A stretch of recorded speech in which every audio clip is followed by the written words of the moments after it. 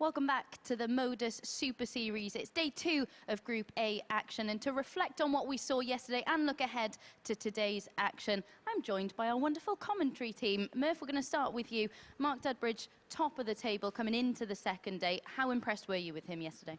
Very impressed. A lot of the talk was about Chris Mason because of how well he played. He says unexpectedly, do you know what? Probably didn't expect him to play that well myself. I thought he might play better than he was suggesting. But Mark Dudbridge, it's a weird one, isn't it? To win four out of 5 matches but kind of go under the radar doing it. That seems to be the case, and I think he's put himself in a very strong position going into today, which will be a really important one for him, chance to put some distance between himself and the rest of the field. Yeah, that is such a good point, because I think one of the main focuses as well yesterday when we spoke to Wes Newton was that they felt a little bit rusty, so maybe that's why we didn't maybe give performances the credit they deserved. Do you expect them to be more settled today? No. No, I don't think that's a settled group at all. We've sat next to that practice room the whole time. The banter is flowing. They're not going to let each other settle. It's not going to happen. This is going to be an edgy group all the way through, and they're going to want to beat each other at every single turn. And it is, when we were just sat there having a coffee before we got going this morning, that's the loudest I have heard the practice room since we have been in this venue. Who do you think will be the one in there trying to unsettle things the most? Usually in the past it might have been Mace himself, but actually he's the one who's trying to keep it quiet, trying to get on with stuff. Matt said that when he arrived earlier today he was practicing by himself on stage for a little while. So yeah, it's really, I don't know who's the most kind of, Mace is the loudest. I don't know if anyone's really mischievous in terms of trying to get into each other's head. I think it's just a bit of an old school practice room where they're all having the banter, they're all sort of having a laugh. It's a bit of a reunion type feeling, and it's shake hands once they get on, serious business start, shake hands and then back to having a laugh and that kind of atmosphere. Whereas we see with some of the younger players that are in the field that they've been brought up with a very different mentality, headphones in, all that kind of thing when they're practicing, so that's why it's maybe a little bit quieter most weeks. And on Chris Mason, we have to mention his performances yesterday. To end the day, he must have been thinking, and when I spoke to him after the day's play, he was saying, you know, really pleased with his performances, but still looks at that table and wonders how he's not got more points. That is the case, isn't it? I think we all did that last night, didn't we? We couldn't believe the points he was on, considering the performance that we got from Chris Mason yesterday. I had a look at his average and I compared it to some other things, and actually if you put that against the Challenge Tour, he's number 1.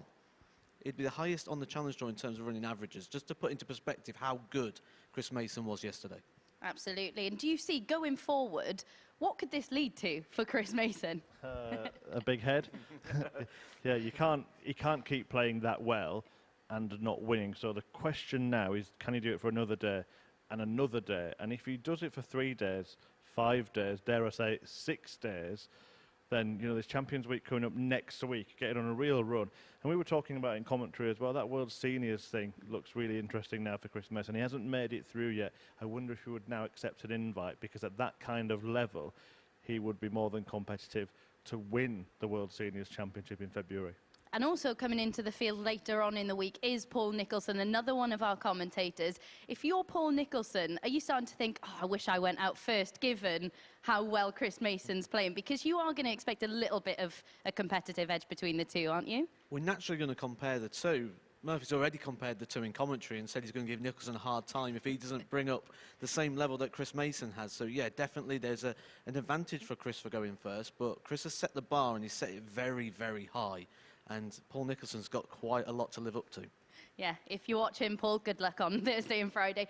But today is move-in day. We always call Tuesday in Group A move-in day. Who do you see being the biggest mover today? I think it has to be Chris, having looking at the table at the end of yesterday, for him to have the same points as Gary Robson, someone kind of needs to go to jail for that, because that is totally, you know, it can't be right. It's not justified. Chris Mason played a million times better than Gary Robson yesterday, came out with the same points. If he plays the same, he's going to win 3, 4, maybe even 5 matches, and he'll be the one that's climbing the table at the end of the day. But what I do like about that question and the one before is it's looking quite likely that we might see Mason and Nico in the same group. Absolutely. Robson did drop off towards the back end of the day, didn't he? Would you say that's a bit of fatigue setting in for him?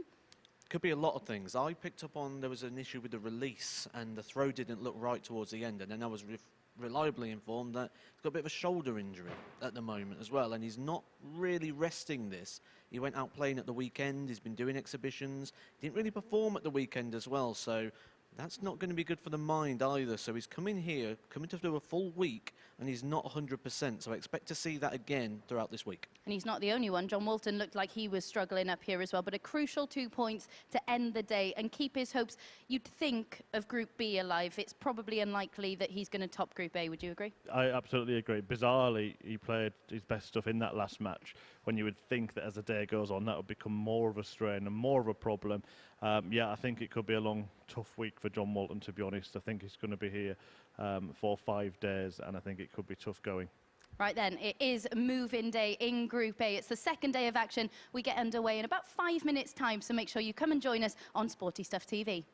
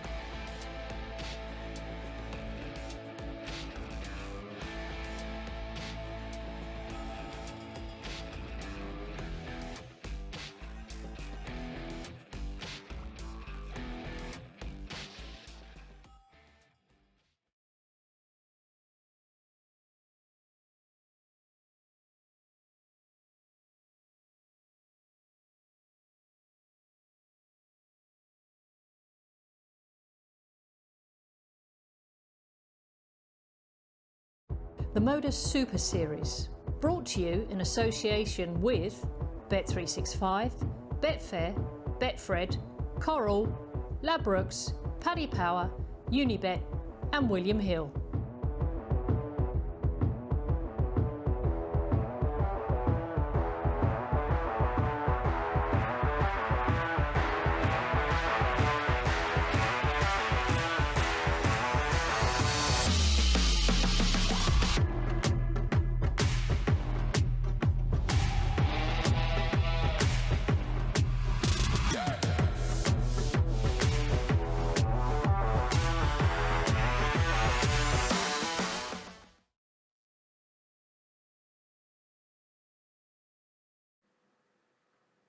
Good morning and welcome back to the MODUS Super Series here at the Live Lounge in Portsmouth. It's the second day of action in Group A, which means, of course, it is move-in day. Yesterday, players said that they were feeling a little bit rusty, a lot of them saying that they were just finding their feet and looking to settle into the action. But we've still got plenty of highlights from the first day of action. So here's Chris Murphy to talk you through them. A group of stars of yesteryear. Have they still got it? Well, certainly in flashes, as early pace setter Mark Dudbridge showcased with this 160 checkout. One of 4 three-figure finishers that saw the former world finalist win 4 of his 5 matches. Wes Newton got in on the act too, completing this stunning 158 outshot en route to one of 3 victories on day 1. Gary Robson won his first 2 matches and was the only man to beat league leader Dudbridge, but then only picked up 1 leg in 3 heavy defeats as he slid down the table. It was our own Chris Mason, though, who set the bar with an average for the day of more than 91. But performances did not mean points for the ace, who only picked up 2 wins despite his superior standard. Tony O'Shea put himself firmly in the race to top the group with 6 points. The Silverback's highest checkout came in defeat to Newton. All to play for then, and they can all still play.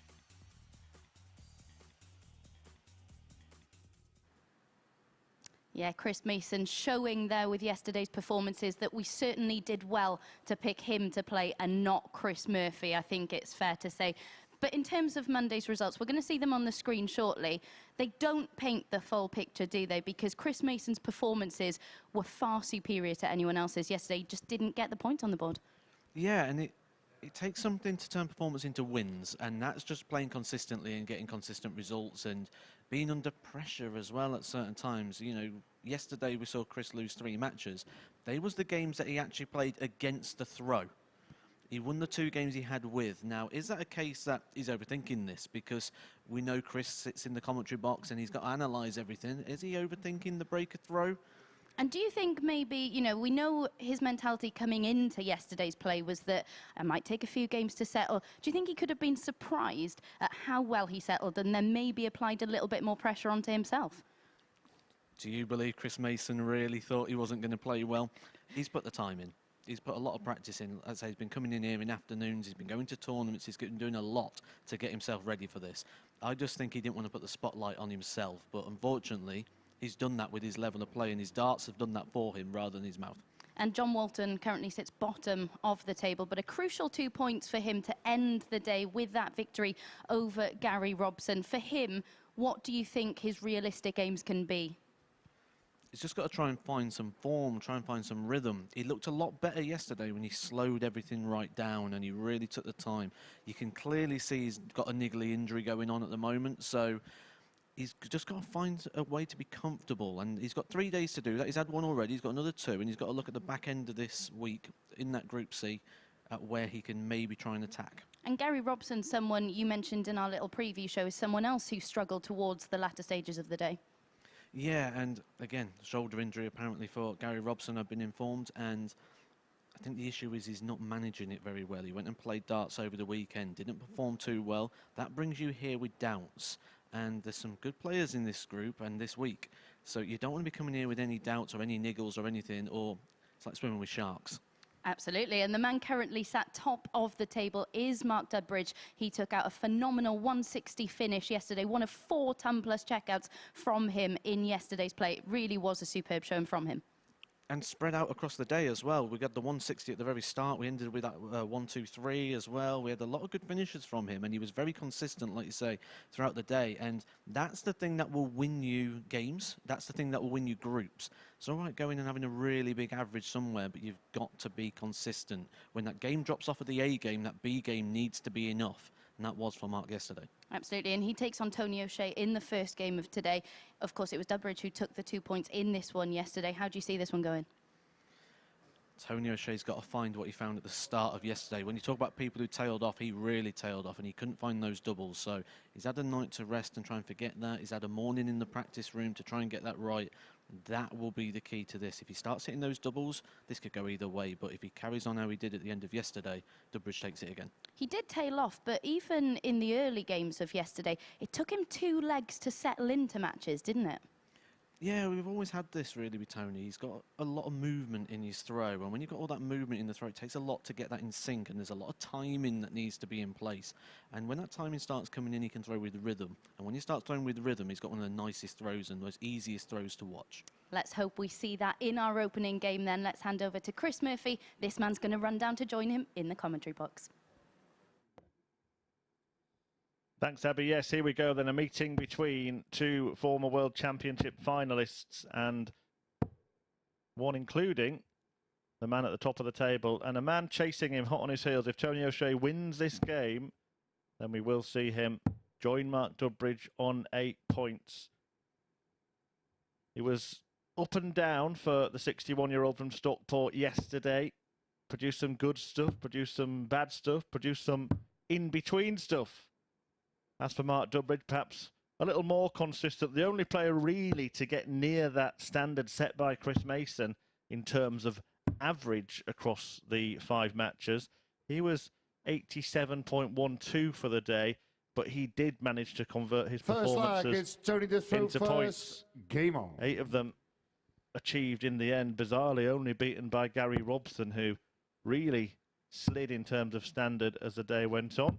58. It could be an opportunity for Dudbridge to pull away and put a little bit of a gap between himself and the rest of the field, or Tony O'Shea can try and close things up. A really important day, Matt, here at the Super 58. Series. Yeah, and as I was coming in there, you said something really interesting. Said he managed to turn those performances into points, something we didn't see Chris Mason being able to do.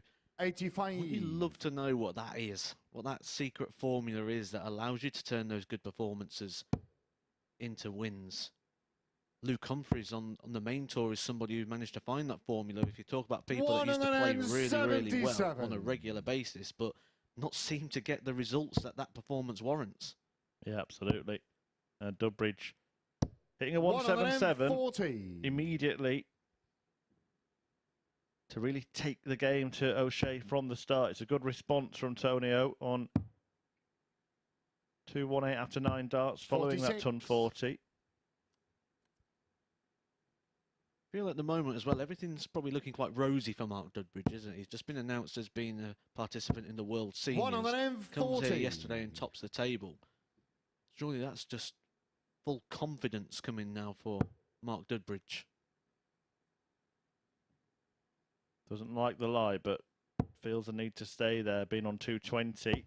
60. Tony Probably about the best 78. he could have hoped for. Didn't fancy himself to find the treble. Dart sticks up for Tony O'Shea, 58. difficult to get Mark, past. you require 160. Well, he did this yesterday in the opening game. Could do it again. That's a nice lie. He could do it again. 1 on an M40. Oh, just pulls it a Tony, bit you low. require 20. Been a great way to start the day. Really would have been a case of darting deja vu for Dudbridge. Now O'Shea, well, this was the little chink in the armour for him, chasing doubles a lot, but he does get there, last dart in hand Tony O'Shea. to edge the first leg against the league leader. Second leg is Mark to throw One thing first. we- Game on. Almost guaranteed you yesterday is that the players will beat each other, and this will be a wide open group. Tony O'Shea does win this game. That trend will be continuing, but that's the first 180 of the day. It goes to Mark Dudbridge. Yeah, his 6th of the week. Tony O'Shea answers with his 5th of the week. We now have 2 cracks at the 9-dart leg. Yeah, we could see the best leg ever here. Well, maybe not. Still got one more life to go on the 9. 28. Best we've seen so far this week was an 11-darter. That was Wes Newton. Dudbridge managed to give us a 12. 60. Tony O'Shea's best leg yesterday was 14. Yeah, we were talking about Tony's famous 9-dart finish when he drove off in a new 39. motor afterwards. Won't be adding his name to the Roll of Honour at the Super Series just yet. 1 on the end, But 25. he is launching an attack here on the Dudbridge throat. I did say upstairs, I says when Tony O'Shea gets all those movement parts and those little twists in the body and the things that he 96. does within Tony his Uruguay, throw, when they all sink 136. in, he's got such a nice throw on the eye, hasn't he? It just looks so easy and relaxed. 96. Yeah, looking very good here. Mark Uruguay, 158. And don't forget, this is a leg that Dudbridge started with a maximum. Missed double top for a 160 in the previous leg. Now he wants double 19 for a 158. Misses that. 39. Tony Fair to say by Uruguay, the same 40. distance as well, quite a chunk away. Tony O'Shea fancied it. He was nodding along in the background. Yeah, that's But he's game shot in the smiling second now. leg. Tony It's O'Shea. a breaker throw for Tony O'Shea. Hits the tops with a second dart. Opens up the gap. And at this point, Third leg, it's especially Tony early to in the throw morning, first. you've got to Game start on. thinking about a big win. When you take a 2-0 lead and you've got the throw to go 3-0 up, you start thinking, not only are you going to 80. take points off the table topper, but you're going to start chewing away at that leg column. He's one of 4 players with a positive leg difference. Tony O'Shea 41. can't catch second place Wes Newton in that department in this match, but he will, of course, go ahead of him on points. But 100. the point that you were making, not only did he add to his own plus column, but he takes them off Mark Dudbridge's as well. Dudbridge just struggling a little bit here with the 74. throw and the release here. A couple of snatchy darts. I mean, the other thing as well is I've been down to Bristol, where Mark Dudbridge is, and got his bar 501. 27. And he plays quite a lot down there. But one thing he won't be used to is this back-to-back days under the microscope. Like this. 135. And he might just start a little bit slow in places, or offer an opportunity that he wouldn't normally do. He's doing a bit of building work and things on the side. 100. And just sort of puts darts a little bit more on the back burner, doesn't it? Yeah, I mean, the closest thing is probably playing on the Pro Tour, isn't it? But then, often you're only playing 1 or 2 matches. 180. Only now and then they'll be in front of the cameras. That's a good visit, though, to get himself in contention against the 58. O'Shea throw. Don't Mark forget he's missed Uruguay, darts 71. at double in each of the first 2 legs, albeit for big checkouts. He'll get another dart at double in leg 3. 51. Tony Uruguay, 136. Well, Mark Dudbridge has hit his 2 trebles to give himself a poke at the double. Tonio won't be doing that, so 60. Mark will return. Mark Uruguay, Get his 20. first leg on the board and to regain the advantage of throw. Yeah, that's game short in the third leg. Mark Break a Dudbridge. throw for Mark Dudbridge. Took him 4 darts to get there, but he's over the line. He's got his first leg on the board. Fourth leg is Mark to throw first. Game on. Yeah, it's the first time that he's had more than 1 dart at double in a leg. And it's seen him convert. He does have 100. the throw in this one, but still advantage O'Shea in the race. And you've played in this 100. tournament. When you're in the practice room, when it gets to day 2 and 3, you are keeping an eye on other results, aren't you? The rest of the field will probably want Tony O'Shea to win this match and keep it nicely bunched up.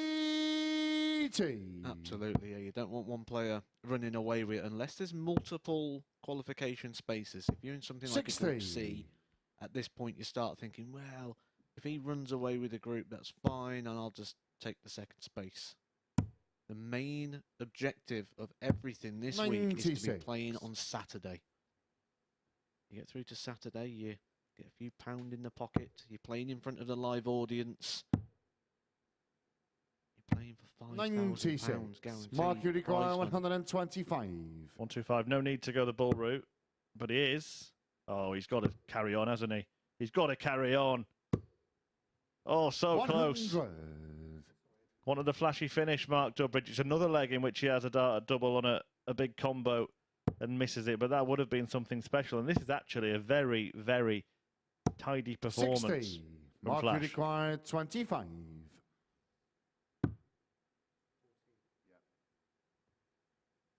Tidy this up with 11. Doesn't tidy it up. Leaves him 5. No Might bust score. this. He does. I think that was the right play there. Come back to 25 again. Will be a different version of 25 because Tony O looking to set himself up on a single dart finish. 1 on an end, 70. Mark, you require 25. That's when we say too good. Double 8, 2 darts. 17. Tony, you require Awkward 15. lie on that first one. Cut the bed in half. After coming down and racing down really quick. 13. Was facing darts to lose the throw. Mark, you require 8. And it was a great attempt at that 1-2-5, but the decision to go for it may have come back to bite him. Tony O'Shea passing up the opportunity. Will he get another? 4. He does. Tony, you require 2. Only one place this can go. Yeah, that's game short in the And he fourth goes line. down the Tony O'Shea. old school road of 1 up, 1 in. Probably hear that quite a lot down your local. Especially when you're on that double 1. Fifth lag, it's Anything but Tony to double throw 1 and first. It's a Game no on. score. He finds it with a second dart and now will be throwing first for the match. And I think that's just that little sign that I alluded to early on that 1 on an playing end, multiple 40. days back to back, we might just see a little bit of, well, rust, like Wes Newton said yesterday. 1 on an The end, power 40. scoring from Mark Dudbridge has been fantastic in this match. Look at that, the 3 180s. One of 1 on those an end, 140 plus 40. scores was a 177 as well. Did mention yesterday though as well, remember the time of morning. This is not 45. the normal time for darts to be played. And with that, I expect a little bit of lack in the board mastery department. That is where 41. you're moving around the board. And we saw that first with the big number being missed. Twice. And then we saw that when you're chasing those doubles around the board. 46. All right, when you're in that 20 and it's fluency. Just repeating an action into an area. 1 on an end, 40. That's very good, repeating the action into the area. Leaves himself tops after 12 darts. The best he did yesterday was a 14. So if he takes this in the first dart, this will be the best leg of the 91. week so far for Tony, Tony you O. require 40. Yeah, it's been a good fight. Dudbridge was averaging around the 100 mark in the midway of the match. But O'Shea has clung on. He's got more opportunities, Game, but he takes shot, this one. And the match. And it's a strong Tony start for O'Shea. O'Shea, defeating Dudbridge, only the second time that Flash has failed to win at the Super Series this week. And it means that Tony O'Shea will go joint top of the table with Dudbridge at the end of this opening match. 85 average for O'Shea, 4 out of 13 on checkout, 6 scores of 140 or more, plus that maximum. Dudbridge had some powerful scoring, but that 10% checkout success rate, the big reason why he lost so heavily. Coming next is a battle towards the bottom of the table between Gary Robson and John Walton.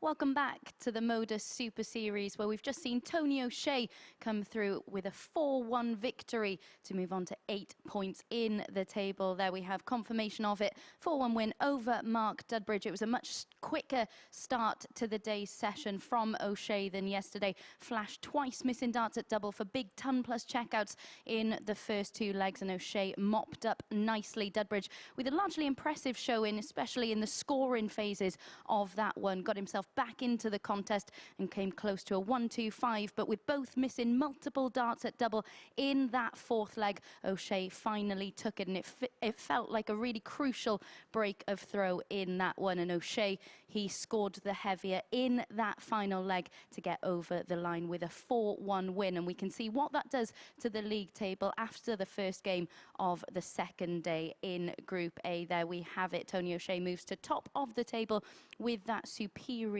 leg difference over Mark Dudbridge. Next up, we have Gary Robson against John Walton. As you can see, John Walton on 2 points. His only win yesterday came in this fixture. But interestingly, these are the 2 players that haven't yet had a ton-plus checkout in Group A. Everyone else, of course, in the group has John's only win in this one, coming in this, a 4-1 victory in this fixture yesterday. Gary Robson really dropping off the pace towards the back end of the day's play, and as Matt Edgar said in commentary, it seems he may well have a little shoulder injury. Their running averages for yesterday's play were very, very similar, little between the 2 players. So will this be another close contest? Let's find out in the company of Murph and Matt. Thanks, Abby. Yes, I think it's hard to pick positives for this pair at the moment, so I'm not going to try. I'm going to let Matt Edgar do it instead. Just chucked me right under the bus there, didn't we? I mean, there's positives for John Walton. John Walton ended the day with victory yesterday. It was his best performance of the day, an 83 average, 2 180s. So plenty for him to go on there. I did say as well that I felt John Walton played better when he slowed everything down. When you have got that injury and that niggle, you've just got to be a bit more precise with things, and it worked for him yesterday in that respects. Gary Robson sort of tailed off. I think he's got to try and manage his diary a little. We say managing the diary is very important, but he did go to Manchester to play in the seniors tour this past week. Won 2 games, lost 2 First games. lag, Best was an Gary to throw 85, first. 81, Game sorry. on. The lowest was a 62. So if you could have just maybe rested, he's got 5 days of darts, and if you've got that injury, and you can see straight away coming out in the hand and the release, I think it's causing a little bit of a circulation issue. Would probably benefit from a hand warmer. 45. Yeah, interesting analysis, and worth wondering if both players are aware of their issues. We did see Gary Robson, who opened with a maximum here, as he bids for revenge for that defeat at the end of yesterday. We did see him during the match, didn't we? Just trying to do some things you thought to maybe get the circulation going in his arm, waving his arm about. The thing is, you say, I wonder if the players are aware of them. Gary Robson, you can see again, the release is off and the facials. He's aware there's a problem. 60. But with that, what we tend to do as dart players is we don't want to admit there's a problem, or we certainly don't want to believe there is, because we don't want other people to see that there's a problem or that there's a weakness in there. Yeah, part of the human condition, isn't it, for any sportsman, maybe anyone in their profession. Well, the best people are the ones who are aware of their strengths and 60. weaknesses, and therefore can work on them. By the way, I was just doing a little bit more digging about John Walton yesterday as we were having a little chat about his shirt. That's when you came up with your really funny joke about Sheffield Wednesday, Matt. 9. I think it probably is a Leeds shirt, because he lives in Sheffield but was born in Bradford. Although supporting Leeds, living in Bradford, maybe explains why he moved to Sheffield. 100.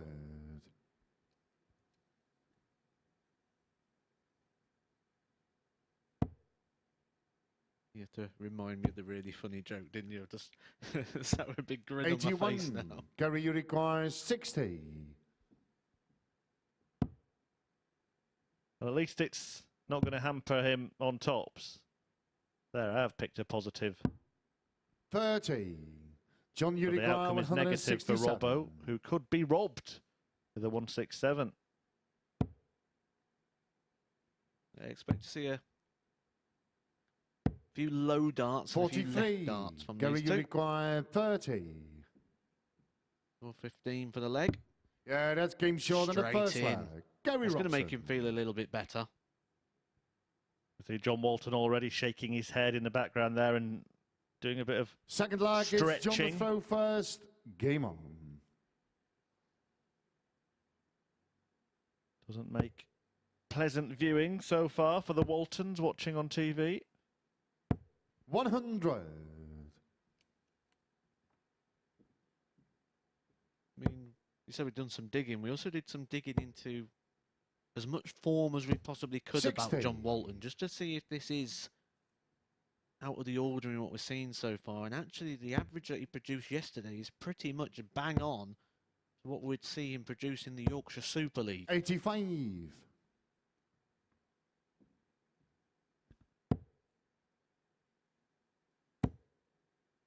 Yeah, he's relying on other players being below 60. par, just like Gary Robson was when he beat him yesterday. No sign that he's going to lift his level, particularly if he is struggling with that shoulder. 100.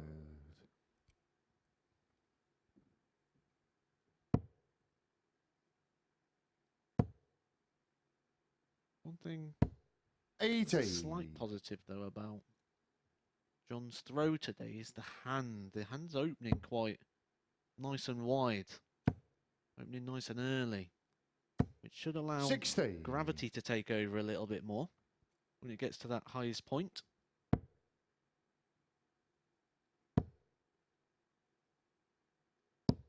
$121. John Uruguay, 156.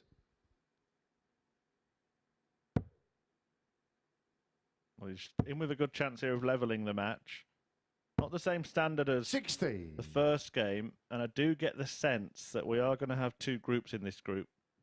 Even though Gary Robson has 4 points, I think that we'll see Chris Mason certainly pull away from him. We might have a group 60. of 4 and a group of 2. John Uruguay, 96. And the main goal is to win the group, obviously, get yourself through to Saturday's final, but 56. there is a reward for Gary finishing second Uruguay, and third, and that means you 120. go into Group B. Group B is a big advantage. 60% of the players will go through. Yeah, statistically, more chance of qualifying from that group than not qualifying. 69. Huge advantage. John Uruguay, 40. Said low and left, and we saw both low and left in those 3 darts. Well, Walton's left on top. Yeah, that's game short. And in now the he's second left on leg. nothing as he John levels the Walton. match at 1 apiece. Pedestrian start to this battle. Third And I leg is think Gary battle is Defoe probably the right first. word to describe it. It's going to be a war of attrition, this one. Just think if Chris Mason goes through to Group B, we're gonna be sat here 140. on Thursday night commentating Paul Nicholson versus Chris Mason.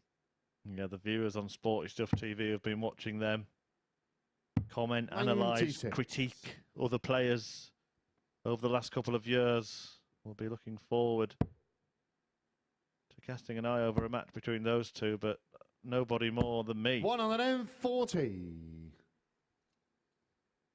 I wonder if Paul Nicholson's been watching so far this week. He is the type of player who will decide on his 45. approach ahead of it, and it'll either be watch every dart or lock himself away and not be aware of whatever's going on. Maybe you could let us know, Paul. 43. You know the drill at MSS Darts on social media. You can get in touch with me at Chris Murphy 180 as well, and Matt is at the Edgar 501. 83.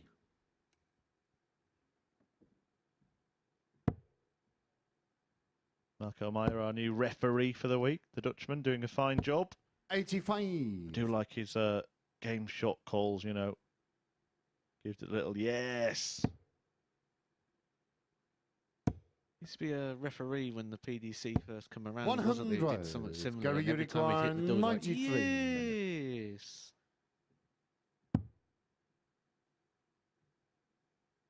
Let's see if we... Yeah, that's game short in the third leg. There we Gary get it. Robson. Yeah, that's game shot. Was it Freddie Williams, the referee, that did that? Forward leg is John to throw first. Game Anyway, on. I do like it. Every referee has to find their own style, don't they? Their own call. Absolutely, and it's personal identity, isn't it? The stamp of the 180 call really is what defines them. And for me, 123. Yeah. I wouldn't disagree with that. 96. I don't know how Russ Bray's still able to do his after all these years. Yeah, I saw a remarkable interview actually of Russ Bray recently on the PDC's 30. social media. Really interesting, the stuff he's done away from darts. Been in films, voiceovers for TV adverts, all coming just from calling 180. by accident some local matches. Did he do an advert for Crisps once? He did, yeah, when they were sponsoring the Premier League. 60. He's been in EastEnders, he's been in Family Affairs. See, there's one thing I'd love to do. I'd love to throw darts in the Rovers' return on Coronation Street. Phil Taylor's done that, hasn't he? 99. One of our other referees actually here at the Super Series, Owen Binks, he's been on TV as well. He's actually been in The Simpsons.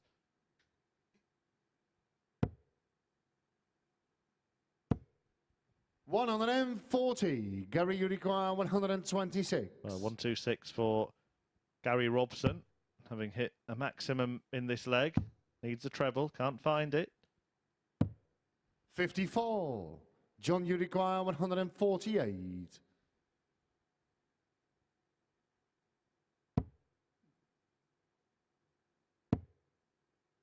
Paul Nicholson's got a slight obsession with The Simpsons, he won't mind me saying, and he tries to identify a Simpsons character for 85. for everybody Gary, that he works with. 72.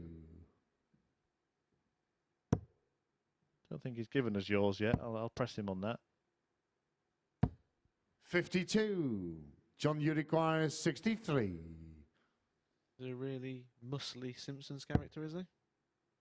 It may well be, but as I was saying, I haven't got yours yet. 57, John.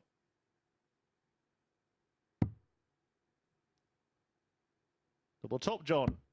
43. Gary, you require 20. For a 3-1 lead, a breaker throw. Put himself one leg away from the match. Yeah, that's game short in the Finds it on fourth the double leg. five. Gary Robson. He's one away now. Was a 17-dart leg for Gary Robson. He'll be thrown first to get Fifth revenge. leg, it's Gary to throw first. That result yesterday, on. which will be a complete flip around, really. Yesterday, John Walton winning 4-1. Gary can wrap this up. It'll be an exchange of points and an exchange 140. of legs. Be as if it never happened. And Gary Robson, if he wins this match, will be above Chris Mason in the table. 41. Can you believe that? Based on the golfing standard between the pair. Yesterday, at the end of the day, Gary Robson in an average that was 16.5 points worse than that of Chris Mason. 140. Here he is, about to leapfrog him into fourth place ahead of Mason's match with Wes Newton, which he's going to take on extra significance thanks to this result. 85. Motoring to the finish line, isn't he? 140, 140. 140 again. Very, very good leg. Gary Robson, and out of nowhere, he's just put his average over the 90 mark. 85. Gary, you require 81. Well, he started better than he finished yesterday. He actually won his first two matches. Treble 18. 16. He started better than he's finished this leg as well. John Walton a long way back on 290. So nothing you can do here, really. 180. That's going to help the situation. Gary, his you first require 180 of the 65. day. Yeah, when you hit a 180 and shake your head in disbelief, you kind of know how the match has gone. But it might be just turning in his favour here. 48 off that. 49. John, you require Sorry, 110. 44 off that. Head low darts, and there they are again. John takes this. After hitting a 180, it's on. 92. Comes a little bit Gary, low. you Gary require Robson, 16. 2/8 to wrap it up.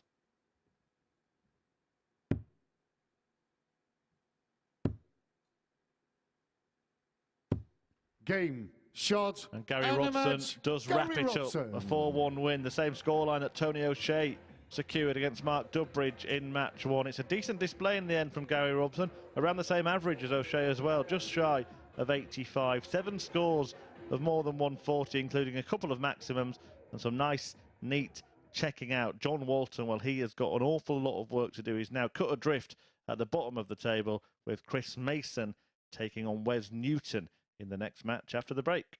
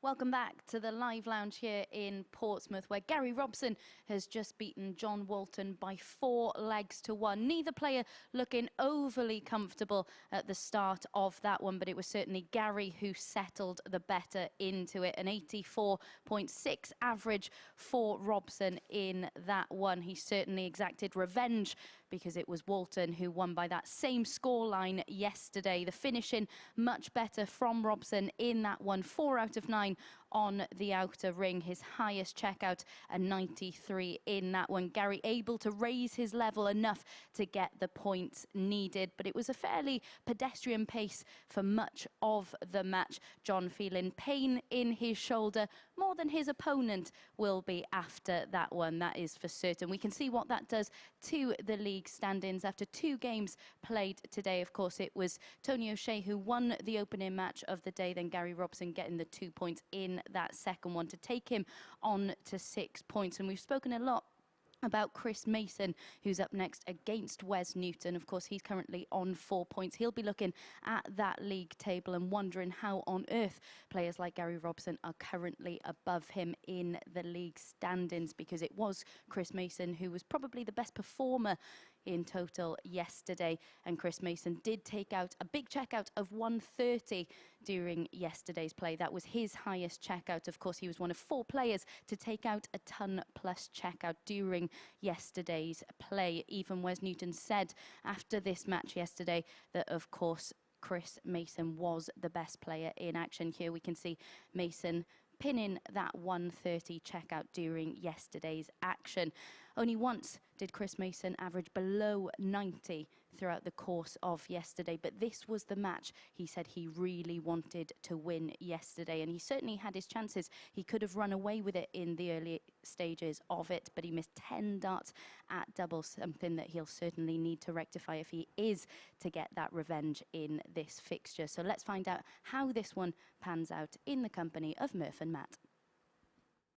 Thanks, Abby. Yes, Chris Mason on a revenge mission for that defeat at the end of yesterday at the hands of Wes Newton. That probably is the one that left him a little bit wounded, losing out to the Warrior in a last leg decider. Newton produced a decent display, was still almost 5 points worse in the average than Mason, who averaged 94 and change in that one.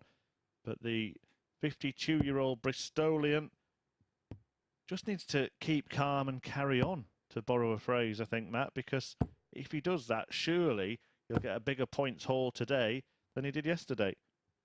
You'd think that if he does carry on the way he did yesterday, he's going to win all 5. And I did mention at the start of the show, was there a bit of overthinking from Mace? Because he won the 2 games yesterday, but they're the 2 games he had the advantage of throw. Is he playing games out in his head the same way you commentate on them? First, game on. Which is never a good idea. That'll be a little fun feature, wouldn't it? Maybe we'll get that for our YouTube channel, the MODUS Super Series. Get Chris Mason to commentate back on one of his own games. Be a completely different thing if we commentated on it while he was playing it. Get him mic'd up. 100. Actually, family show. And he's in the red bit again. One thing he was doing really well, he was nice and tight around that segment, wasn't he? His heat map would have been much more pleasing on the eye than any other player. And I just feel like he's done more than any other player 84. as well here. We said about the practice and the preparation he's put in. He's been doing that again today. I got here today around about 8:15, and Chris Mason was on stage by himself, 60. throwing darts. The other guys was in the back room, either sat around the table having a chat or having a throw on the practice board. 121. Mason was just up there on his own, out the way, practicing in the environment. He actually did say yesterday, Chris Mason, at the end of the day, when I had a quick chat with him, 59. That he didn't practice enough, that he felt that none of them really practiced enough yesterday. And it does have that feel. You said it at the start of the show, that it was a bit like an old school reunion, and I think 95. there was a lot of catching up going on in the practice room yesterday, and maybe all of a sudden the players' marshal walked in and went, "You're on in 2 minutes, oh, better get on the board." 100. West Uruguay, 101. Spent many a time in practice rooms, and you see the different vibes and the different ways people go about it. Yeah, that's game short than the Gone first about that one pretty Wes nicely. Newton. 101 finish there to break the throw. That is a 15 dart leg for Wes Newton. Wes Second Newton, leg, it's when we West to talk throw about first, game on. practice rooms and things, we've got Barry Bates coming in later on this week, and if Wes Newton and Barry Bates are in the same practice room, the nicest way to put it is like they're 97. naughty school children. I'll tell you what, that 101 from Wes Newton would have given Chris Mason a familiar feeling, one that he was feeling yesterday. 140. Just do wonder if he woke up this morning, knocked off the radio alarm clock playing "I Got You, Babe," because it's Groundhog Day, isn't it, for Chris Mason once again? 60. Now, when you've played consistently for years and you've taken a lot of knocks, setbacks like yesterday are easier to deal with 120. when you've had a big break like Mason has, 12 years from real sort of top-end competitive darts. If he were to carry on playing, 100. that could have lag into today, and especially when Wes Newton kicks off with a 15 dart breaker throw with 101 finish, it doesn't look like it's bothering Mace here. Yes, keeping that 55. high standard that he had yesterday. By the way, speaking of all our yesteryears, it is 30 years ago today since the first PDC or WDC 60. as it was then tournament was completed. The UK Masters won by the late great Mike Gregory. Now, darts has grown in the last 3 decades 85. since then. And what an impact those players that decided to break away and 85. do something for themselves and do something for the sport made. Everybody playing today owes a lot to them.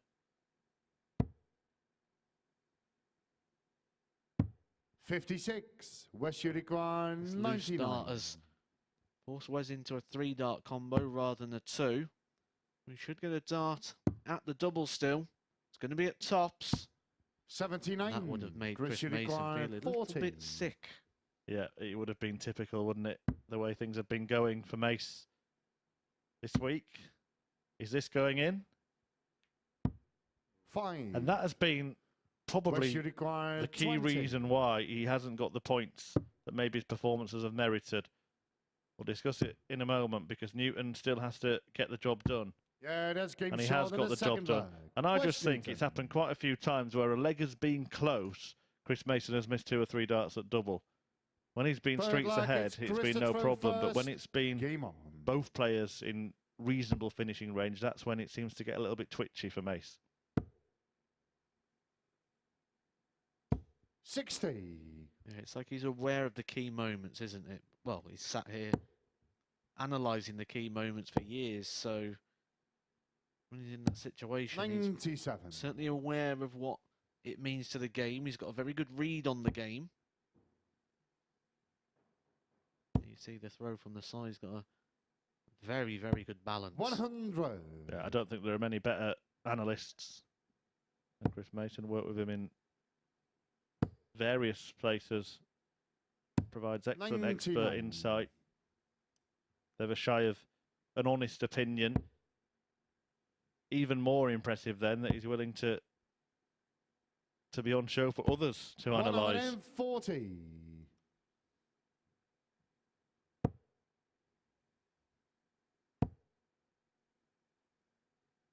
60. A good response to losing the 2 opening legs. A good response to missing those darts to level it up. 139. Himself a potential 2-darter after 12. You'd see him get a couple of 13-darters yesterday as his best. 134. Chris requires 62. Newton might have just done enough there to ruffle his feathers. Gets himself down to a more than makeable outshot.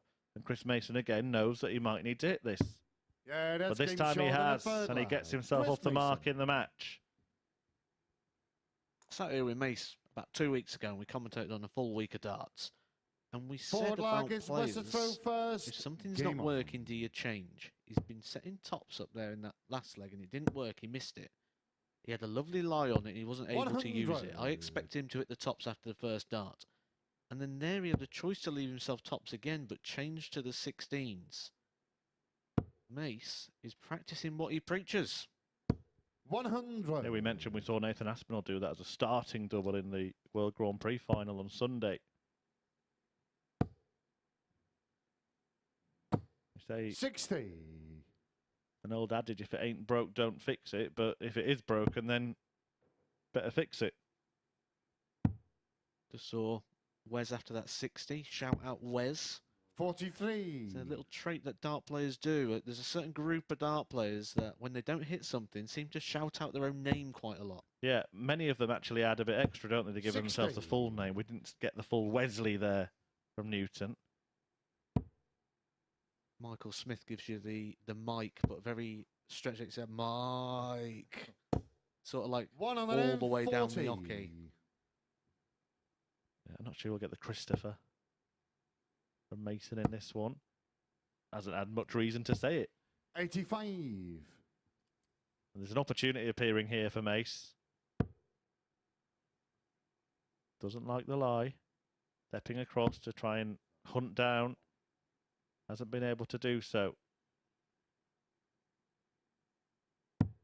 78. Not a very good strategy, though, if you've got like a really long name, is it? And you've got to try and get it all in. Yeah, absolutely. You'll be accused of putting the other player off. You'll still be saying it as they're about to throw. 140. Chris, you require 140.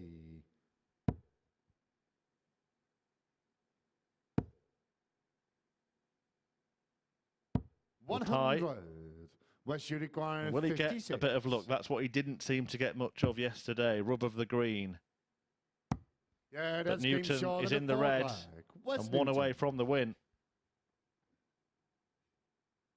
There is someone who's got like a really long... There's a football player, Fifth isn't there? flag, it's Chris to throw He's got first. like 11 middle Game on. names. Who? I can't think who it is. Someone's got 11 middle names, and it's something to do with like it was the FA Cup winning team or something. 57. Oh, I see what you mean. Yeah, so he's named after an entire football team. 80.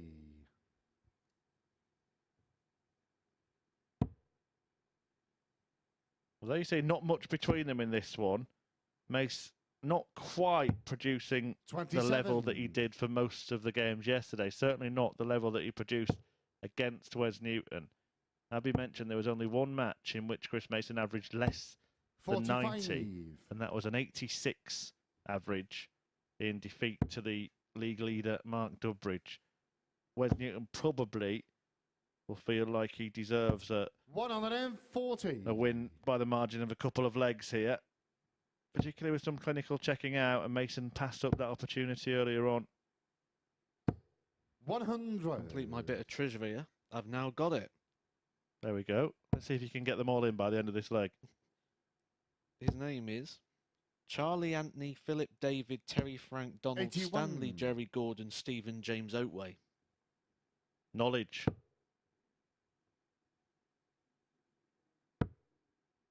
That's like my grandma when she names all the other 81. grandchildren before she gets to my name.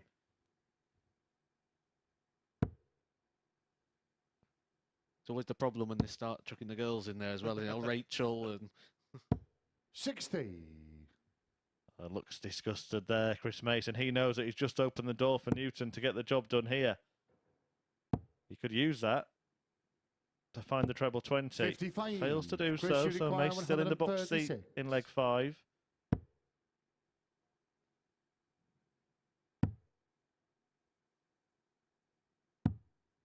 $96. Wes, you require 140. I'd say that would have been so typical of how Mace's week has gone so far if Wes would have took 55. that out. But Chris, Mason you with 3 require darts in 40. hand, keep himself in this one. Oh, we're going to see an act of darting defiance that's here from been Chris shot in Mason. the Well, the fifth flag. first Chris Mason. blow has been landed in the fight back. It went the distance against Wes Newton yesterday. Now he is under pressure here. Newton throwing first, but it also means it's just one break and then a hold of throw for Mason to turn it around. Crucial start coming up in this leg, and Wes Newton 140. almost perfect. This was the game yesterday Chris Mason eyed as one he would like to win. So there's a bit of revenge there from years gone by. 40. Be a bit more revenge for losing to Wes Newton again yesterday. It always feels good when you get one of those comeback victories. 44. There's a bit of an opportunity here to get himself in this one. Very good first dart. Very good second dart. 140. He is back in it. Just 4 points between them in the leg, which we'll see Newton get over the line or Mason get back in it. And now there's a real chance because 61. Wes Newton's had one on the floor and one in the one. That last dart, possibly crucial. Massive dart, wasn't it? He was about to effectively lose 3 darts out of the leg, really. 21 wouldn't have been enough. 100. But getting that treble just saves the situation. It allows him, if he hits 100 here, will still leave a finish. Starting to get a bit scrappy from Wes. 44. Now then, Chris Mason effectively has control of this leg. Any treble would see him keep it. And he gets one. 80.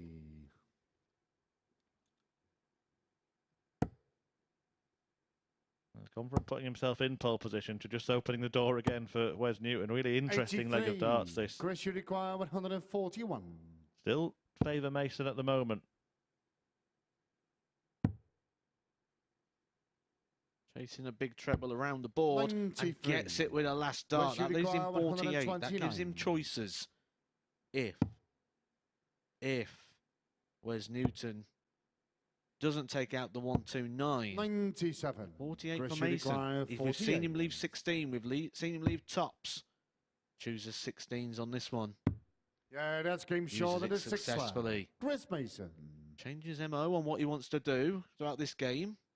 But it's working for him now. He's brought it back level. It's 3 apiece, and he will throw first now to get some justified points on the board. Yeah, it's an ace fight back, if you pardon the pun, from Mason. And look at this. What a way to start. What a way to start a last leg shootout. 180. As the first 180 of the day for Mason. First 180 of the match. 100. And he's got an 80-point buffer on the board after just the first 3. Now he's got the darts in the hand. Could he do it? Could he treat us to the 9? 140. Mason will be happy enough to get the points, though. Never mind the 9. Yeah, that would have been ridiculous. 134. Out of the commentary box onto the stage and then producing a perfect leg. He'd just pack the darts up, wouldn't he? And just... That'll do. 29. Yeah, just walk off after this match. That's me done. Not over the line yet, though.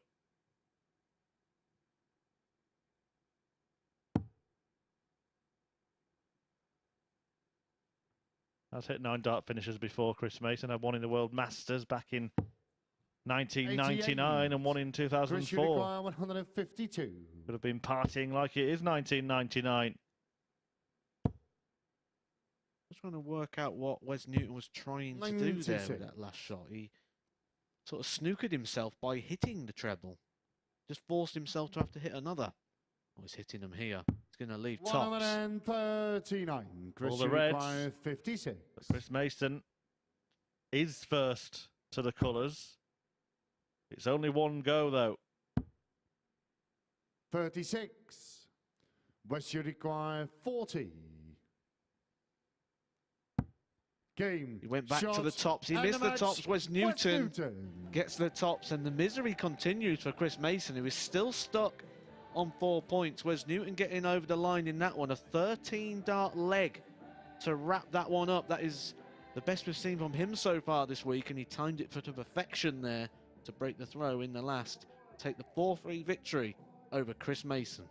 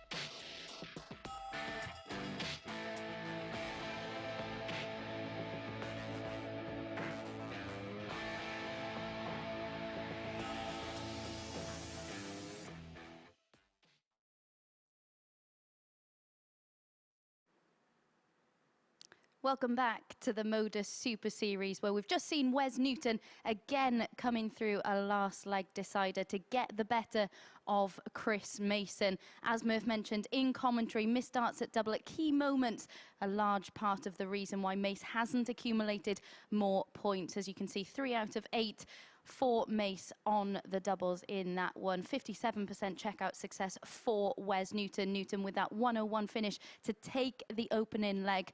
Third ton plus checkout for him of the week, and it really was that clinical doubling that was the difference early on for Wes. But at 2-0 down, Mace responded really well. A 15-dart leg and a real show of resilience saw him force a last leg decider. Mace went off 180, 140, but it was Wes who pinned tops to take the win in that one. As you can see, very little separating the two with the averages, but it's another sickening blow for Chris Mason and his chances to qualify via Group A. We can see what that does to the league table. Of course, it leaves Chris Mason on 4 points after 6 games.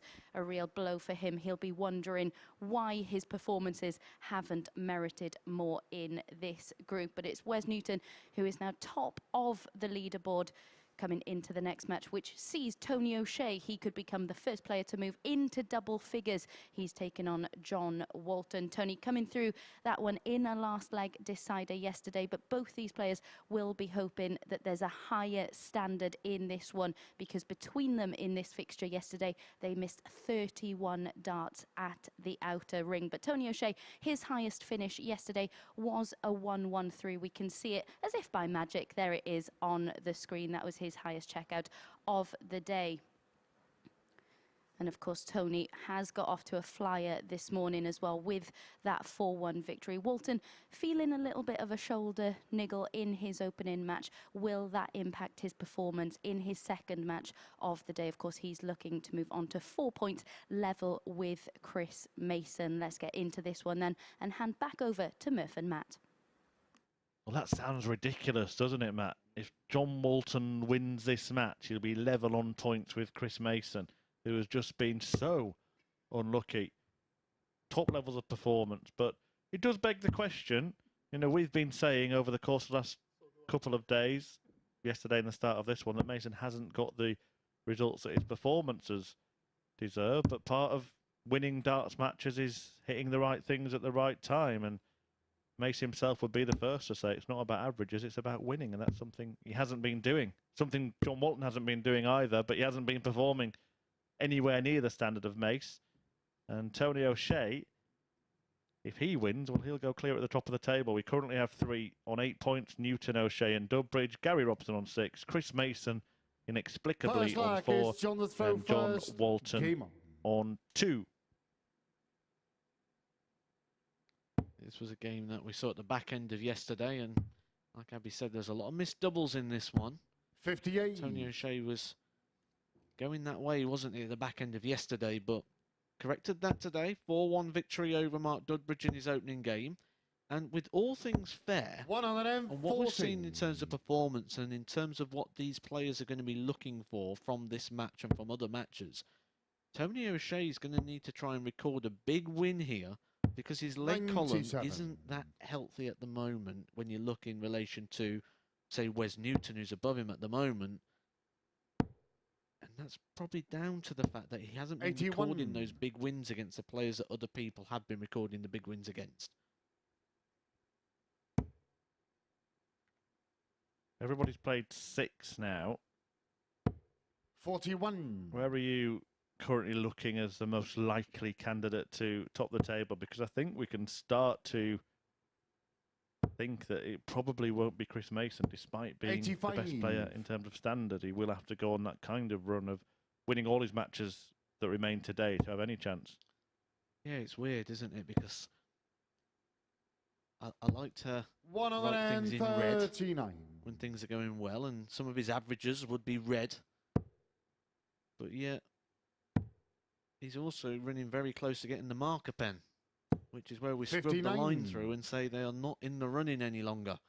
I think the next game, he doesn't get the victory in that one, which will be against Gary Robson in 2 games' time, Could be getting the marker pen. 134. Tony, you require 136. Good set up there from Walton.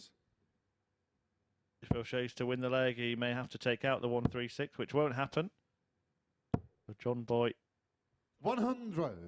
John, you require 32. hit a 180 in the last leg in his opener against Robson, a defeat by the margin of 3 legs. Yeah, that's game Gets short the in the first one leg. John against Walton. Tony O'Shea.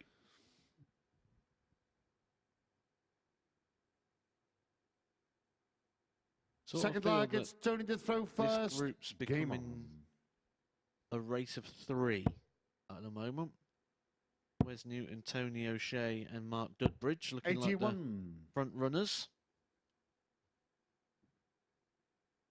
What have you started, Matt? We've had a tweet in from one of our viewers today, Matt W, 59. the doctor, saying that a football fan was named after Leeds United's 1992 title-winning team as well.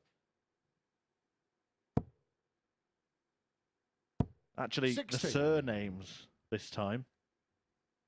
So his full name, Dominic Andrew Lukic, Newsom, Fairclough, White, Dorigo, McAllister, Batty, Strachan, Speed, Chapman, Cantona, 100. and his own surname, Cazot. Quite a bit of trivia today then, really, isn't it? Luke Humphries is named after Leeds United as well, isn't he? Leeds United Kings of Europe. He's quite apt because he has been the 43. King of Europe this year. Speaking of trivia, I've got a trivia question for you. Go on. What's green and fuzzy? 26. If it falls on you from the tree, could kill you. I don't know what is green and fuzzy, and if it falls on you from a tree, could kill you. A snooker table. Very good. 40. Matthew Edgar, ladies and gentlemen.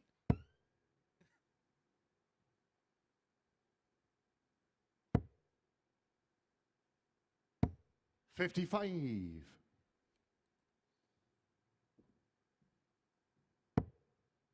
Like comedy hour. We had a cracker yesterday and we've just raised the bar. 85.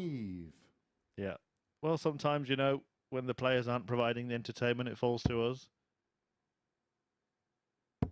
Maybe John Walton can end 140. the fun. Well, he's put himself in a position here to get a 2-leg lead against one of the group leaders, Tony O'Shea. 100. John, you require 121. A win that would see him, as Abby said at the start, go level on points with Chris Mason. What on earth? The ball. 91. No, the ball, John, you John. require 92. And straight for the treble. Stays on the treble. Could have teed up a double-double there, really, couldn't he? It was a bit awkward. He had to come around. 40. Or if he was going to go for a treble, John, you go for the require 12s or the 30. 16s, just something that's not blocked. That's a daft play from the silverback.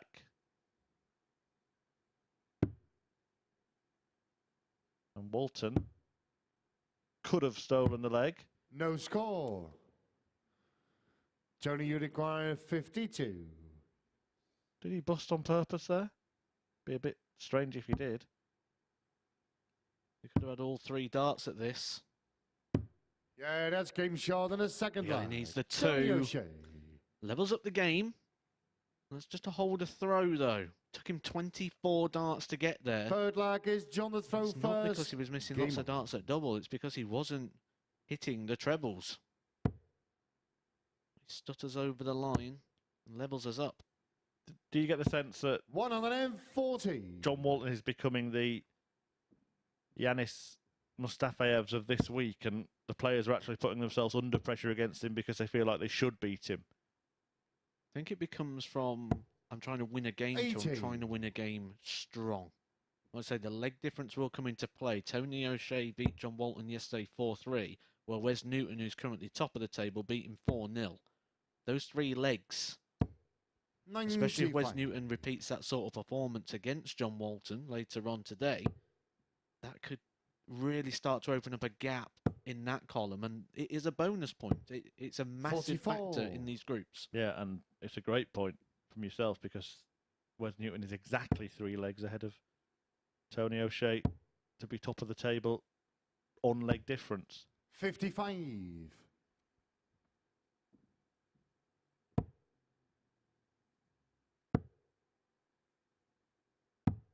40. Again, he's not finding much in the scoring department here. Even behind after 9 darts, the 3-2-1 mark, which would be 60 per throw. So not even finding what would statistically be straight darts. 60. John, you require O'Shea 120. then persevering once more on that treble 20. That's the target Walton needs to leave tops. This for his first three-figure finish John Walton of the week. And Walton gets it to edge ahead against Tony O'Shea. And as Matt's been saying, even if O'Shea goes on to win this match, it might feel like a disappointing result if he drops 2 or 3 legs. When you say it's his first ton plus 41 checkout so far, it's also his best leg of the week. Yesterday he managed a 16 darter twice. That means he needs 6 visits to the board. That was a 15 dart leg for John Walton, which means for the first time this week he's gone out in 5 visits or less to the board. 100. Maybe he has done something to try and remedy whatever the problem is with his shoulder. You can see he's actually outperforming Tony O'Shea by some distance as well in that metric, the averages.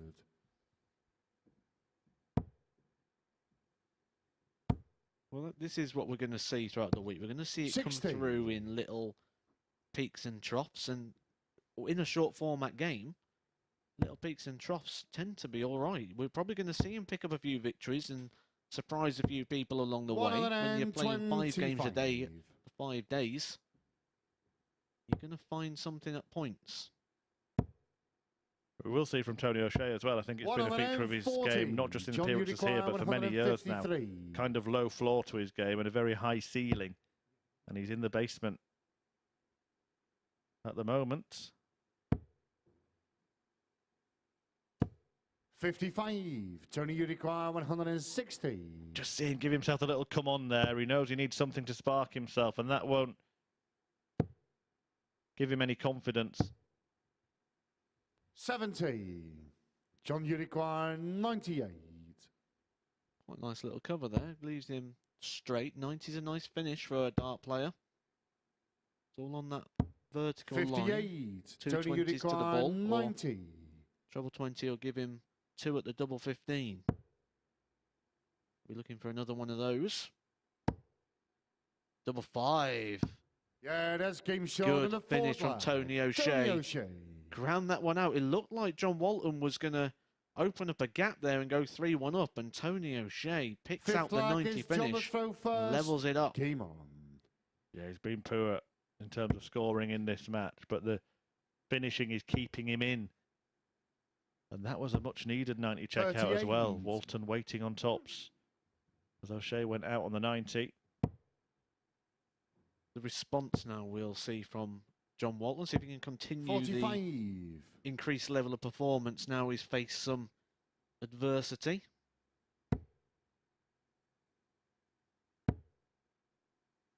Following this, it will be a 60. battle between 2 of the players on 8 points alongside Tony O'Shea. Wes Newton ahead of him in the table at the moment. Mark Dudbridge just behind him.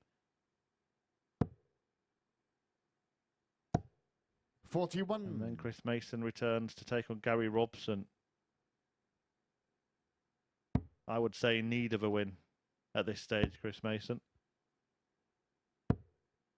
41. Despite only hitting 45 and 41, Tony O'Shea, if he can find something in this visit, would be favourite to break the throw. Another one of them. 140. And that is the position he's put himself in. Stuck near enough a 100-point advantage. Said, how will John Walton respond to adversity? 44. The answer is not very well.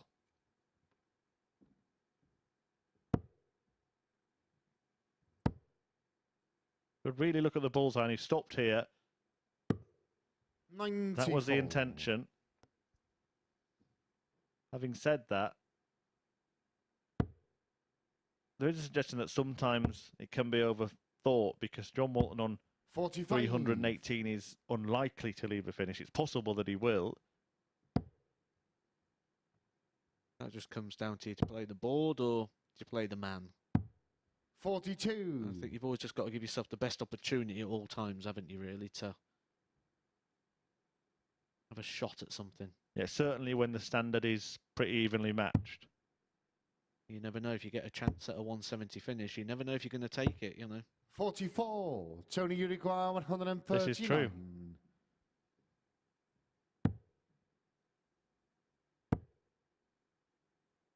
Try and find one above that, and he does. One of the things is, with these players that can stubbornly stay on the treble 20s, they do become quite adept at finding their way past those blockers. Mervyn King, a master of it. Max Hott as well. Tony, you require 40. Well, you never know. If you leave a 170 finish, you might take it. Yeah, that's game short. But not if you don't get a chance at it. Tony O'Shea. There's no better way to win a match than a 170 finish. 6 targets. We've seen it a few times over the year. Colin Lloyd Game at the World Match Play. Nathan Aspinall at the UK Open. Anywhere Matt else? Edgar against Gary Anderson. All right, yeah. Wasn't aware of that one. 100. Save the best for last, you know. Well, no better way to win a match than a 170, but double 5 is often a good way to win a leg, isn't it? Antonio O'Shea's won the last 2 on that. 81. It's a common question you get asked as a dart player. What's your favourite double? And my answer literally is whichever one I hit. You have a preference for where they are in relation to the board. Like I like the 16s, and you're either a 16s or a tops player, really, aren't you? It's one of those breakdowns. But in general, as long as you hit it, doesn't matter what it is. 125. Yeah, I often think with double 5, though, it's the fact that you know your opponent is thinking, I'm probably going to get a chance here. 60. O'Shea's taken that chance away from Walton in the last couple of legs and has turned a perilous position into a positive one. 85. Not much in this one. So we look at who threw first, and that is Tony O'Shea. 83. On Tony to serve this one out. 137's not an easy shot. He's going to need 2 trebles from there, so John Walton got an opportunity to leave himself a better finish, which he does. Tony, you require 137. The 90 that Tony O'Shea took out earlier in the game against him, and he will be getting a chance at it. 59. So can John Boy Walton dish out a dose of O'Shea's own? Needs another, or the treble. Bullseye for parity. 65. Tony, you require 78. Effort. Got the height right, just slightly to the left. That's gone to the left. He needs a treble to give himself a dart at the double. He finds it. 2 10s. 58. John, you Walton will require return 25. to level us up. Gets back on throne. Almost a great rescue act that from Tony O'Shea, but it's the 17 for double 4 route employed by Walton. Good guide. Yeah, and he's made use of it expertly as well. Well, we do go the distance in this one, and that is a break of throw for Walton in the penultimate leg of the match. He will have the darts to pick up just the second win of the group. Game on. He laid that second dart lovely on the wire, didn't he? And he could use that, and he did, and he went into that one. Found the double 4. 26. Starts this off with the old bed and breakfast, as people call it. Yeah, we were talking about darts terminology last week, me and Paul Nicholson. Some old, some new. 125. Pork and beans is another one I've seen the 26 called. And that B&B, that's because it was that price, wasn't it? 2 and 6 when Tony O'Shea and John Walton were in their 40s.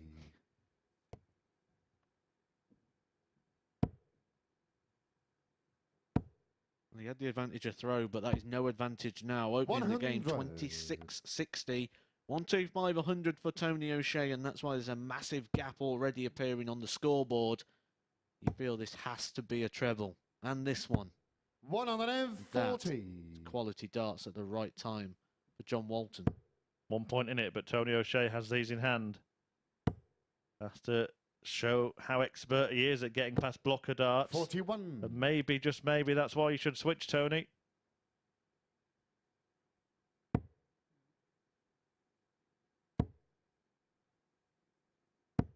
$85.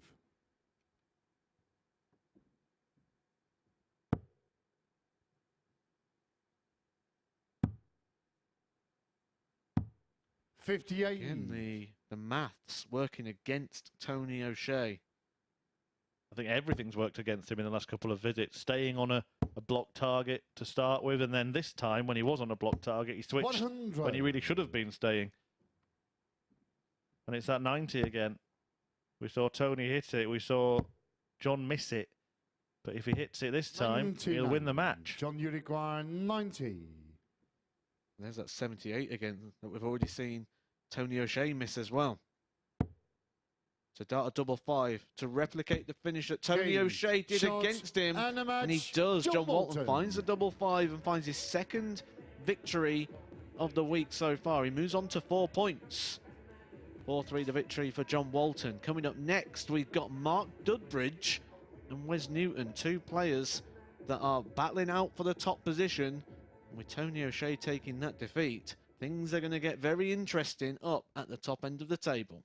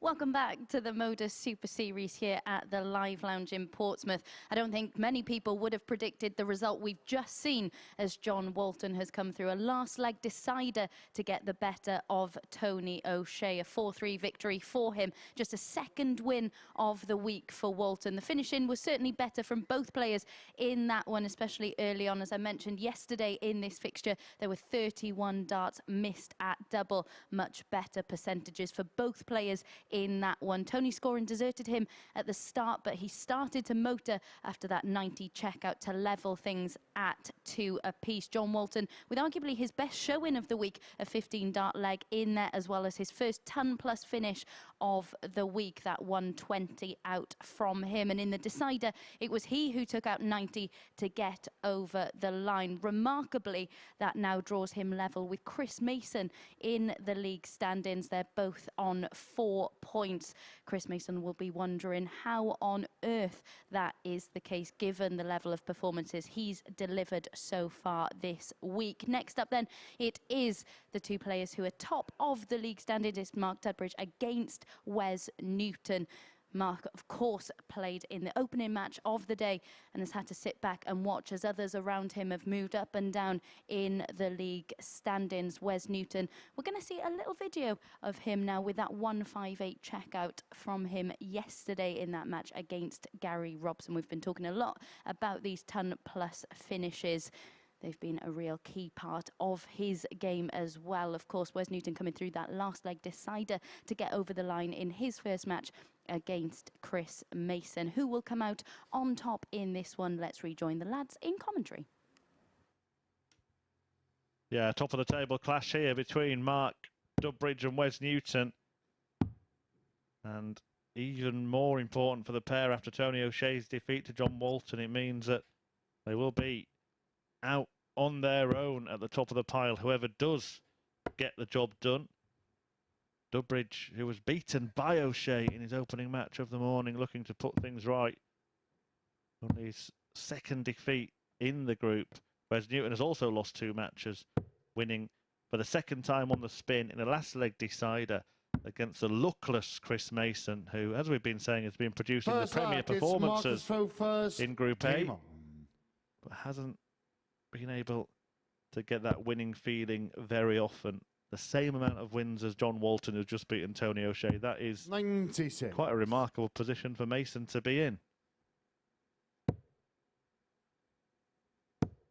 It's mind-boggling, isn't it, when you look at 81. The performances and the stats. And I suppose the old expression, though, was games aren't played on paper. Comes into hand with that one. 57.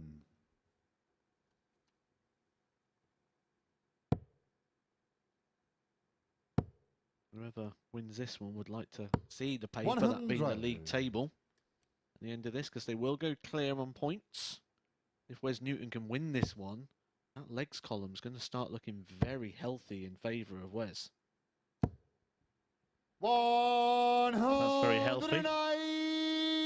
Mark Dudbridge came out against Tony O'Shea. It was a strange old match. 44. He had 3 maximums and a 177 in it, but only managed to win 1 leg.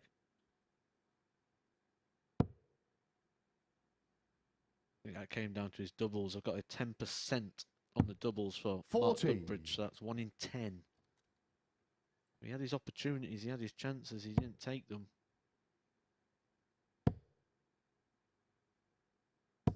$100. Mark, you require 128. I think he's thinking about a different target here. Treble 14 would leave him double 16.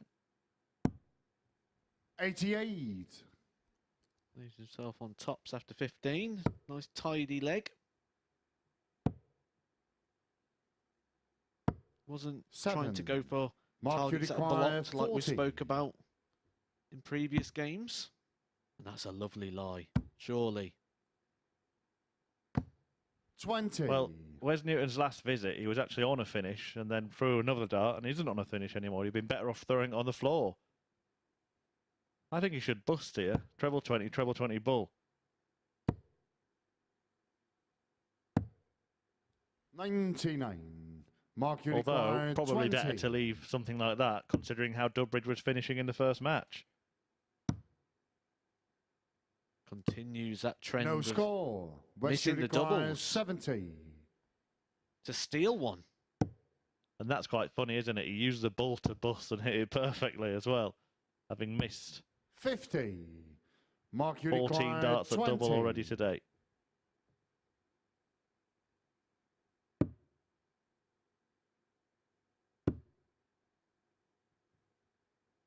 Not using the darts very well here. That first one was sat Yeah, that's lovely. game short in the Gets it with the first last one in leg. Mark hand. Dudbridge. And eventually gets the holder throw after 24 darts. But Second leg is you sort Wes of throw feel if first. Game Mark on. was on form, he'd be using that lie. He'd used a lie on the tops, he'd used a lie on the tens. It's with these thick barrels he's got, he's 100. extending the double, building a wall.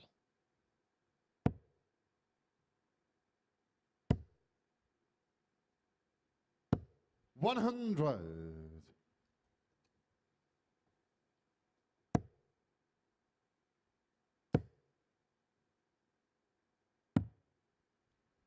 61. Despite the fact that went out in 24 darts for Dudbridge. Wes Newton only managed one dart of a double himself in that leg.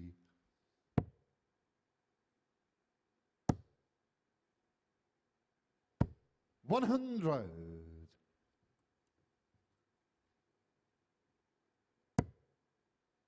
Well, scoring has been absolutely spot on from Mark Dudbridge in his first couple of matches. 100. That's back-to-back maximums to leave 41. Now, it's probably a good thing that he gets so far ahead of his opponent that he gives himself loads of darts at double because he's needed them. 60. Mark It's his fifth 180 of the day 41. already, and a 177 on top of that. So we could technically say that's 6 maximum visits already, and we are in leg 2 of game 2. 9. Yeah, he's 1 out of 10 on doubles in this match, just like he was for the entire match in game 1. 60. Mark, you require 32.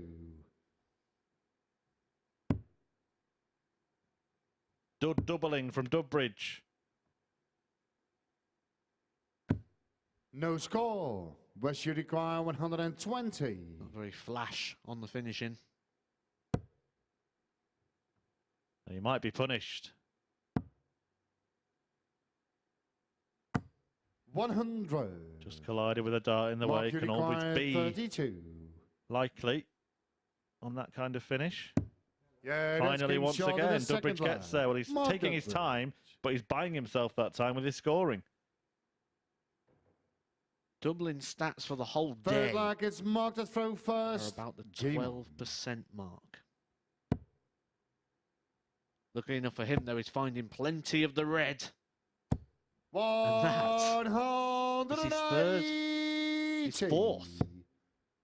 180. 140.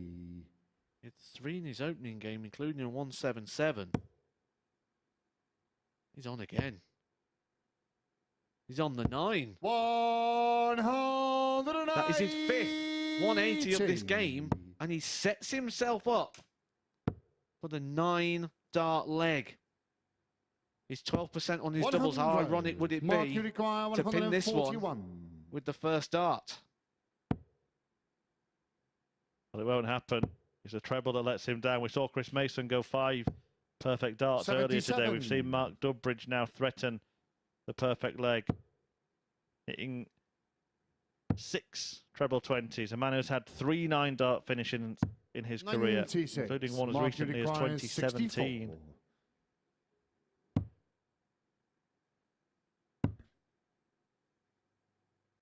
Yeah, that's game short in the Much better third leg. finishing there for Mark Dudbridge. Gets a double first dart in hand this time. He'll feel a lot better about that now. He's on for the 9 dart in that Forward leg, back-to-back it's West to throw 180s. first. Game on. And it's a 12 dart leg there for Dudbridge, which is the best he managed yesterday.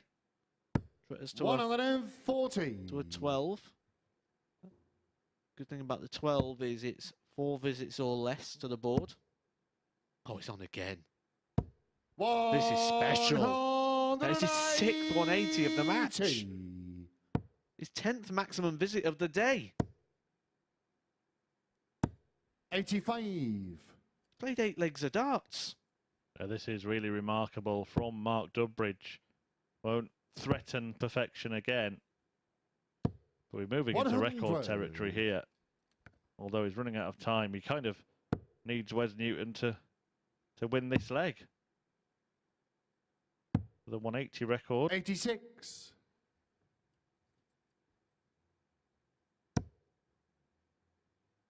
9 180s and a 177. He's on again.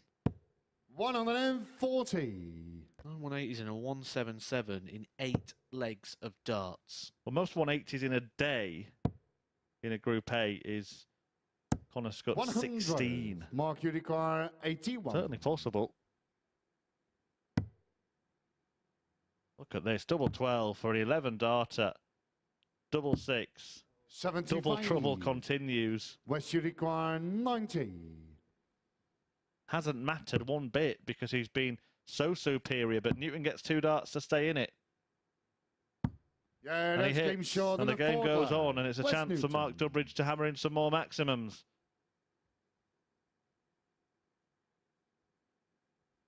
Fifth leg, it's Mark to throw first. Game on. Most 180s in a match, 7.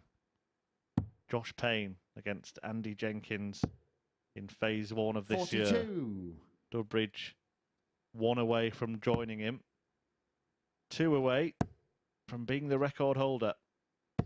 60.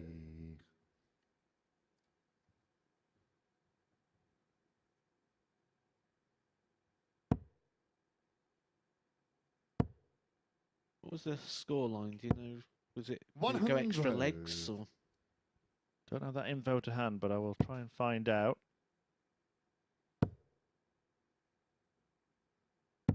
97. Got to feel ratio here for Dudbridge has got to be the best. That's a nice lie. 92.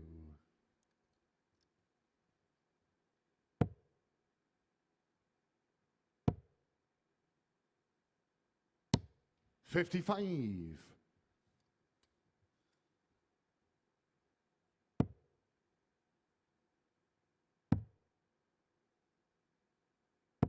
137. Great dart there from Dudbridge to put that in the top corner.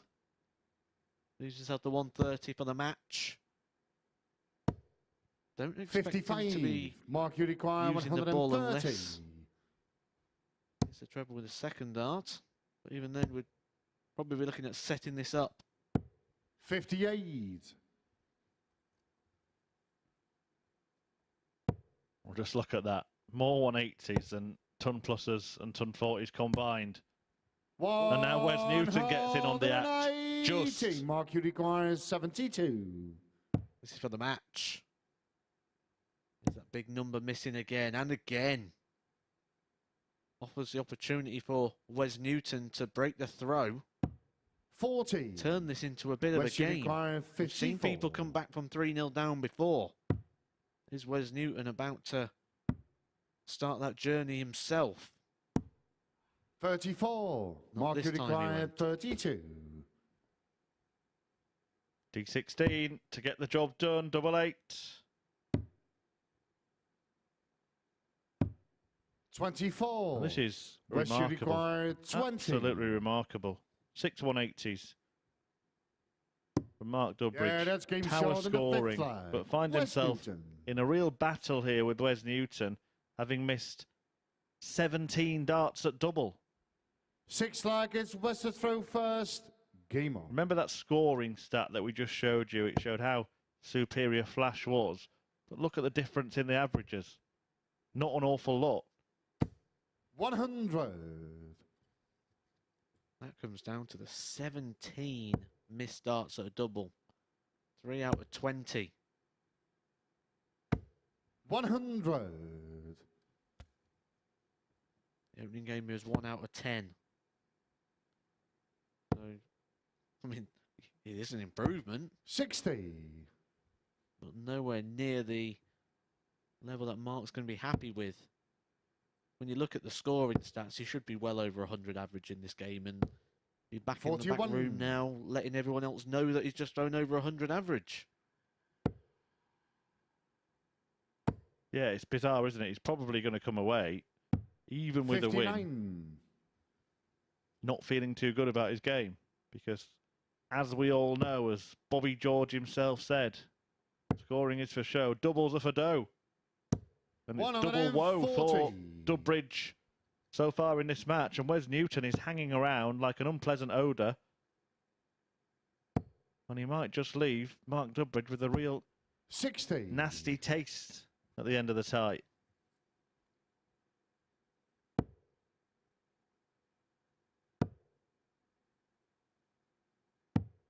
$42. It's one of the things when you're front running, you got that big gap. Tend to find that you can slip into that horrible mindset of trying to tick off the chances. Oh, that's that guy. It's okay, I've got the throw in that. Oh, he's got that one. And with this sort of game and the short format, you don't have that many 94. lives to get over the line. Well, Newton will have the first go at a finish in leg 6. Important that Dudbridge leaves himself handy. And that miss 53. does not West help. Uruguay 128.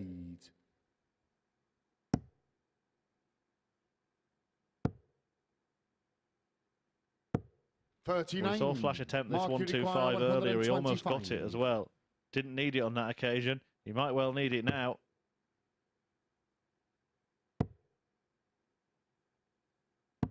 $85. West Uruguay 89. We're looking down at the bottom part of the board at the 19s. Treble leaves him the 16s. It's a nice switch across. 8s. Yeah, that's So it's a King nice Short switch in the across. We sixth saw it round. last week in the Grand West Prix in Newton. reverse. The double start. Players starting with the double and switching to the 19 because it's all in the same sort of section of the Seventh board. You and don't really need final to leg. It's adjust. Mark to throw The jockey first. position is Game very on. similar. It's just a slight movement of the arm. For once there, a leg in which Newton didn't have to rely on Dudbridge missing darts at double to win it. 78. Dudbridge does have the darts in the decider.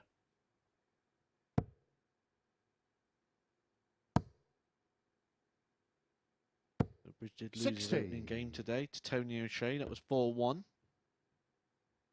Well, is Dudbridge going to have the Chris Mason day here and play better than everybody else, but not get the results?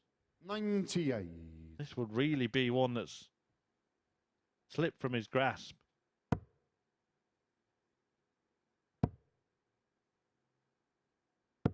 $55. Wes Newton not taking advantage of the situation at the moment. Dudbridge got 60 plus these. We didn't see a player all last week 58. and at all yesterday lead 3-0 and then lose. You usually get it roughly once a week. I think the actual figure is about 1.5 times a week, but 137. once or twice a week. It's a quite rare occasion considering the amount of matches that get played.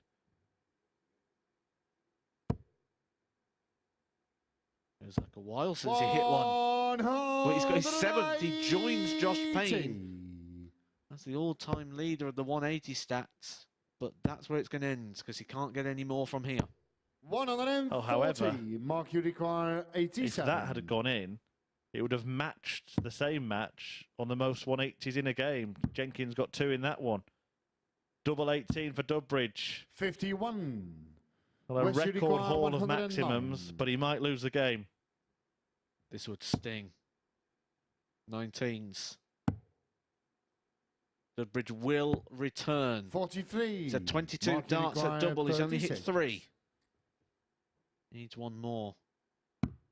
Game. And gets shots, over the and a line match. in the end. Mark Dudbridge. Mark Dudbridge hits the double 18. That is a 16-dart leg for Mark Dudbridge. But the key bit of information there is that record matching 7 180s. He hit 3 in his opening game. So that's 10 for the day so far, including a 177 as well. But the most important thing is that it's 2 points for Mark Dudbridge, who now goes top of the table. Coming up next, a very, very important game for Chris Mason as he takes on Gary Robson.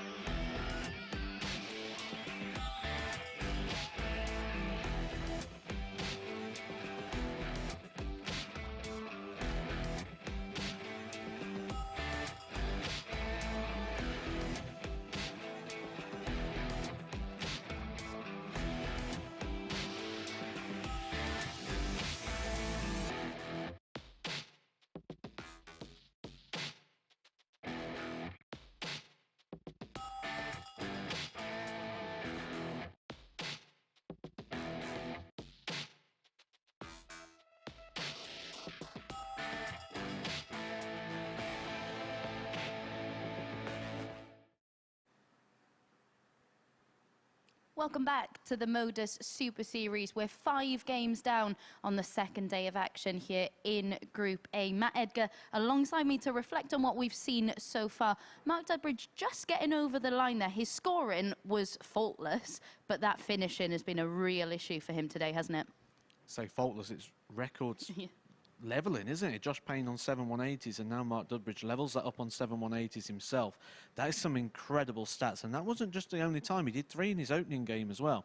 And a 177. It's that doubles percentage, isn't it? 4 from 23 and 1 from 10 in his opening game. That's putting him around about 13, 14% on the doubles. That is not good enough in any room. Yeah, and Mark Dudbridge, of course, could break the record for the most amount of 180s in a day's action here at the Super Series as well. As for, we're going to talk about Wes Newton a little bit. He managed to force that last leg decider. Do you think he'll be feeling more down just because of how many opportunities he was able to carve out? I think he's got to look at positives there. When you're 3-0 down, it's easy to roll over and get beat, and he didn't. He brought it back, and he brought it back to a last leg shootout. Mark Dudbridge did have the throw in that and did hit a 180 in that last leg. So there's bits in there we can dismiss and just say it's down to bad timing or good timing on Mark's behalf. But there's a lot of positives there to take for Wes. Let's say it's easy just to roll over and get the tummy tickled. And a third of the way through the action here today, what's been the biggest surprise so far for you? I don't think anything surprises me with this group anymore. We've seen everything, haven't we? You know, we've seen players struggling but then start hitting something from nowhere, players bossing a leg and then missing 9 darts at a double, players taking out big finishes. There's no surprises left. It's literally just anything can happen at any moment. And at the top of the show, I asked you about whether you thought players would be more settled today, whether they'd still be a little bit rusty. And you actually said you thought they would. And do you think that's why we're seeing some of the performances we are? Yeah, and we're seeing just the rust. It doesn't go away after a day, does it? And like I say, the banter in the practice room and everything that we're seeing in there, and just when I walked through there, just to come back up to here, they're not getting off each other's backs. They're on it all the time.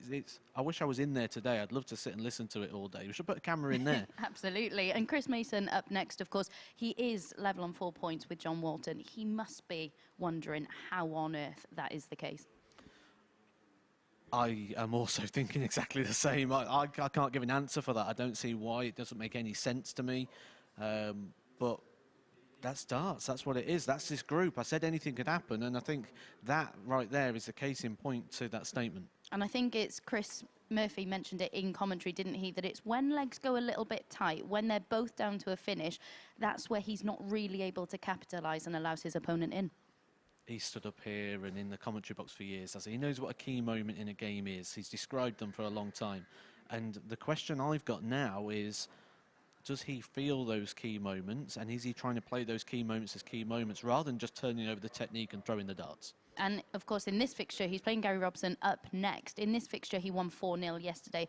Robson's not got off to the most convincing start, has he? We can see him in action here from yesterday. He's not got off to the most convincing start. This is one you feel Chris Mason needs to get the 2 points in.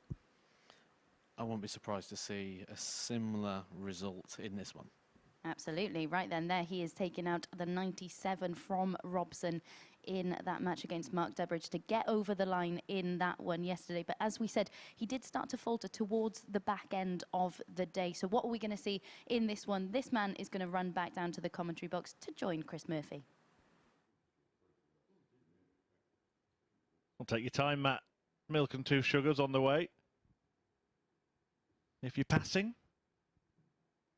It hasn't been particularly sweet for Chris Mason so far. The performances have been more than decent. We're getting sick of telling the same tale, but not as sick as he is probably feeling, and he will be feeling even worse if Gary Robson can put a gap between himself and Mace the Ace at the end of this one.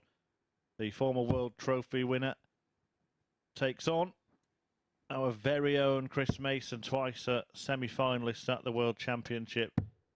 Looking to go level on points with Robson and just keep himself clinging to the coattails of those top First 3 leg is Gary in the table. First, game on. As Matthew Edgar has been saying, the first objective is to try and top the group and get through to finals night. But if you can't do that, then at least make it through to Group B. And I'm starting to get the sense, even this early on a Tuesday, that if Mason loses this game, that will become pretty difficult as well. No need to panic just yet. 121. But I think for Mace, this is must win. Fully agree. Fully agree. Gary 60. Robson's one of the couple of players at the moment that the rest of them will be looking at the moment and sensing weakness. With that, you've got to make sure you get your wins against that player as well. Mason did get that yesterday, 4-0. He's 4 from 6 on the doubles in that one. It was a good time to play Gary yesterday, wasn't it, towards the end of the day? At the start of the day, he was a bit of a different beast. 140. It was around this time that he beat the league leader, Mark Dudbridge. Well, he started today pretty well, didn't he? 100. 4-1 victory over John Walton.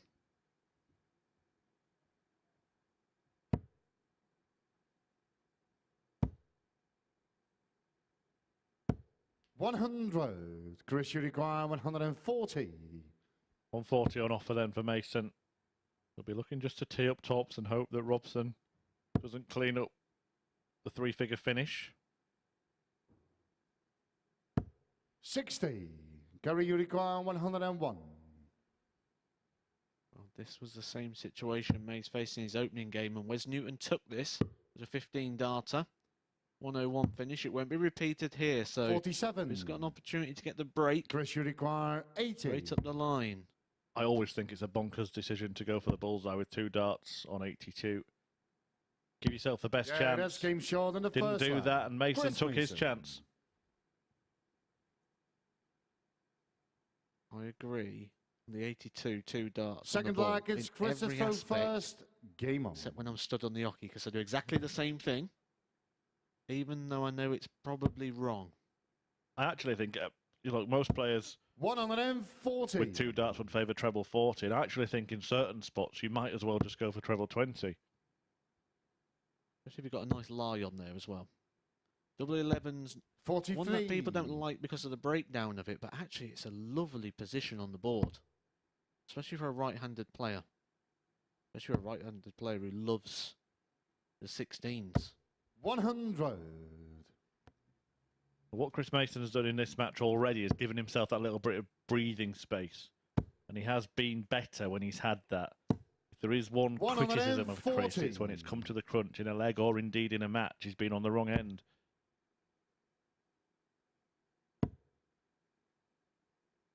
I think it can be an overused term to say that somebody is a good 85. front runner, but that seems to have been the case for Chris Mason when he's got away from his opponent in a match, in a leg. He's been all right. It's when it's got close 86. that things have started to get problematic for Chris. And the case in point is the first match today against Wes Newton when he lost it 4-3, just as he did in the last match last night. 100.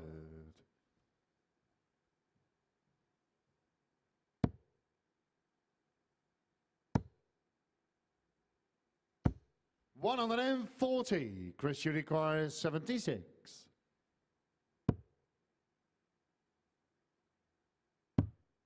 Leaves tops again. He took it 1 dart in hand in the last leg. Yeah, that's game and short does in the the second same leg. again in this Chris one. Mason. Much improved performance on the outer ring here for Chris Mason. And that's why the scoreline's a much improved scoreline. He's 2-0 Third leg, up it's Gary to throw against first. Gary Robson, Game on. averaging a little bit over the 100. Much improved performance on the doubles, particularly on that double. You made the point in his last match against Wes Newton that he actually decided to go away from tops before moving back to it for the match start that he missed.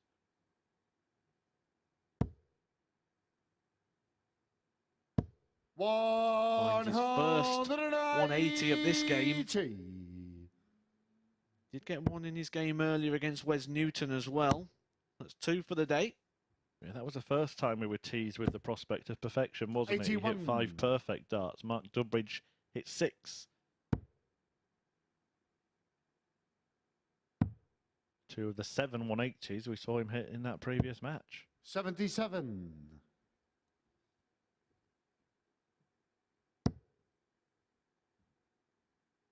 And we're getting caught to the eye here of the performance of Chris Mason. 64. This is much improved from Gary Robson. We've seen him end yesterday in the 70s. And I mean the very low 70s. Running the 95 at the moment. Mason finds his second 180 of this leg and the match. Making light work of Gary Robson here. You would think he would go for treble 8 based on his excellence on tops, but he is the 16 route. Decides to stay there. Doesn't matter what he leaves. Doesn't care what he leaves. But he has missed that one and given Robson an opportunity.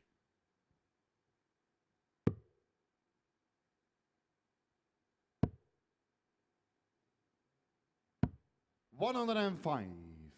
Chris, you require 32. 32 for a second break of throw. Yeah, that's Finds it. I was about to ask the question whether or not you were surprised that he left himself down there, having hit tops first time with 2 darts, but no problem for Chris Mason, who is still in 3 figures after 3 legs. He's looking good to repeat that result of yesterday. Abby asked me what I thought this. I said similar. Doesn't get any more similar than 4-0. That would be an exact replica of yesterday. The highest average he hit yesterday was 95.43. And that was in 100. A 4-0 victory, but the one against John Walton was actually around the same time yesterday as well. 60. He won this one yesterday 4-0 and was 4 from 6 on the doubles. Said similar. He's going to be similar. He's going to have to hit it with the 93. first starting hand at the double. And then he'll be 4 from 6 again. If he does that, you would expect the average to stay over 100, and that would be the first 3-figure average we've seen in this group. Gary Robson hasn't done an awful lot wrong, although he hasn't had the opportunity to miss many darts at double, only one at the end of that 1-2-5 combination. Yeah, that's the thing. When we look at averages, he's averaging 98.65 in this one, but that's just a scoring average. Gary, you require 161. This is one of the things to remember when people are playing things like your Darts Connect or your Naka darts, and you're playing those players that aren't allowing you those darts, so when you are playing better against better players, it's because you're looking at a scoring average rather than a match average. Maybe Robson will get away without being whitewashed this time. He is going to get darts at double here. 3 of them at double 12. Gary, you require 24.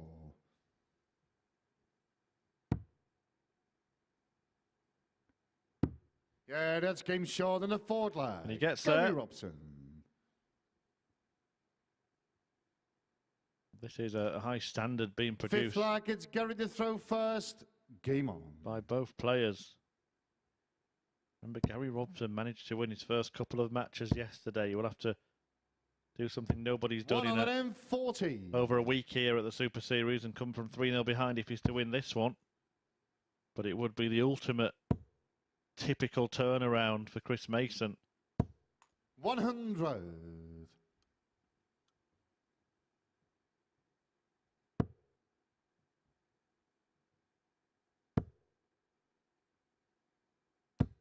$60. I think everyone would like to see Mason in that Group B. I think we all want to see the showdown. Mason. 131. Be worth staying up for on Thursday night and Friday. 77.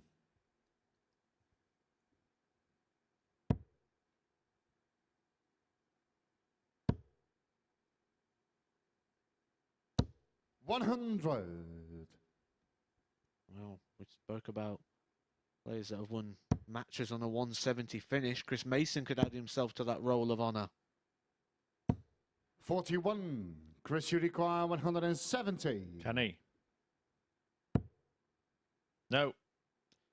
Officially, not as good as the man sitting alongside me. 75.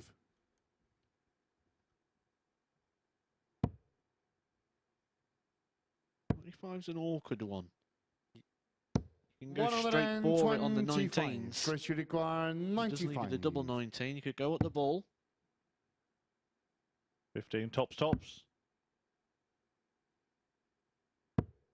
35. Gary, you require 58. Well, to stay in it, to annoy Chris Mason. He's annoyed himself with that dart. Calm down, Gary. You've got another one, man. 48. Chris, you require 60. Kind of filled himself with confidence with that reaction. This is the chance for Mason to pick up his first win of the day. Double top will get it. Double 10 will get it. And indeed, he does get it. Shots And that is a fabulous display from Chris Mason. An average of 95.49. That is the best he has produced this week. And in that department, he has been the best this week. But it is the first win of the day and just a third win of the group for Mace the Ace, who put the doubling right in that one. 4 out of 7 on the checkouts. And he was just too good for Gary Robson in the end. Next up, Wes Newton is expected to be too good for John Walton, but we have come to learn to expect the unexpected here at the MODUS Super Series.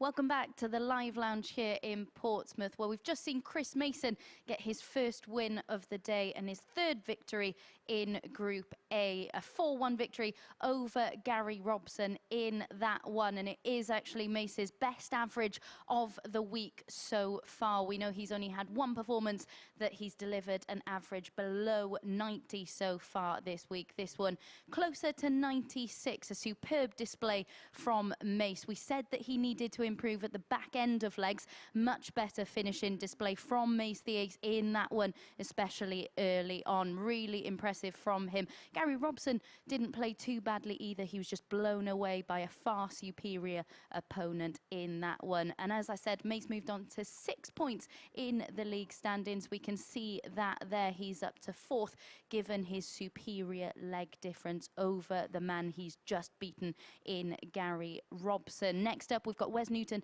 against John Walton. John Walton, of course, upset a few with that victory over Tony O'Shea in his last match. And despite being bottom of the leaderboard, he could ruffle a few more feathers at the top of the table if he is to get the better of Wes Newton in our next match. There you can see him taking out a 62. That was actually his highest finish yesterday. He has already got one ton plus finish to his name today, though. He delivered his best performance of the week in his earlier match against Tony O'Shea. It was his first 15 dart leg with a 120 finish in that match. Can he cause any further upsets on day 2 in Group A? Let's find out in the company of our commentary team. Thank you, Abby. Yes, Wes Newton looking to become the joint league leader with Mark Dudbridge. If he wins this match, he will take P1 once again on leg difference.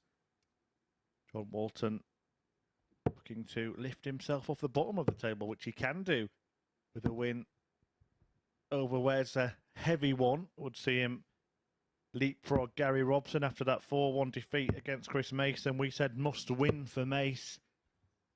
And boy, did he put in a performance. First leg is Wes's throw first. Game on. But for once this week, got the result it deserved.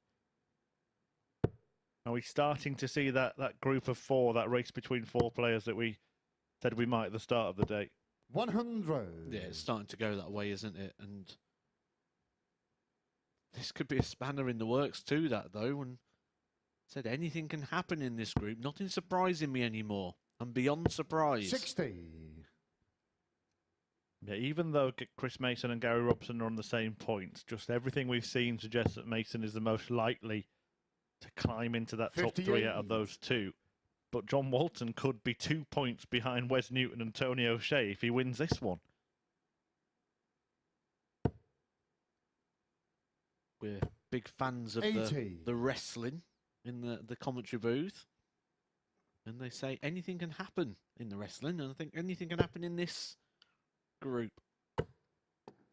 I think, a couple of the commentators are big fans of wrestling. 39.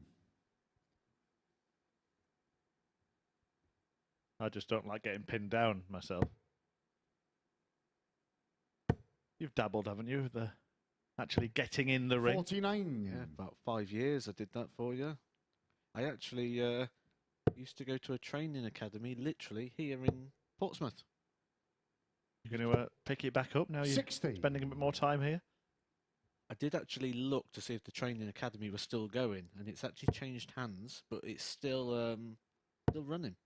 We'll have to set up a nice MODUS Super Series 135. Royal Rumble. I wonder who the favourite for that would be. 140. Get Paul Nicholson alongside you and you'll talk about all sorts of different formats, and a Royal Rumble darts tournament is one that's been discussed before. 137. West you require 104. Well, here comes the warrior making his entrance. See, it works. Double 12. 92. John, you require 40. This is for a breaker throw-in to continue the positivity that is coming into John Walton's game at the moment.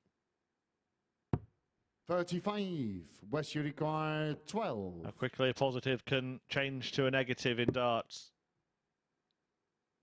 Looks like a very good guide. It's double 3 for Wes Newton. He's had no trouble with this week. We saw him John, hit you it. require Defeat 5. Mason yesterday. Couldn't find it then, though. The big one needs to be taken care of. Okay, it's a bit of an exhibition shot now. No well, score. what have you done? West you require 6. Is he straight 4 or is he going to split?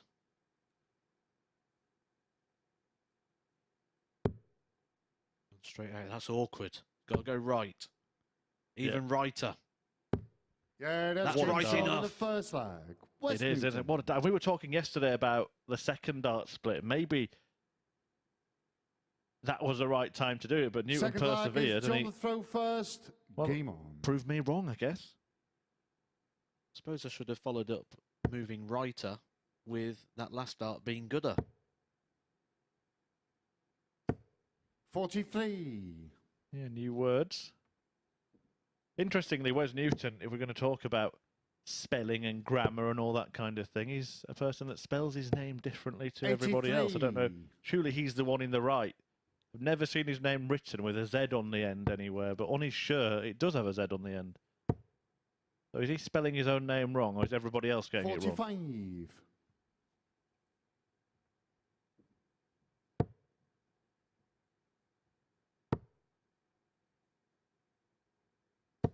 60. To be fair, I've always wrote it with a Z as well, actually. But that's probably because I've always seen it on his shirt and how he's done it. 101. You ever look through darts databases, fixtures, results, reports? Always an S. 140.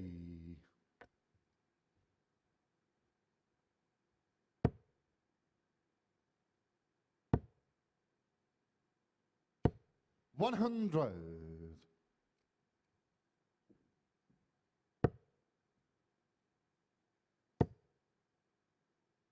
Another one in here. 85. Hit the flight. And into the fives. This has been better from John Walton in the scoring phase. He's finding that treble a little bit more regular. 100. Wes, you require 133. When he met Wes Newton even yesterday, he was beaten heavily, 4-0. 93. John, you require 112. Only had 3 darts a double in the entire match. He had that in the first leg of this match. This is still on. Treble 19 would leave the bullseye. 42. Wes, you require 40. 2-0. I'll work down from there. I'll work down a lot more from there. No score. John, Offers you John Walton require another 70. opportunity. Get a foothold in the game. Yeah, not sure what he was going for. Last start was in the 18 to leave 70. Assuming it was a miscount. Yeah, that's game But short. all's well that ends well for Walton, John Walton. who levels the match at 1 apiece.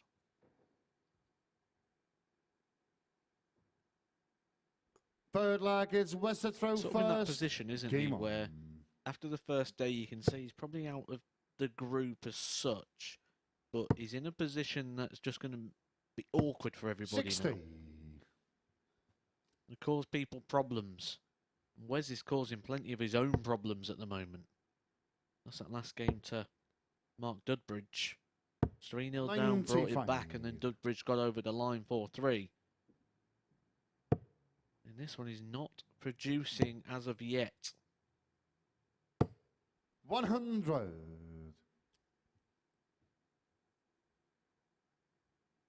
Is that a War of the Roses, of course, this match? Lancashire meeting 100. Yorkshire. Where's the Fleetwood Flinger up against Walton, the Sheffield Slinger? 140. 306, one of those checkouts where the best way of leaving a finish is starting on the 19s. Walton, though, is an 60. old school player who doesn't seem to think too much about the maths.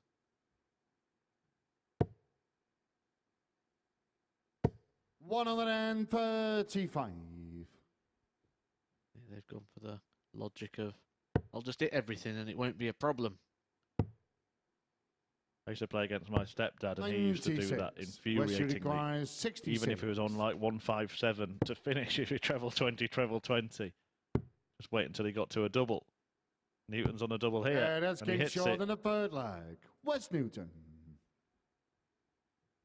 Speaking of family members, I remember once playing in the local leagues Forward with my leg dad, is John the throw and first. he did the best Game adjustment, on. and I must have only been about 14 at the time, so this is some years back. I've never seen an adjustment as good in my life. He won a double 3 and he threw the dart and it came out of his hand wrong and hit the 85. skirting board. And we're all laughing and pointing at him and taking the mick. After about 5 minutes of laughter, the next dart went straight in the double 3. 40. Yeah, that's the ultimate exaggeration of the old sort of sense that when a player misses by miles, the next one is destined to go in. If you've got any funny stories or anything you want to share with us, please do send your tweets in. Someone 31. actually has tweeted in that the picture of the shirt you mentioned yesterday, Wes Newton's Avit shirt. Just seen that on the MSS Darts timeline. Always up for 60. doing some fun stories from around the country, around the leagues. The funniest one I've got in playing darts, and people won't believe it because I actually won 45. hit 5 treble 20s in a row. Was playing against my stepdad who I just mentioned before. And when the 5th one went in, and I was about to throw the 6th dart, he kind of, unaware of etiquette, just went, 99. "What's going on here?" And I just completely shanked it somewhere. I've convinced myself that I definitely would have hit a 9 darter had he not done that. 50.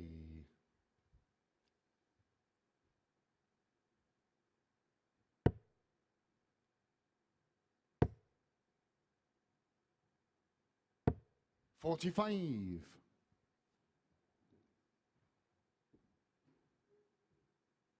Wes Newton taking a little bit of time here. He's trying to psych himself up a little bit, it seems.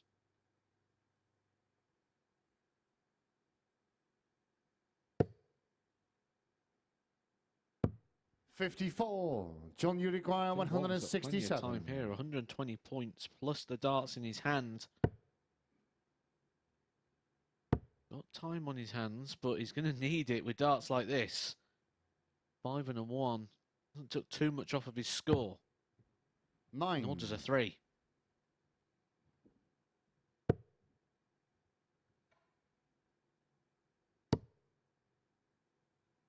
I've got a funny story 100. that hasn't been told yet. John, you require 158.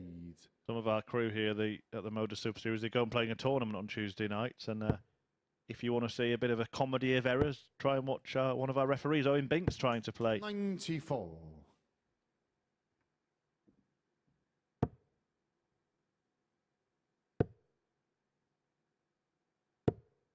$60. John, you require 64. Is it fully down the road of talk's a good game, is it, that one? But it's quite funny, actually. I'll just come on to it 24. after this Wes, you leg, require 121. because he's one of the best counters that I've ever met, Owen Binks. Really advanced counting. Can you count on Newton to hit the bullseye? That's Yes, been you shown can. The forward leg. Wes Newton. And look at John Walton's face. That really hurt. Yeah, just to finish the story, Wes throw first. Game on. before I was rudely interrupted by that sublime finish by Wes Newton there. Owen Binks is a brilliant counter. That's why he's one of the premier referees here at the Super Series. So he'll be on things like 306, and he'll go for treble 19, 44. and he'll hit double 8.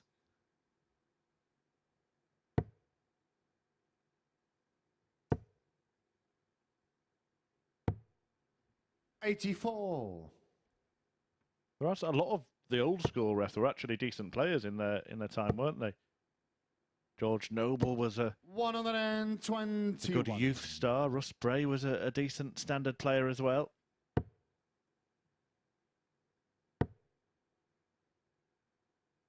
Many of the people involved in 140. the running of the sport, organisation of tournaments. Keith Bisbee, for example, who runs the PDC Pro Tour, an excellent player still now. 100.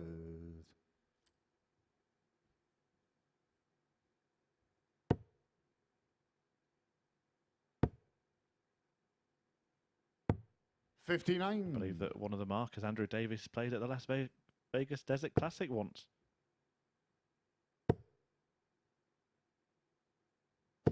$140. Not sure how good Marco is with the old darts in hands. But I once played against him backstage at Lakeside and I did beat him, so that probably answers that question. 96. 96 for Newton to get the job done. 56. John, you require Save 95. the match, 95. Gone the safe road, so it'll be 20 or treble 20. We'll leave him 2 5s. Save the game to keep it going, to break the throw. 85. does Wes none of them. require 40. What he does do is offer Wes Newton an opportunity to get this one.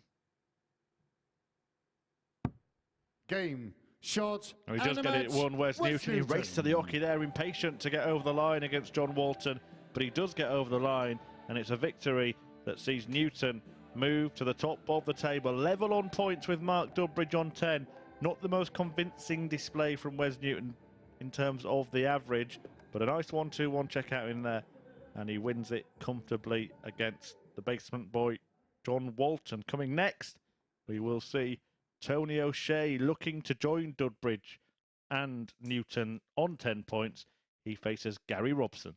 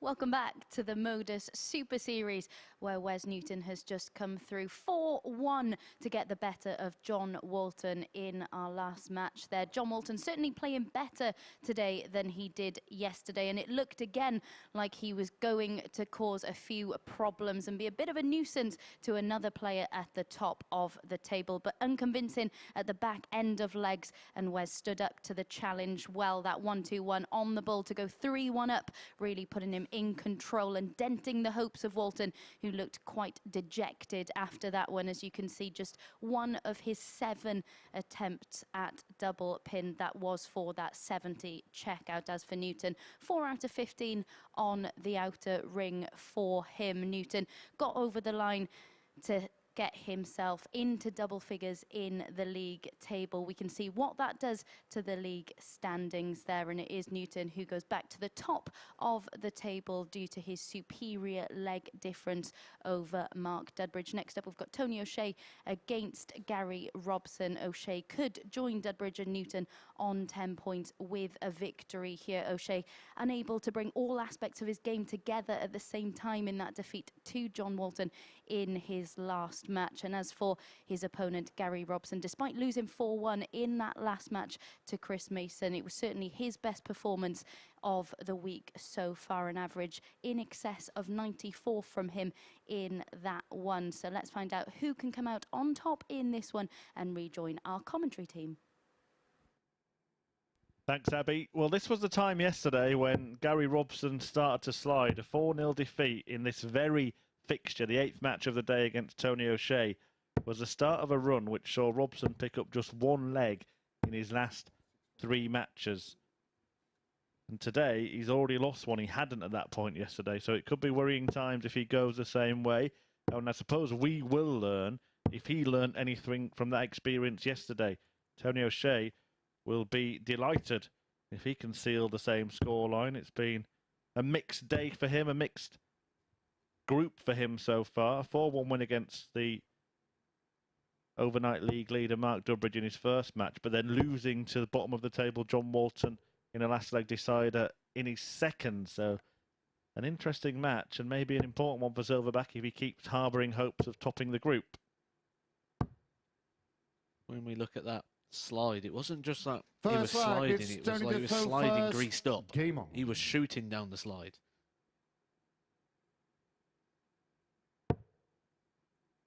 Grease sliding. And the Super Series. 125. Well, Tony O'Shea in full swing from the start, finding a couple of trebles. That's ominous already for Robson, because what has been the case is that when O'Shea's found it in a match, he's kept it. Yeah, it's either been all in or nothing, really, hasn't it, from Tony O? 21.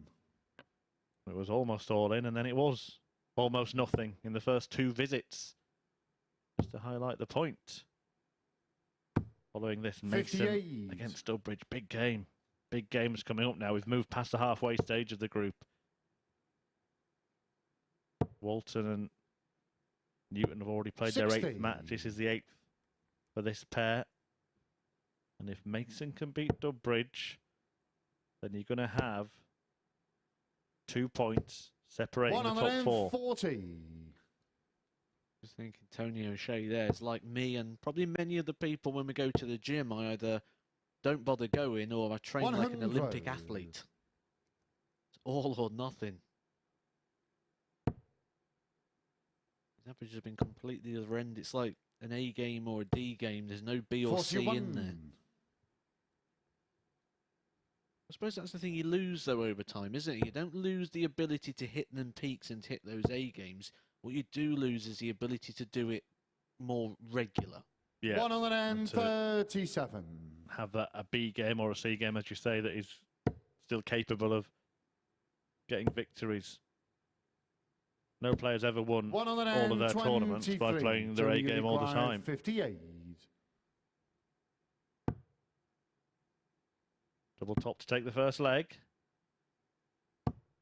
38. Offers the opportunity to his opponent. 91. Break a throw.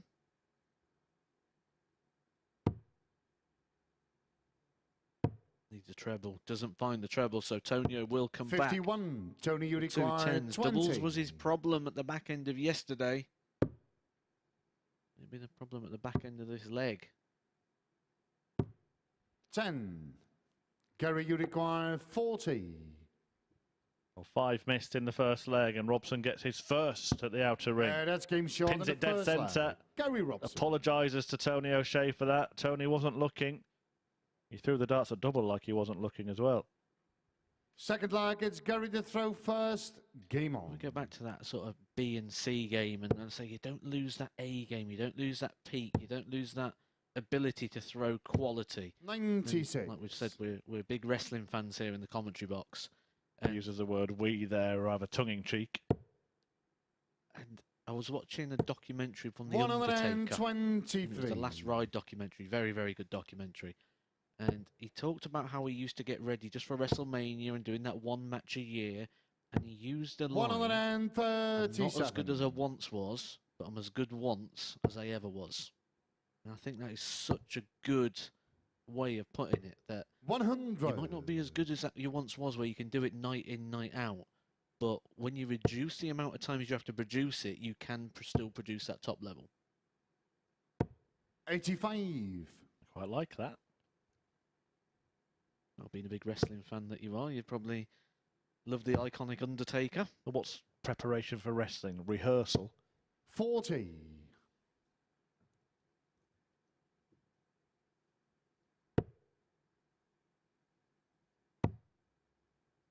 Well, this could be a real wrestle of a darts match. 57. Tony O'Shea looking to wrestle back the initiative in the game, but Robson has put himself on a finish after a dozen darts. And I mentioned that 68. Gary, if you require Mason beats 126. Dudbridge, then the top 4 could be separated by 2 points. Well, if that happens and Robson beats O'Shea, then the top 5 will be separated by 2 points. Bullseye. 101.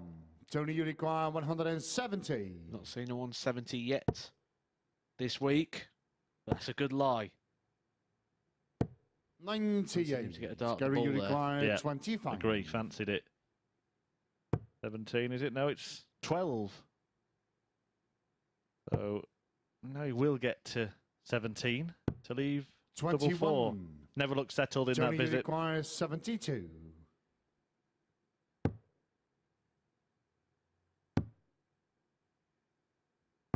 Yeah, that's game short it in the up. second leg. One Tony apiece and O'Shea. gets his throw back. His 2 legs both gone against the throw so far. Both breaks the throw. Tony O. Third leg, it's Tony to throw first. We're going first Game for a on. 2-1 lead. And that 170 we said would have been the highest checkout so far. 160 has been the best we've seen so far. That was Mark Dudbridge. Actually looking through the history 9. of the players in this, the best we've seen from anyone so far in any phase of any version of this is a 164, and that was by Gary Robson. 60. By the way, if you're enjoying watching, thinking about filling those seats behind the players, why not come down Saturday night? Tickets are available 60. from dartshop.tv. That's the place you need to go to get them, and they are absolutely free. If you can make it to Portsmouth, the action gets underway at 10 p.m. on Saturday 45. evening. Head to dartshop.tv. Book yourself a place. You are going to see some well-known names because the majority of the field this week are pretty high profile. 140. If Chris Mason or Paul Nicholson do make it, no heckling, please. 30.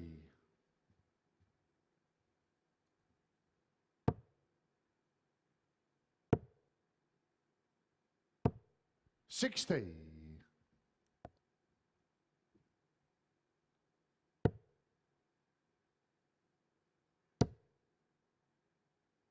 Just a puff of the cheeks there from 45. Robson.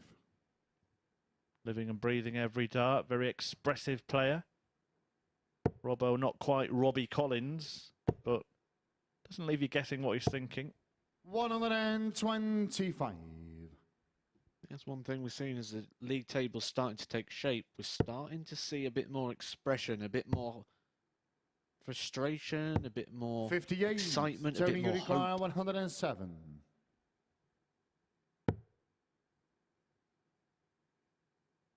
Treble 20 would leave double 14.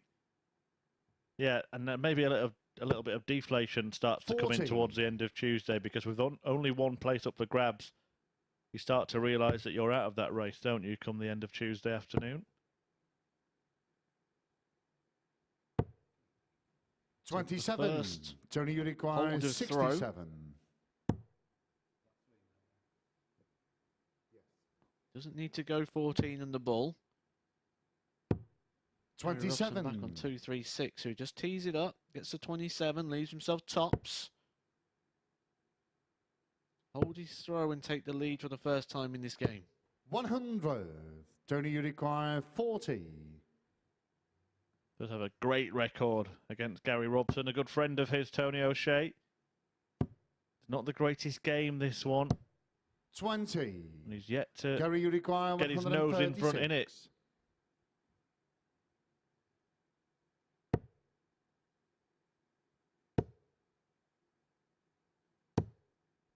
87. Tony Uruguay, 20. Turns back for tens. a little bit awkward. He's going to have to shimmy left. Moves to the left. No score. Slides to the right. Gary, you require 49. And cha-cha real smooth for Gary Robson. Yeah, that's game short in the third Takes leg. back the lead. Gary Robson. Tony O'Shea, the architect of his own downfall there. He was streets ahead in that leg. It's Gary to He's throw missed first. 11 darts at Game double on. in the match. Kind of the feature of yesterday, really, wasn't it? He started missing doubles at this point of the day, and it really cost him. 180. Now Robson is threatening to get away. Recording the first max of this game. 60. Therein lies the story.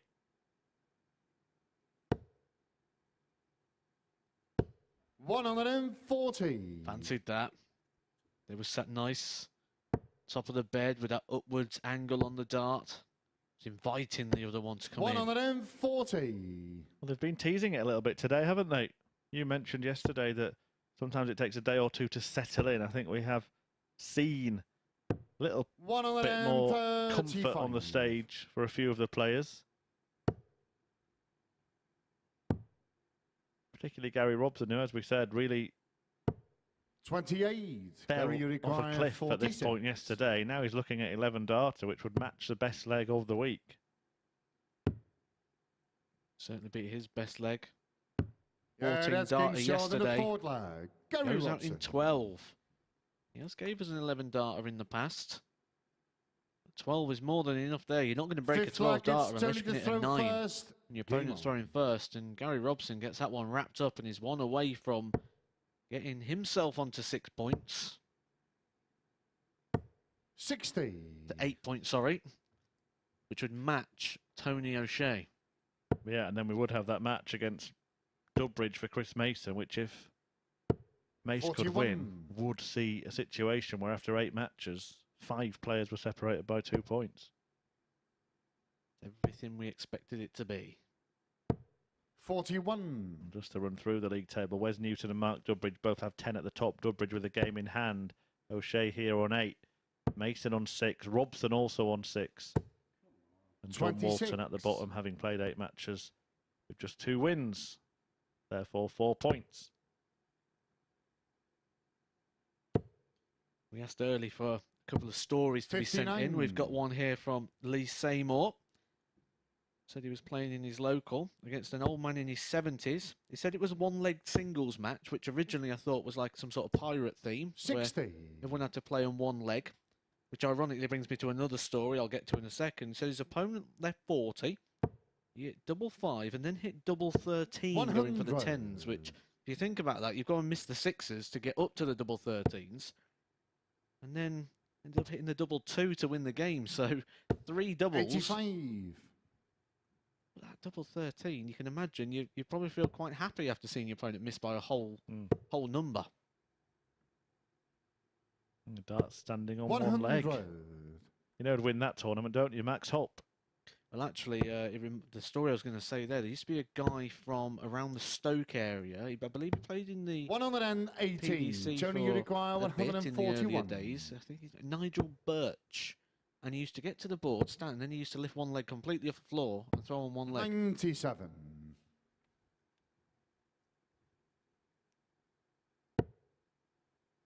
Yeah, there are very many varying throwing styles, so that is probably the most unorthodox I've ever heard. 44. Tony O'Shea here, looking to try and get into this contest, back into this contest. Yeah, that's game And he short does, in and the that's a fifth crucial leg. dart for Tony O'Shea that just keeps his hopes alive. Used to be quite a tidy player Sixth as leg well, is but Gary he to used to throw get in the first. set position, Game he used to get on the, and then he'd just lift his leg up and just hold it in the air. It was bizarre to see. 140. The O'Shea throw there, all kind of at the side of his face, 58. drawn back to the shoulder. His idea of keeping the arm straight. Very rare you see players doing that these days. As for Gary Robson, dead central. Throwing almost from the mouth. 81.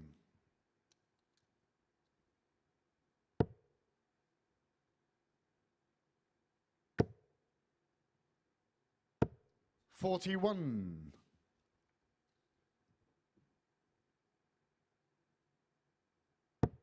'So I mean, look at Nigel here. He did play a couple of UK Opens as well, just to give you an idea. 100.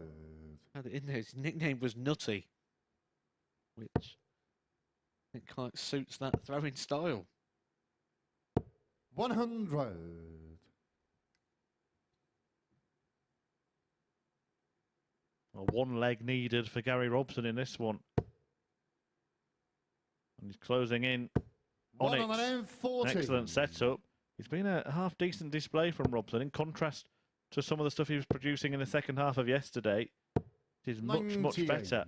Gary, you require 40. He's just one dart away from really making this group tricky. Game, and he shots, does. And a match. Tony O'Shea Gary loses Robson. his second game of the day. Gary Robson finds another victory on the board. That's his second victory of the day, and he has just made this group extremely interesting. That moves Gary Robson up onto 8 points now, and it's all getting a little bit tight at the top. We're going to cast our eye over to Chris Mason next. Can he continue to make this group extremely tight and interesting? His next game is against Mark Dudbridge, who is sat joint top at the moment with 10 points, and that game is next.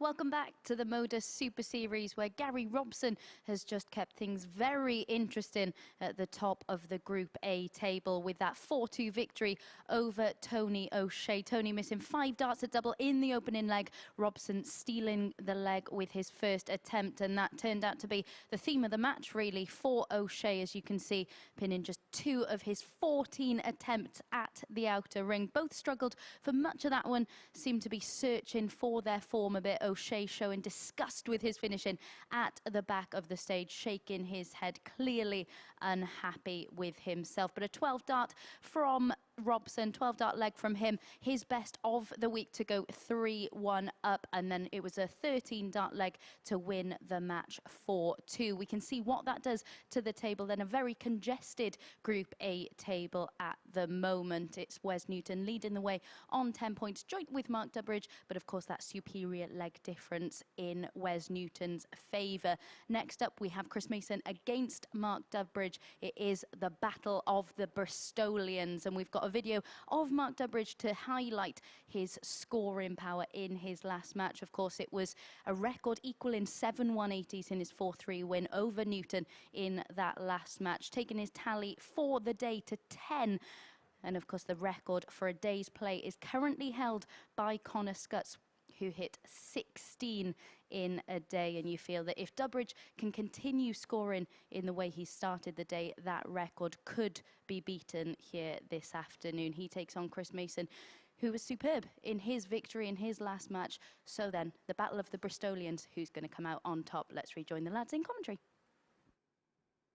But whoever does come out on top, it's going to be a very significant result for Chris Mason either way. Because if he wins it, then we do have that situation where we will have 5 players separated by 2 points. But if Mason gets beaten by Mark Dudbridge, just as he did 24 hours ago, then Dudbridge will pull 6 points clear of Mason. You'd expect Dudbridge to pick up a few more points over the next couple of days. That might well be an unassailable lead. That would have been a bit of a tactic, wouldn't it, for Mason? Just throw a dart straight in Flash's head as he walked back down the hockey there. But he will want revenge on his fellow Bristolian. As Abby said, it's been another mixed day for Mace. He would have felt that he could have got revenge on Wes Newton in his first match, but he did breeze past Gary Robson in his second. It's Chris to throw first. Game on. It's game on to see whether it's Dudbridge who gets away at the top of the table or whether it gets all bunched up very nicely with a Mason victory in this one. 57.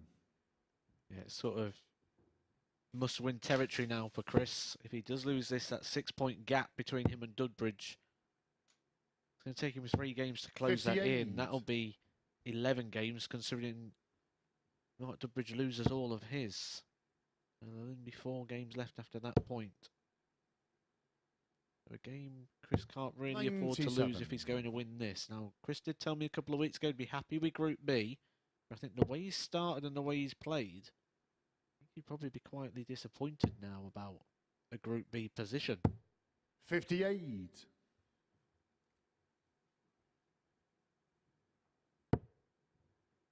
He might be able to get a couple of days' work if he can get a couple of days off. 59.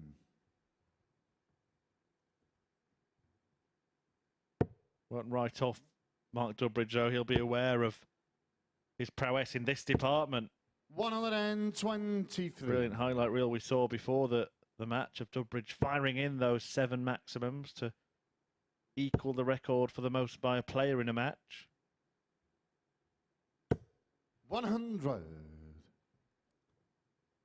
3 180s in the opening game as well, and a 177. So really, he's on 11 maximum visits for the day. 117. Yeah, I had a chat with Dan Dawson recently, actually. Oh, I'm sorry. Yeah, thanks. Just getting over it. But yeah, I think 96. we had a chat about stats, 145. what stats you'd like to see, and I think one of them is maximum visits rather than 180s. Because even when you do the 170 plus, if someone sets up with, say, 3 treble 18, that's still a perfect 92. Visit, but isn't included in that metric either.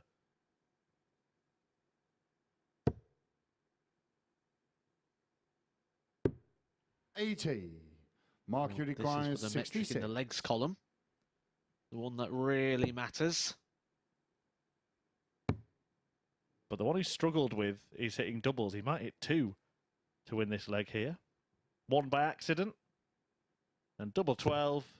42. Fails to find. You require 12. Double 12 was missed. It's 12 for Mason, though.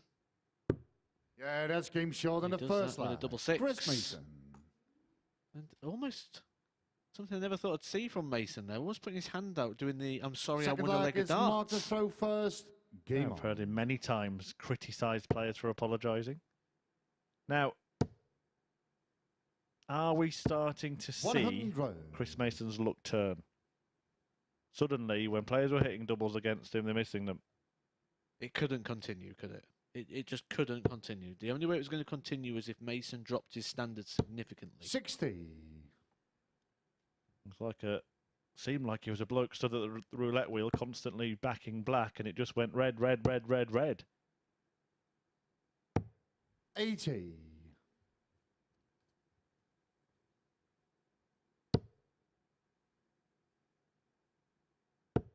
Going back to stats we'd like to see, I'd like to see the 140 column 89. disappear as well. Because that eliminates, very similar to what you said before, the 137, the 134, all those sort of them switches. 140. I'd like to see those change to some sort of like power scoring sort of stat, the 2 treble visits. 83. Yeah, I think there are loads of stats that could better highlight performance levels. 93. Even the one that we see checkouts, doesn't tell the true story, does it? Because sometimes the misses don't matter at all. Maximum visits, power scores, jabs. 97. Which are those Mark to single require treble visits. 88. Yeah, maybe something like functional doubles, so when you're not allowing your opponent another visit. We've seen the trebleless visits coming 56. recently, haven't we? So this definitely could be something of interest, because if you at the last dart in hand, you've still not allowed your opponent another visit to the board. Absolutely. Maybe we will pioneer a stats revolution here at the Super 100. Series. Mark you require 32. They've got all the production crew now scratching their heads and calling me nasty names. 24. Chris, you require 72. That was before those suggestions. Double 12. Yeah, No that's nasty game names shot for on the Chris second Mason. He's bar. been superb, Chris and once Mason. again he apologises. What on earth is he playing at? How many times has Chris Third Mason leg, sat it's in the Chris to chair throw first. that you're Game sat on. in right now and said, do not apologise, I don't understand that, don't apologise for winning a leg of darts, don't apologise for winning a game of darts, and there he is, waving his 93. hand as if sorry seems to be the easiest word.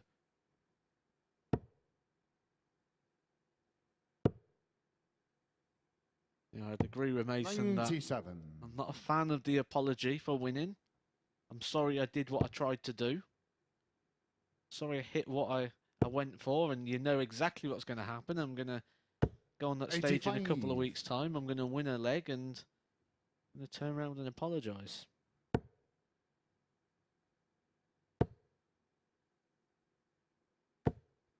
$100.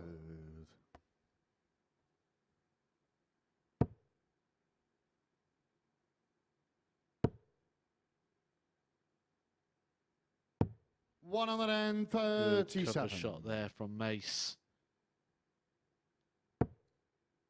Could do with a big win, really. The legs column would get that healthy 140 for himself.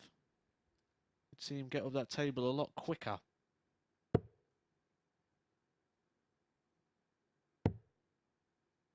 Dudbridge will have a poke at 164. 58. Mark, you require 164. I can assure you he won't be saying sorry if this goes in.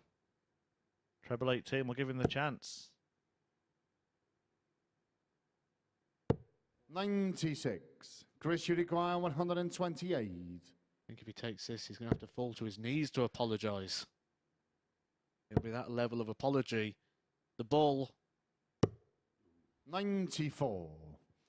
Mark, you require 68. He's left double 17 if he comes back. Dudbridge has already missed 4 darts at double in the game. He could have won each of the first 2 legs.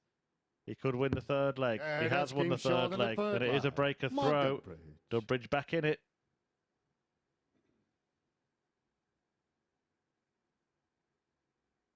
Forward leg is Mark to throw first. Game on.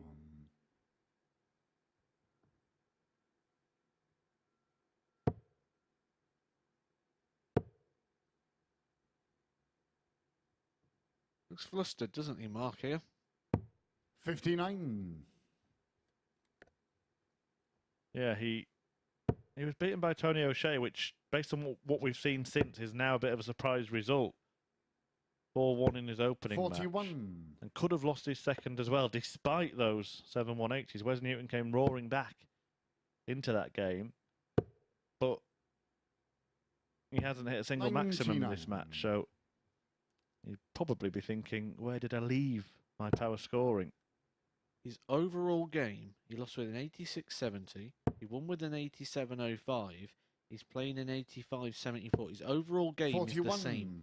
There's hardly any difference in that department.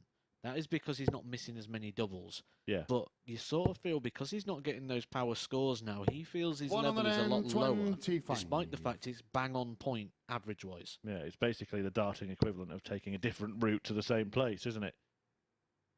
Power scoring in one and missing doubles. Not missing as many doubles, but not finding 43. the power scoring. However, he will feel now like he should be level in a couple of visits' time. 84. If not the next visit, then the one after that, certainly. Mason not really competitive at all in this leg. 96. Mark, you require 134. Looking to set this up. 19s will leave him on 94. tops.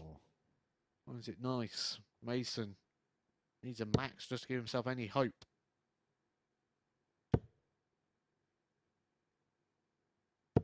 $100. Mark, you require 40.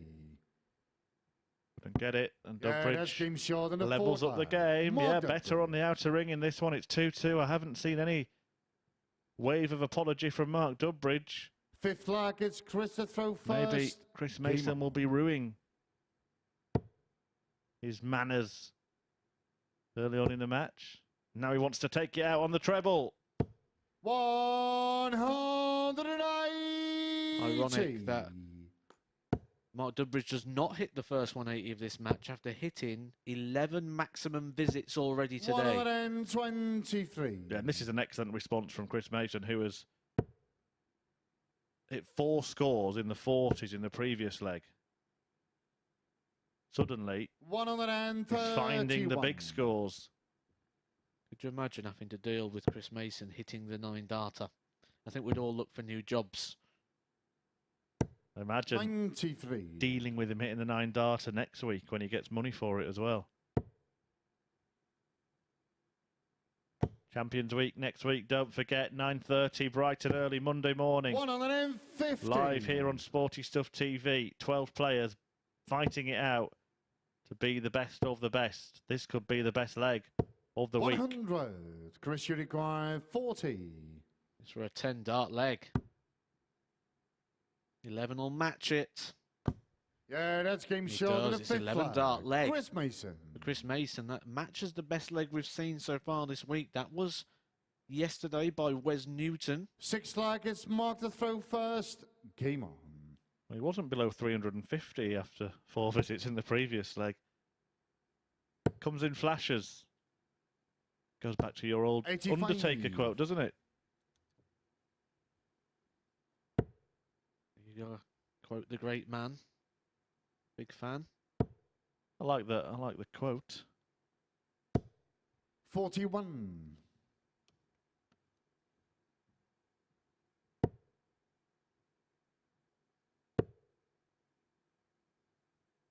Actually, probably one of the 99. few wrestlers that I've heard of, the Undertaker. So he must have done something right. The one that surprised me actually when we was in lockdown during the COVID times. I did an 141. episode of Talking Bull with Glenn Durant, and one of the questions was name as many wrestlers as you can in 30 seconds. I thought, I've got this one. And he reeled loads off, and you wouldn't think Glenn Durant would be a man who knew like 20-odd wrestlers. Yeah, man of many interests, Glenn Durant. You'll be interested in watching these lot. 85. Mark, you require 137. Produce some decent darts at times. Dudbridge is now averaging almost 94 in this game, having hit his opening maximum and taken his tally to 11. for the day. 5 off 97. that daily record, remember, that he's now chasing. And looking to respond to Mason's 11 darter with a 13 dart leg of his own. 58. Mark, you require 40. Yeah, that's game short in the 6th leg. And this one goes all the way. It goes all the way with Chris Mason having the advantage of throw. 7th and We've final seen leg. plenty of It's breaks of throw Christopher today. That first. doesn't necessarily Game on. mean too much in this group. We're just looking at Chris Mason's results over the course of the week so far. It was a 4-0 win against John Walton yesterday, a 4-0 win against Gary Robson yesterday, and then a 4-1 win against Gary Robson today. Any match in which his opponent has got a couple of legs against him, they've gone on to get all 4. As if he lacks that little bit of bounce back ability at the moment, but that comes 83. from playing regular, playing competitively regular. Well, also, this could be a turning point, couldn't it? If he finally wins at a close battle, that might even do him more good than the whitewash wins 93. that he's already got under his belt. Well, it's almost like you're suggesting very mildly there that we've got a touch of the Rocky Balboa quote there. It's not how hard you can hit, it's how hard you can get hit. 96. Because he was hitting hard yesterday. He wasn't getting those results. Has he managed to weather a bit of a storm here? But he reigned in the Battle of Bristol.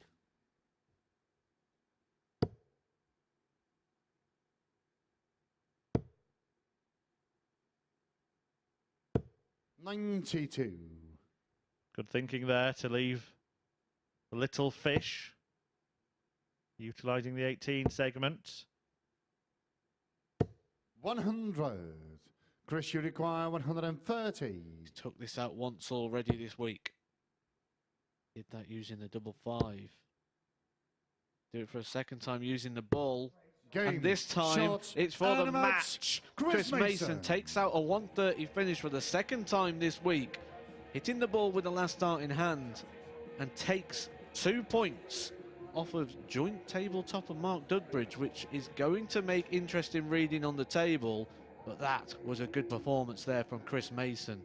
Nothing to split him on the 180s, not much to split him on the 140s, not much to split him on the doubles, but Chris Mason got the most important one. That was the last one, and he takes the victory 4-3. Coming up next, it's Tony O'Shea versus Wes Newton.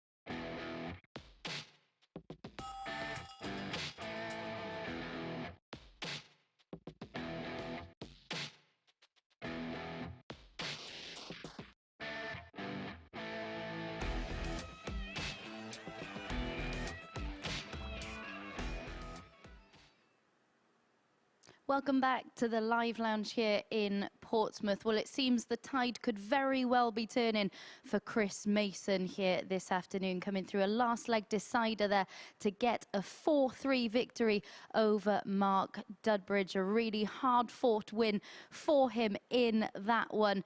Of course, a 57% checkout success in that one. He took out tops for a superb 11-dart leg, did Mason, in that one, matching the best we've seen in Group A this week.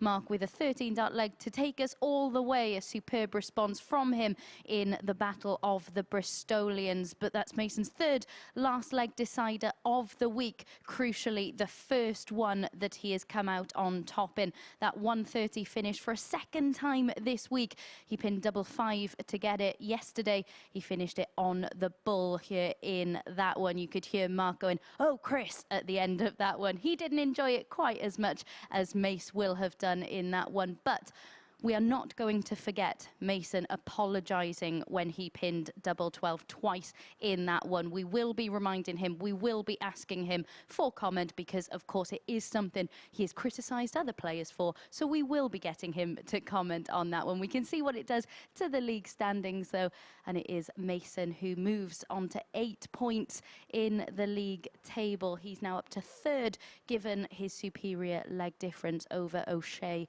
and Robson, who are also on 8 points. We've got Tony O'Shea against the top of the table, Wes Newton, coming up next. O'Shea has had quite a bit of trouble on the outer ring, hasn't he, in his last 2 matches? 16 darts missed at double in those 2 matches. His last victory coming in his opening match, and our opening match of today's session. As for Wes, he's won 2 of his 3 matches today, and he was the 4-1 victor in this fixture yesterday. Will it be similar, or will it be revenge for Tony O'Shea to get him back on track in Group A? Let's find out in the company of the lads in commentary. I was about to say it's tight at the top, but it's tight all the way down the table. 2 points separating P1 Wes Newton and P5 Gary Robson. Tony O'Shea also on 8 points in 4th place, behind Chris Mason on the same amount. Mark Dudbridge on 10 as well, as we just saw there. John Walton cut adrift at the bottom of the table. But Tony O'Shea seems like he is the one potentially on the slide. We've been looking at his performances today, and it hasn't made good reading, apart from that 4-1 win against Mark Dudbridge at the start of the day. Since then, O'Shea's level has certainly dropped. Defeats to the bottom 2. And it's the manner of those defeats, isn't it? Just a 69 average in his last game. 75 in the game before. So he's on the slide. First leg, it's Tony to throw first. Game on. Expression earlier, greased up man on the slide. Sliding down there very fast. Obviously, really struggling. 140. But that's been the thing, hasn't it? We saw in the start of the last match. I think he hit a 1-2-5 and then sprayed the darts around with the second visit. It's inconsistent, not 60. just game by game now, not just leg by leg, but visit by visit for Tony O'Shea.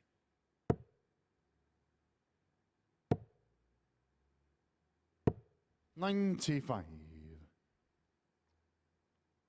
He's the sort of player that relies a lot on feel. So if that feel and that swing and 60. the turn and the twist, and if all that can go in sync, he have a very nice looking, smooth, silky action. Yeah, when I was a 60. nipper, I used to really love watching Tony O'Shea. I still do. Obviously, he was on song more often then than he is now. Just such an easy on the eye type of throw 100. when it's going well. I often used to compare him very similar to a bit like a Wayne Mardle, just because that little turn in the wrist as the dart comes back. 100.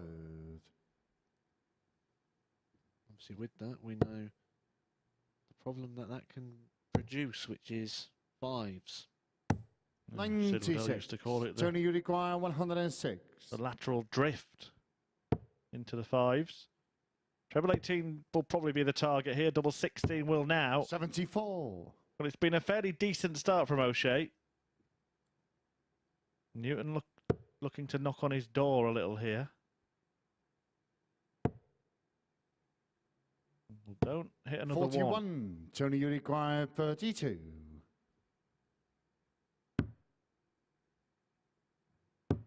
Yeah, that's game short in the first Yo, leg. Tony Gets over O'Shea. the line a lot quicker than he has been when he gets to the outer ring.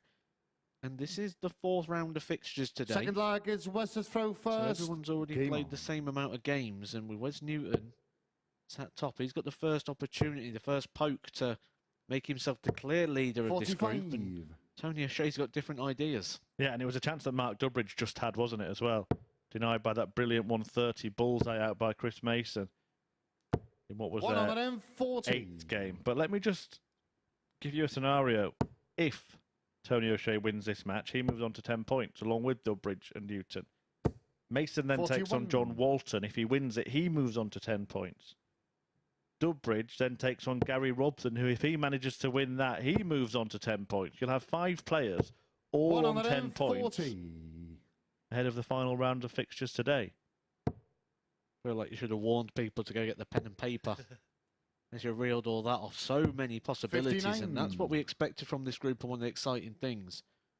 We've seen in the past this Group A get walked and ran away by one leader. Last week was a classic example. Daniel Closer was so far ahead that the leg difference was the incredible stat. He was the only player at the end of the group that had a positive leg difference. Plus 29, everybody else on minus. Certainly not going to get that this week. I think it's going to be tight. And I 121. wouldn't be surprised to see 2 players end on the same points, and it will come down to legs in that situation. Legs will be the first thing that separates the 2 players if they're level on points. We just saw again there Tony O'Shea go down for a 19 to leave 162. Tut, Tony. 34. Tony, you require 102. Still on, but doesn't have to. 38. I do wonder when referees are the best counters around, aren't they? I wonder when they stood next to the hockey, seeing players miscount so often, if they're just like itching to... You know, if you just go for a treble 20 there, or you went for the 18s, you would have left Tony, to finish. You require 64.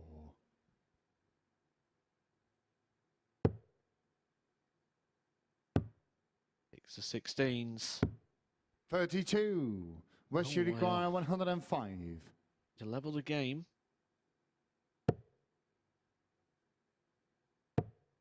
Tops. 65. Tony, It's you for a require break. 32. He does favour tops there, but there's a lot of metal around. A lot of distractions for Wes Newton. It's a clear bed, or was a clear bed for Tony O'Shea, but he's used the guide, and he's halfway there. I suppose it's quite hard for referees as well, isn't it? Because a Third lot of the leg, it's time, Tony or to certainly as throw a player, first. you don't actually Game ever on. do the maths. You're not counting, you're not working it out, adding it or taking away. You just know the patterns of play. And I suppose it must be awkward when you're expecting a pattern of play and then someone goes and throws something 100. completely wrong, and you then got to start working things out and adding things up. Yeah, I think they are one of the most underrated aspects of the game, 100. referees. It's a really tough job. And you've got to be a very special person to be able to do it.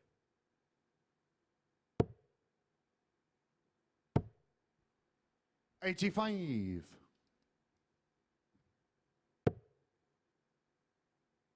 It's a massive improvement from Tony O'Shea. Now, the numbers might not sound 58. that much when you say, like, an 82 average is better than the 75 he produced earlier or the 69 he produced earlier. But actually, the difference between an 82 and a 75 is massive. 40. The difference between a 69 and 80 is massiver.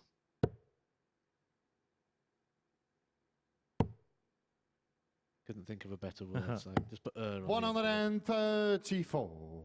Enormous. Enormous, bigger than massive, though. It's certainly not bigger than massiver. What's enormouser then?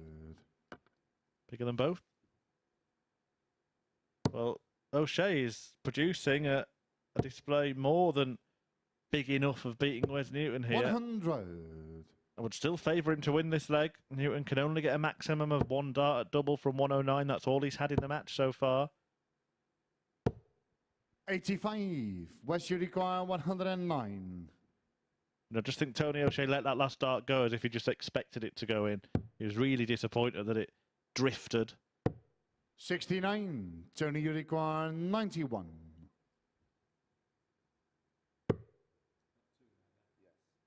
Tried to use the ball there, going a safer road to guarantee himself a shot, and ended up missing the 25. 24. So Wes Newton West you require for 40. tops to get himself back in the game. 20. Tony wasn't looking, but he's only Tony left himself requires 67 here. 67. Sometimes the safe route can actually be a dangerous one. Say in football, don't they? The sure way to get injured is to pull out of a tackle. Well, this would rectify the situation game for short old of the third Silverback. leg. Tony O'Shea. And there we see the old Chris Mason apology. Forward leg is West to throw first. Game Is that on. the new name for the apology? Is it the Mason? Yeah. 83. We all know that it's sorry, not sorry, isn't it? When players do that. It's the same with the handshake, isn't it? One of the most common things that people say when they shake your hand is all the best. And that sends off a trigger with me. When anyone ever says that, I think, well, you don't want my best. You want me to come up here, play rubbish. You turn around and go, oh, you didn't really perform today, did you? What a shame. Yeah, should really shake your hand and say bad luck. See, I like the expression good luck. Because 100. you're wishing them luck. Like, you need luck to beat me, rather than... Is that what you say? Against the right opponent, yes. There's always little 83. wins to be had around in certain places. Be interesting. There's more to this game than just throwing the dart, ladies and gentlemen. 60. Giving away some of my secrets here, aren't I?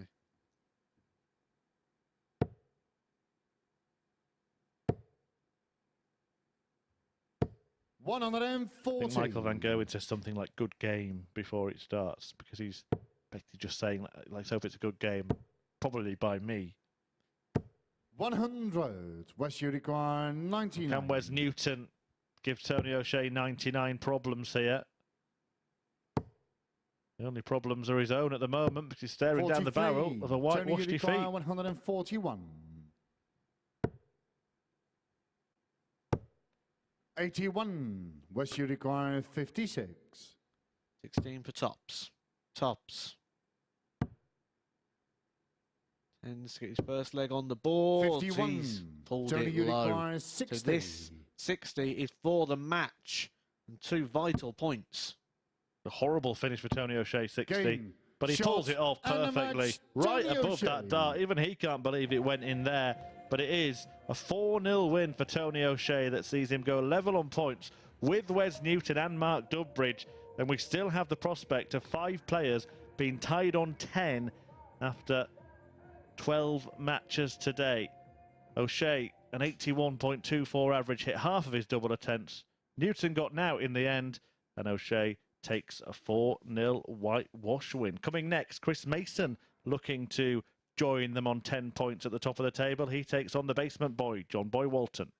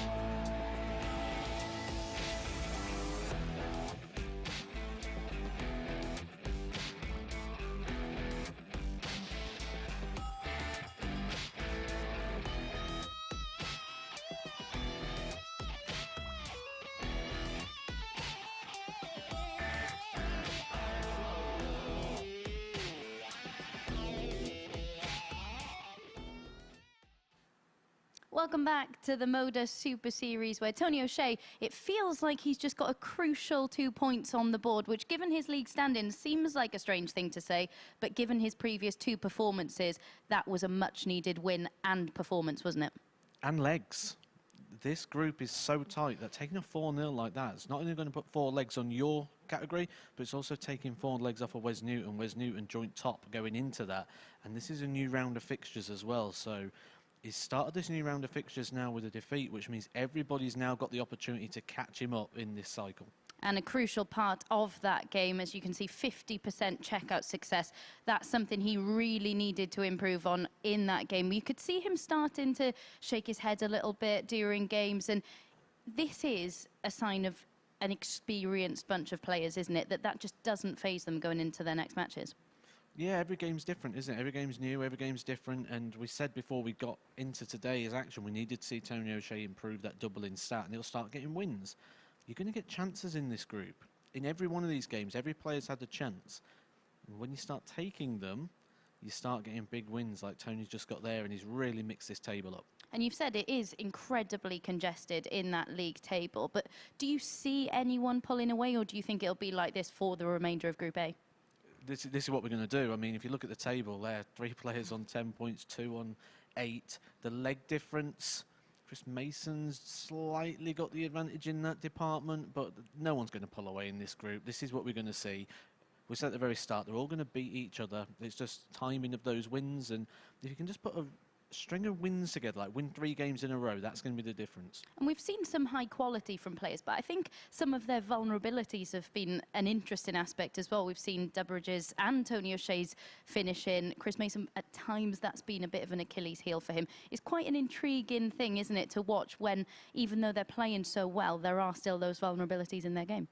Yeah, they haven't lost the ability to throw quality darts and play at the very, very best. What they've lost the ability to do is do it all the time and to the level that they once was. That's probably come down to a bit of age, maybe not practicing as much, certainly the competitive side. That's probably the thing that's, at the moment, why Chris Mason's playing well but not converting them to the amount of wins that he should be getting for the level of performance that he's showing. Just being out of that sort of swing of the game. And he's got John Walton up next. This was where he was at his most clinical and convincing yesterday. Do you see it being the same here today? Yeah, from what we've seen so far, it's looking like it's going to go the same sort of way in this one. And yeah, I think Chris will get this quite well. Say it quietly. Right then, do we have our very own Paul the Octopus in Matt Edgar? We are about to find out in our next match. Let's hand back over to Chris Murphy. Well, we can only go 7 legs in the race here to 4 between Mace and John Boy Walton, and it looks like Mason has awakened in terms of getting those wins that his performance has deserved, as Matt rightly said there. Something that we thought must turn and has turned, starting to get that bit of better luck as the day goes on. But you would say that defeat here, and it would be good night, John Boy. He's bottom of the table on 4 points, and everybody starting to pull away. I said earlier to Mr. Edgar alongside me that it looked like a group that could become a group of 4 and a group of 2. It could actually be first game on. A group of 5 and a group of 1, featuring John Boy Walton just doing his own thing, languishing at the bottom of the table like an already relegated football team, just fulfilling their fixtures. Mason looking to compound the misery here and, for the first time, go top of the table. It's probably a feeling you're quite used to being a Sheffield Wednesday fan, isn't it? Seeing your team lingering around the bottom to get relegated. Well, thanks for that. 3rd place, I'll have you know. Have to have been relegated 2 seasons ago. Again. 123.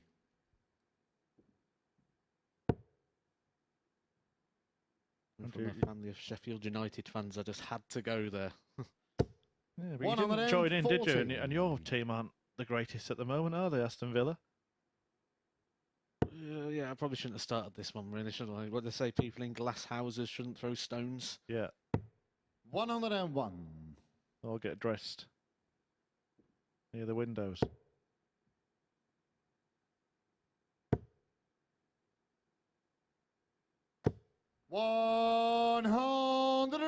Chris Chris Mason is throwing everything at John Walton, just like he did yesterday. Looking for another 11 darter here.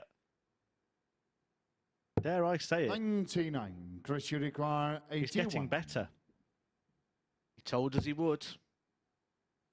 I mean, he tells us a lot of things, but this is one thing that...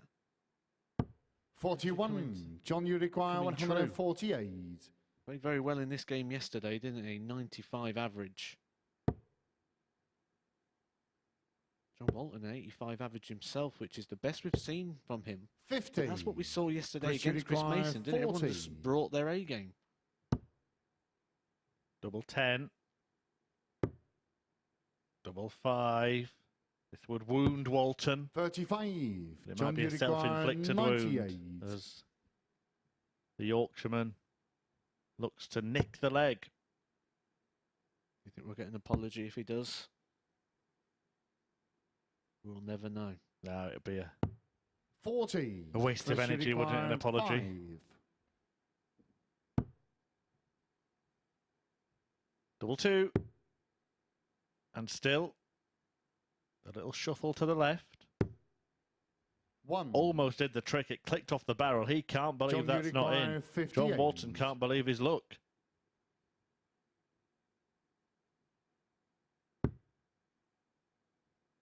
It's 2 11s. Went for 18 for tops. He tried to play it safe. Went for the big section of the number because he has been missing the big numbers. He ended up slipping in the double. So 2 11s. Yeah, that's game short than the first Easy lap. as that. John Walton. Saying earlier that double 11 is actually a nice double for a right-handed player. Actually Second quite leg hard is to miss Christopher as long as you get that first. Game on. left and right bit, right? You're going to easily find it in the double. Yeah, there was a little wry smile from Chris Mason there. That's a feeling he's been 97. familiar with over the course of the last couple of days. You won't believe this, but I actually saw John Walton smile once, you know. No, I'm joking. He didn't. I'm going to say, what, do you find a pound coin when you left there yesterday on the 97. floor? Yeah, it is a bit of a myth, that tight Yorkshireman thing. Shouldn't be saying things like that.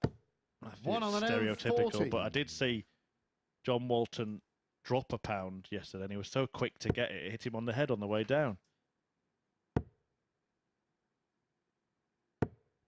83. I often get accused of being tight myself. 58. The missus all over me on that one.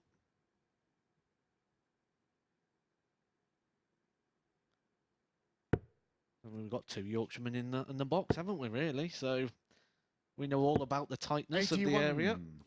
Yeah, it's amazing that we're actually using so many words. You'd think we'd keep them to a premium. I think some of the viewers might wish that as well. 174. But no words needed for that.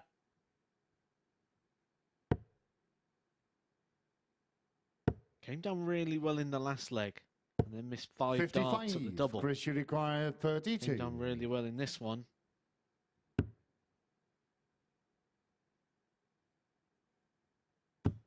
Yeah, that's game Misses short the in the one second dart at the lap. double, but the Chris most important Mason. thing is he hit one this time. And he levels up the score. It's a holder throw. Chris Mason, Third leg is John the One throw apiece. first. Game on. John Walton.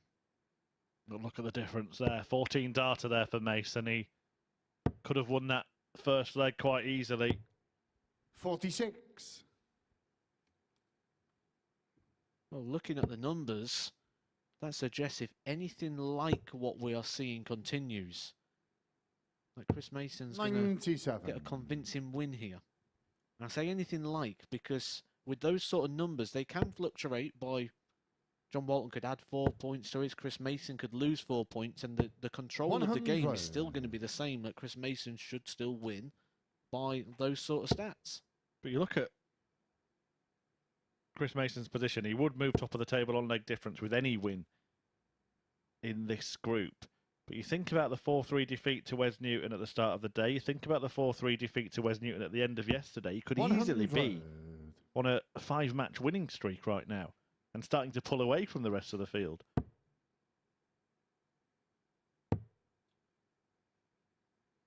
think it would be 46. all things fair and all things right if Mason was up towards that top position by the end of the day. He has been the best player. 140.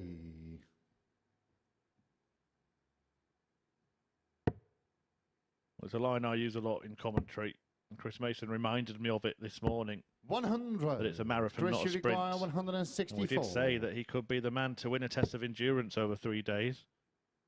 Leading after 2 days would put him in an excellent position to do that. 86. So much in his favour. Didn't know exactly how well he would play. I admitted in the YouTube show we did at the start of the day that I didn't expect him to play this well. 83. But I did think he was the one that would cope with the 3 days the best. And he is the one who knows everything about the venue, the arena. Should be comfortable. Yeah, that's and he's comfortable in this match now because that's a breaker throw to give him a 2-1 lead, and a convincing win may well be incoming. Forward leg, it's Chris to throw first. Game on. Sort of feel if you're sat in those positions for coming into this in Thursday and Friday, you're probably wanting Chris Mason to win this group and get out the way of this because 95. consistency. Yes, we've seen really good performances from other players at times, like Mark Dudbridge ending yesterday with a 93 average. But Chris Mason has been the most consistent and 100. has also shown some really good A-game darts at times. A 95 average in his victory over John Walton yesterday. 95 average in his 4-1 victory over Gary Robson today. 136. He had a 94 average in defeat to Wes Newton yesterday, 4-3. So he can hit those sort of mid-90s, which are going to be competitive against anybody. 100. Just wants to brush John Walton aside from here. Walton has been a bit of a whipping boy for most of the group. Remarkably, his 2 wins have come against 80. a couple of the players who do share the lead in Mark Dudbridge yesterday and Tony O'Shea today. 60.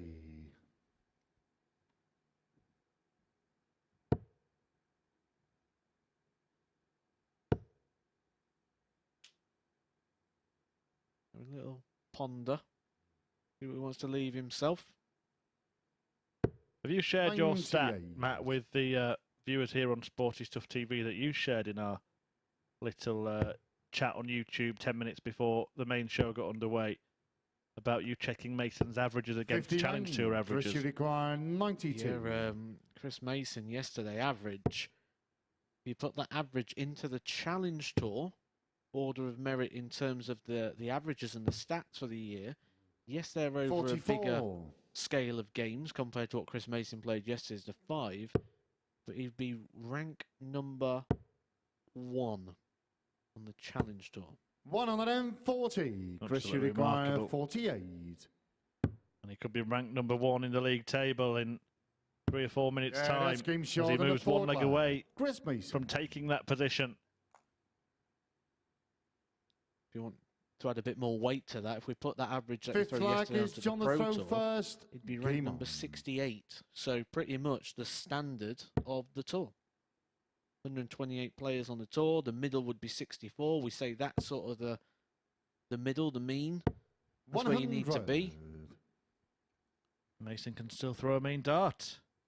And the big one is the World Seniors, where you called it quite early yesterday that you felt that it was a kind of form that would win that 100. tournament. World Championship in Feb. There are 4 televised seniors tournaments next year. John Walton appeared in the first World Championship. He got wins against Les Wallace and John Part before 60. being beaten by Terry Jenkins. And his averages were in a similar spot to where they are now. Mid to high 70s at the Circus Tavern. Gotta say, Mason 60. would be going deep in that event. Obviously draw dependent. There are some real big hitters in that. Robert Thornton, defending champion. Martin Adams. Look what he can still do. 100. Yeah, and of course Phil Taylor, who managed to make it to a couple of finals in televised events last year, but without success. WorldSeniorsDarts.com, the place to go for all info. You can book tickets there or via dartshop.tv, the same place that you can get tickets for free for Saturday night here at the Super Series. There'll be a drink on the house on arrival as well. 85. John Walton will be applying if he doesn't make it. He might be a really generous chap. We're just completely stereotyping the Yorkshireman here. 125. John, you require 156. He's been generous in the chances he's given to Chris Mason in this match. Can he snatch one away here? Another. Oh, yes. Double 18 for a blockbuster. 138. It might be bust instead for John Walton. Let's get it wrapped up. Tops. Good dart. 75. That would have been John, for you the require points. 18. That would have moved him from the bottom end of the table right up to the top. Walton choosing to split. He does like double 4. 14. But he fails to find it. Chris, you require 20. And now Mason has the chance. And Game, things have turned shot, around for and Chris the match. Mason, who's been Chris producing Mason. the best standard in the field, and suddenly he leads the field. It is congested at the top of the table. Now 4 players on 10 points, but Mason with a superior leg difference, helped by that 4-1 win over John Walton. Another average well into the 90s there from Mason. I tell you what, he's looking $1 million, and he might be earning a few £1,000s at the end of the week if he carries on playing like this.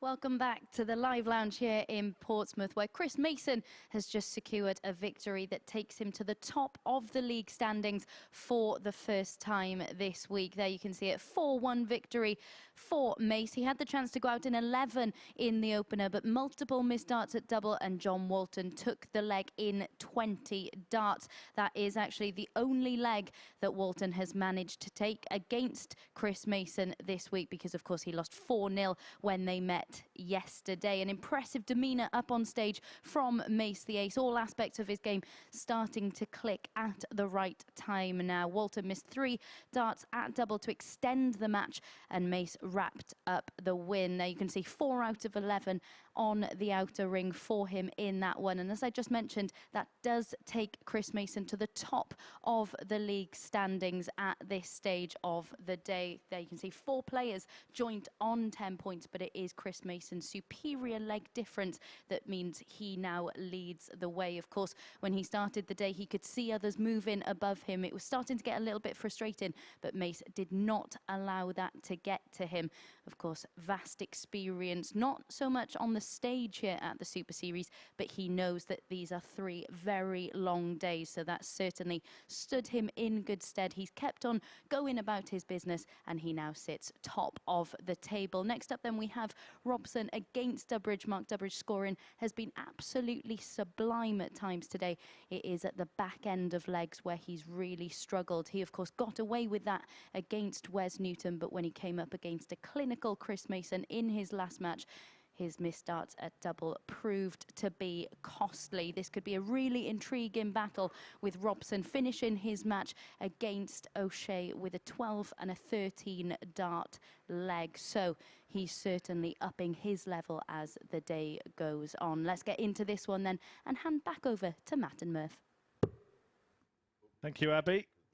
And we do have a scenario where all of the top 5 could be on 10 points after this match, with 3 games left to play today and then another 15 tomorrow, 5 each. Gary Robson needs to win for that to happen. If Dudbridge gets a job done against Robbo here, then he will move clear at the top of the table. At the moment, sitting in 4th because of an inferior leg difference. He's on +3, 2 behind O'Shea and Newton, 6 behind Mason after a very convincing win against John Walton. Very interesting to see if Robbo can get this done, and I think the analysis from Abby was totally correct, that Mark Dudbridge has been absolutely exceptional in the scoring stages of legs, but his doubling has been troubling, Matt. First leg is Exceptional, going like to you throw say, 7 first. 180s in Game on. one game. That matches the record that we've seen here, matching Josh Payne's record. 11 180s throughout the day, and also a 177. 83. So 12 maximum visits so far for Mark Dudbridge, and this is only his 4th game of the day. He'd be happy with that sort of return after the whole day. He had 10 on his first 2 matches. 100. Someone said to you at the start of the day you'd hit 10 180s or more. You'd pretty much expect that you'd win most of your games, wouldn't you? 140. It almost was more, but it's back-to-back 140s for Dudbridge at the start of this one. Thing Mark's got to be careful of here, also his legs. 96. So you're on a +3 legs at the moment, where Chris Mason is on +9.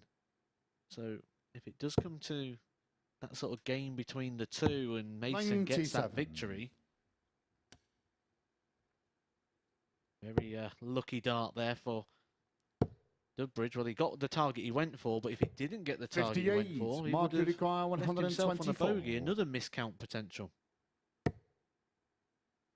Doesn't get the target he was going for there, which means he won't be going out, and it allows Robson a chance at the biggest finish of this group. 92.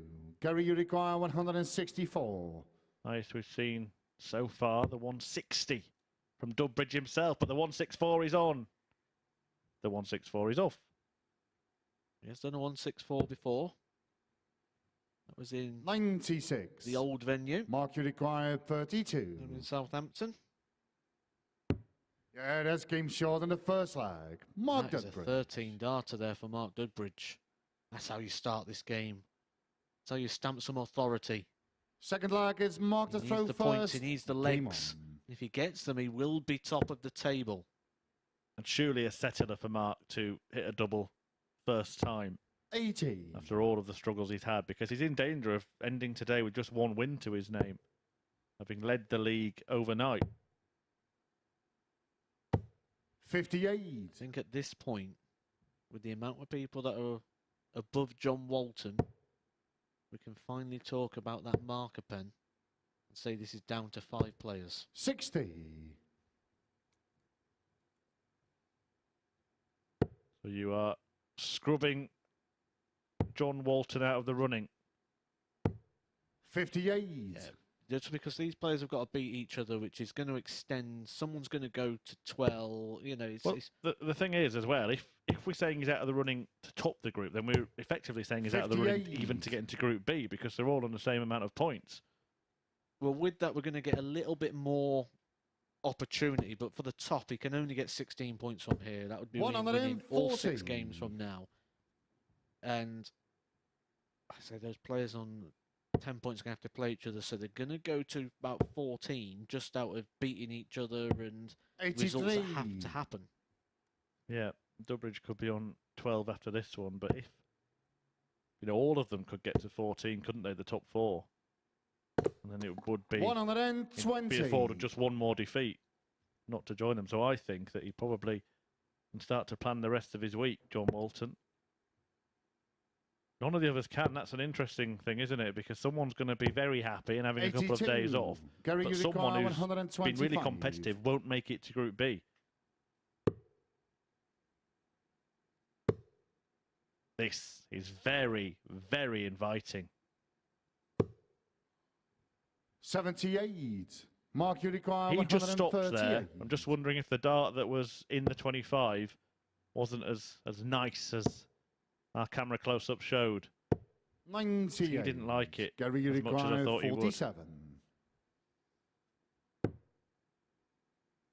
16s for a level game.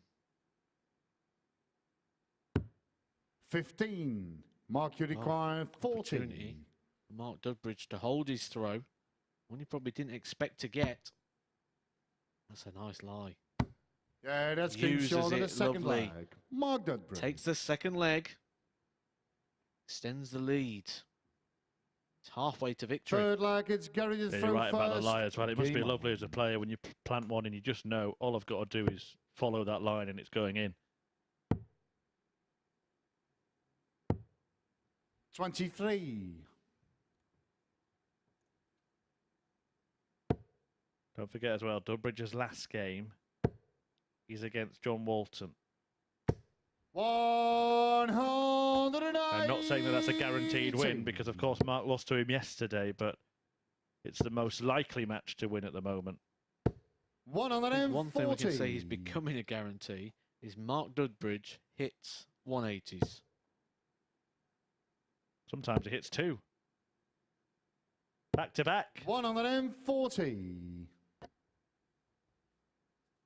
This is a good performance. Average over the 100 mark here. 26.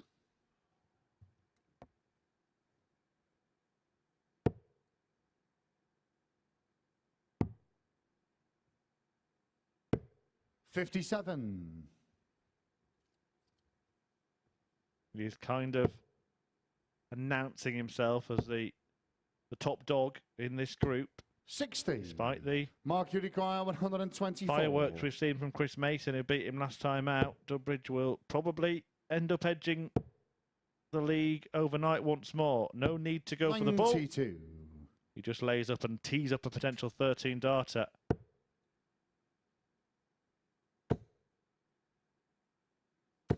140. Mark, you require 32. The rules have been a bit of a problem for him today. They haven't been in this game so far. He's had 3 and hit 2. 24. He's just missed 3. Gary, you require 112. Normally it's 3 in hand that we tend to find has been a bit of a problem for him, hasn't it? The combination shot seems to be okay. 60. Mark, you well, he's require got 3 in hand again. 8.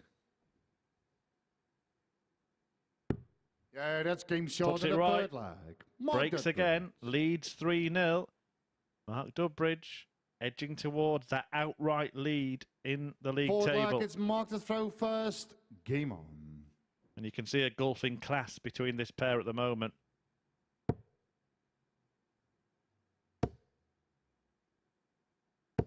$140. You've got to think with this sort of return to camera 65. darts and sort of the main competitive darts, that once he's played for a little bit longer, he's got to be a contender for that World Seniors title in February, especially with 125. treble hitting like that. So I feel that World Seniors title is going to be highly competitive this year. A lot of interesting runners and riders. 100.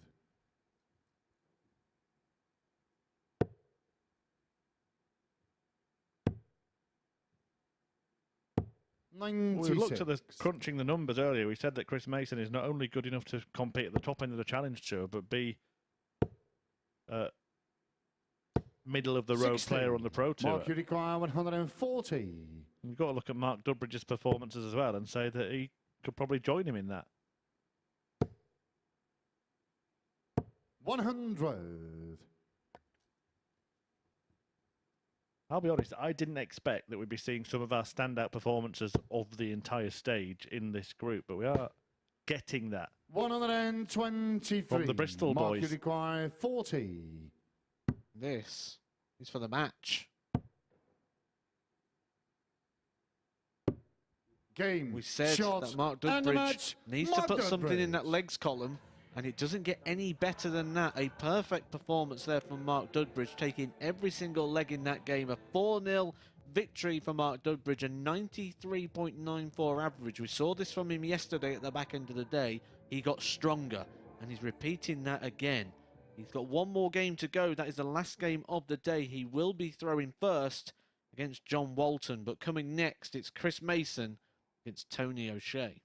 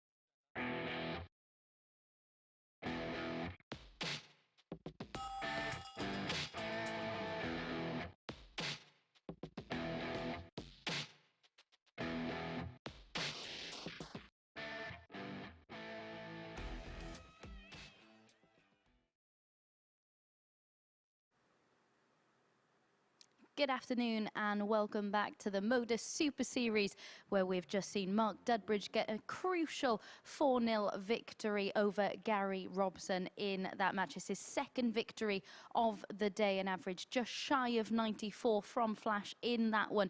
He looked a lot more comfortable, and that victory was certainly a lot more drama-free than his first of the day, largely thanks to a notable improvement on the outer ring for him. 40% checkout success in that one. As you can see, Robson just having 3 darts at double in the entirety of that match. So then, as I said, it's a crucial victory and a crucial leg difference for Mark Dudbridge, getting the 4-0 victory in that match. We can see the table, it moves him on to 12 points and improves his leg difference significantly. But it is Chris Mason who still has the upper hand in that column. And it is Mace who's up next against Tony O'Shea. Of course, they're both looking to progress on to 12 points in the league table. Tony was the 4-2 winner when these two met yesterday, but Chris Mason certainly has the upper hand in this one today, given his form over the course of the day. And to be honest, we don't really know what to expect from Tony after his performances today. Some he's been clinical on the outer ring, and some he's just struggled to find a double. So it is Mace who has the upper hand, but which Tony will show up for this one? Let's find out in the company of Murph and Matt. Thank you. Yes, the ace looking to make it 4 of a kind here at the Super Series. Mason has won his last 3 matches after what could have been a gut-wrenching defeat to Wes Newton in a similar fashion to the way he lost at the end of yesterday to the Warrior. But we said at the time, it's all about keeping calm and carrying on, and that's what Chris has done, and he's maintained that superior standard to anybody else in the group, averaging more than 90 for the entire group, Chris Mason. And a win here would see him temporarily go back to the top of the table, level on points with Mark Dudbridge, who would have that game in hand over John Walton at the end of the day. And Wes Newton taking on Gary Robson could also be on 12 points. So a really important match for the pair of them, but it looks like the luck has turned for Chris Mason. First leg, it's Chris's throw first. Game on. And maybe we'll end the day actually feeling like he's got what he deserves. And I still think that when you look at the 2 days overall, he could still feel a little bit aggrieved that he isn't further in front. Yeah, I think after having a good day yesterday, we then start asking questions, don't we? And the questions are, can he repeat that? Can he continue that? Or was that just a day? He's certainly shown today that he can repeat that. Abby said at the start, like, we don't know what to expect from Tony O'Shea. I don't think Tony O'Shea knows what to expect. You can see it. It's written all over his face when he's playing these games. He doesn't know what's coming. 100. But to open a game, we are 180. I'm back, he's thinking. I'm back. 60. And suddenly, he comes up dry once again.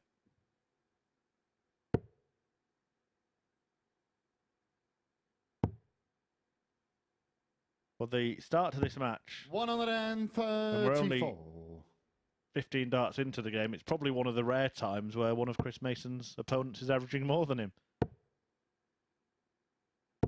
140.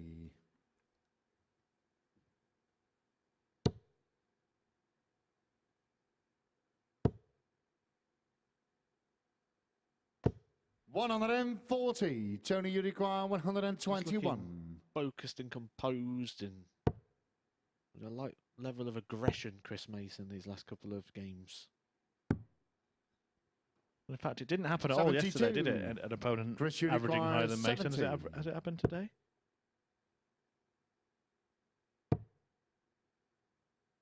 Double top to take the first leg. Yeah, that's getting short in the first leg. Despite Tony O'Shea throwing that maximum at him in the first visit, Mason still takes the first leg. Yeah, his last game he won 4-3 against Mark Dudbridge. Second leg, it's Tony to throw he did first. that 130 for the match on the bull. Mark Dudbridge, 94.04. There we go, just the one time, and ironically, 95. he got the win. We say it can't continue. Couldn't continue, and it didn't continue. Something had to change. 96. I think we're going to hear from Chris Mason with Abby after this match, if he wins the match. It will be interesting to see how he's feeling right 21. now, because I think that another aspect that has been impressive has been the mentality. As I said, those 2 4-3 defeats to Wes Newton at the end of yesterday, the start of today, could have crushed Chris.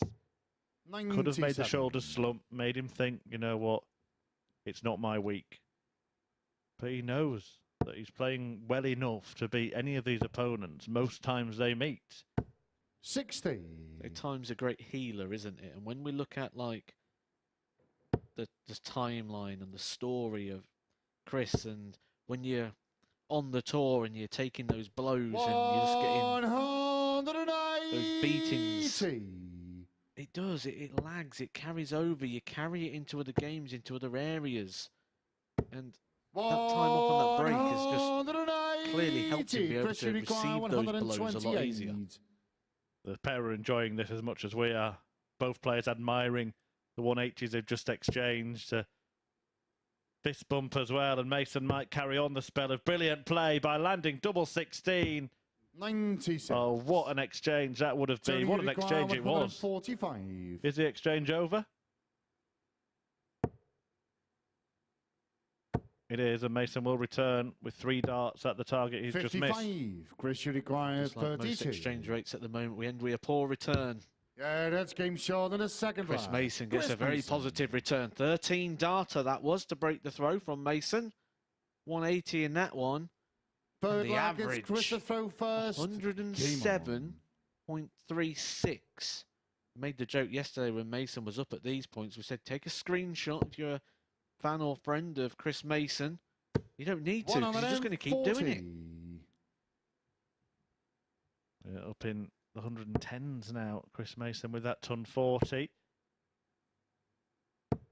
60. He'll be a very happy man if he manages to close out the day with back-to-back victories by 3 or 4 legs.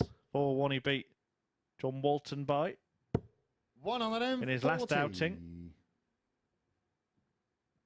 We are starting to move towards record heights.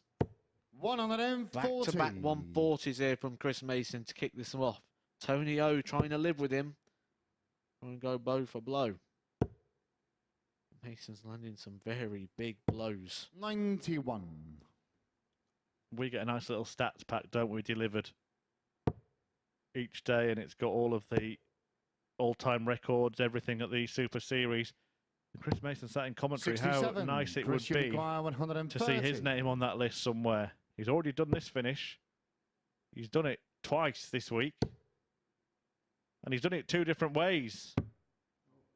No score. And now, well, he's got the 130, but he's still got 130 because he's busted his score. There's no master out in this, Chris.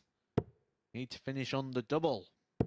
94. That Chris require average will take a 130. busting off the back of that. Trying to get over that. And trying to get over the mess at the end of that last visit, which was perfect up till 58. then. Just pulled Tony the dart. require That is 140. a danger, but not something you see very often. We'll have another crack at this to get this one wrapped up. 60. He missed Chris the dart to do it in requires 12. 72. Gonna get 2 more darts. See it off in 18. 60. Tony, you require Hands a 80. chance to Tony O'Shea. Hasn't had a dart at double in the match yet. Tony O'Shea, despite a couple of maximums. 60. He got pretty Chris close, require 12. but not close enough, and Mason has the chance to pull away even further. Yeah, that's game short and the Gets third over the line Chris in the Mason. end. Could have gone out in 12. He went out in 19 in the end because he bust that 130. Going for the double Forward 8, pulled lag, it it's down Tony into to the throw 16s. first. It was right in the Game corner. on. Wasn't a terribly thrown dart, but it was a terrible situation that it caused. It's been a really interesting couple of days 81. just watching Chris Mason alone because nobody knew what to expect from him. We had a few glimpses in the events that he played in the seniors 100. qualifying events, etc. But all of the other players have been playing pretty regular stuff. Chris Mason, an unknown quantity in a weird way for a 100. person so well known in the game. But he's shown a level that is going to be really competitive in any stage of this sport, whether it be here at the Super Series, on the Challenge 140. Tour, on the Seniors Tour, even on the Pro Tour. Absolutely. We say about that mess he's made in that last leg, but he's still pushing the 100 average here. In his last game, we were 93. Another 94 today as well. 97.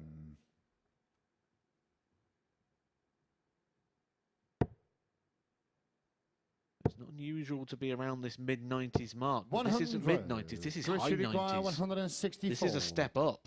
He said he'd get better as it went on. But he can't wait for tomorrow. 100. Tony, you require 120. Shanghai to survive for now. For now. 100. Oh, again, he's Chris, just you underneath. requires And that could be that. 64. This is for the match. This would be a big scoreline. Chooses to go on the 16s. 32. Offers Tony, you Tony O'Shea a require chance to get his 20. first leg on the board. And the holder throw. Yeah, that's game short in the fourth leg. This will be Tony O'Shea. giving himself a little tap on the leg there. I was going to say give himself a little kick. The tap will do. Trying to G Fifth himself flag, up it's here to Chris get to this throw one done first. nice and early. Game on. You can get this done here. That'll be another +3 legs in the column of the legs. And that's a column at the moment he is really strong in compared to the rest of the table. 97.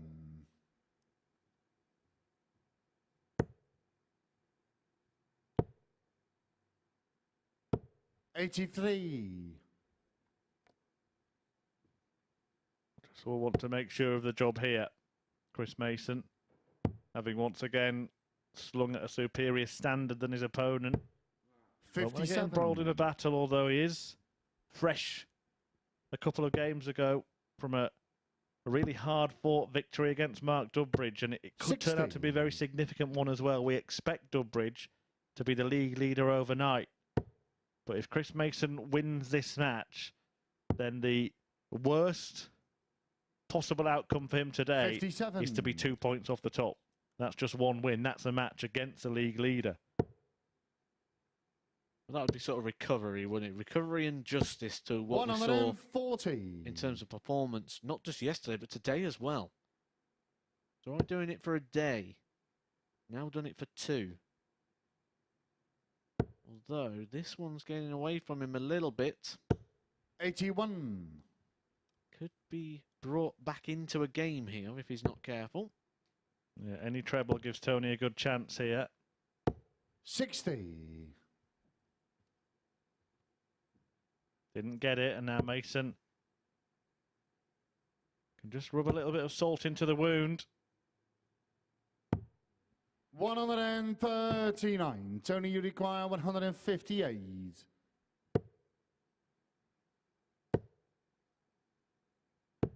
58. Chris, Took you the require 70 out 70. earlier in the match. Takes it out here with the end of the match. Double 8. 54. Tony, you Close. require It's 100. not in, which means Tony O'Shea has a chance to break the Chris Mason throw here. Tops. 10s. Oh, and he slipped in the 92. 6s. And that Chris, could you be require it. 16. Double 8 then to get the job done. Game. And it's another shot, win and a for match. Chris Mason. Chris Mason. A 4-1 success for the ace, who seals a fantastic day with his 4th win of it. A big hug for Tony O'Shea. Another average in the 90s for Marvellous Mason, who has exceeded even his own expectations over the first couple of days in Group A. He beats Tony O'Shea to move top of the table temporarily. Mark Dudbridge can knock him off top spot if he wins the final match against John Walton. Wes Newton can join the pair on 12 points if he sees off Gary Robson in the next match. I think we're going to hear from Mason talking to Abby after the break, but here in Group A so far, Chris Mason certainly has been the ace in the pack.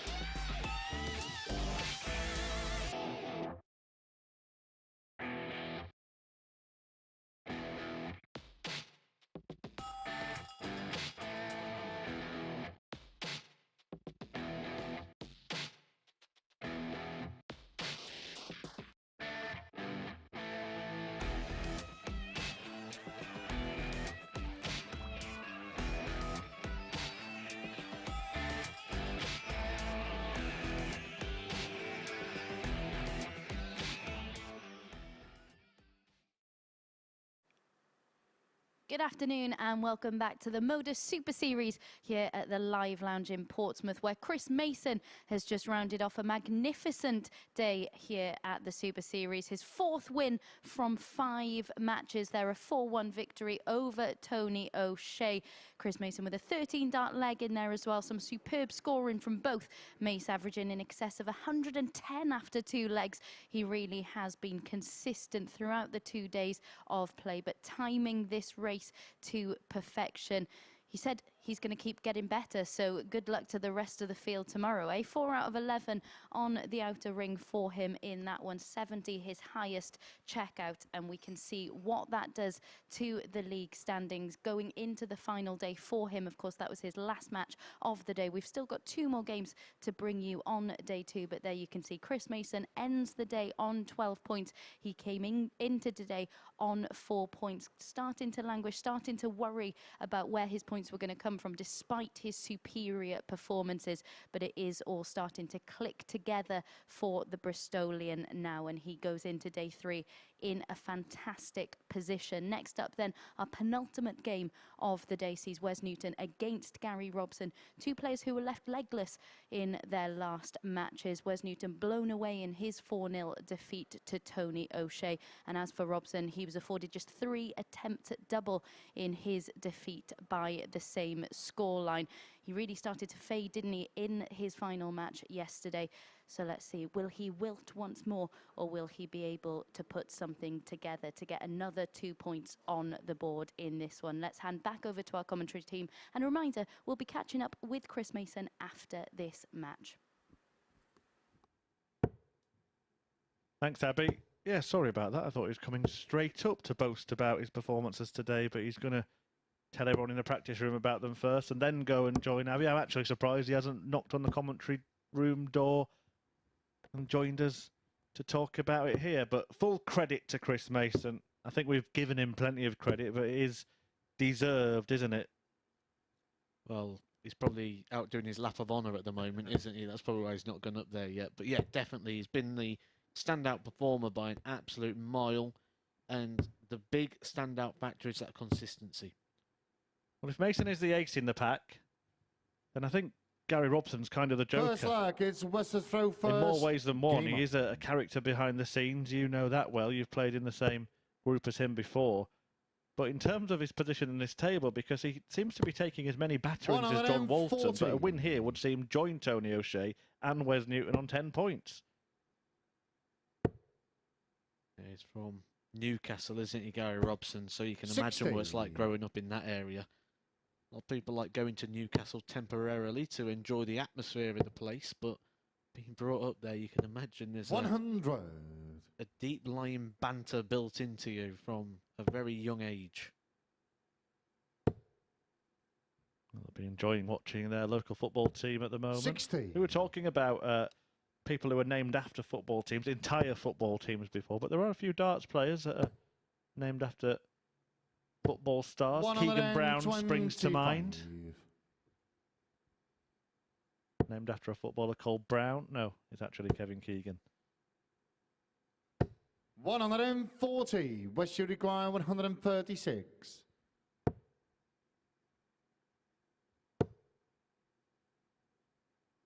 96. Winner of a Pro Tour title recently as well, Keegan Brown, and he was a player who was in danger of losing his tour card. It just shows that any given day everything can change. 41. West should require 40. We've seen that recently, didn't we? Nathan Aspinall about to drop out of the world's top 16, and now is pushing towards the very highest rankings. 35. Pushing himself into contention and certainly into discussion when we start talking about Premier League. Oh, we've got a fly.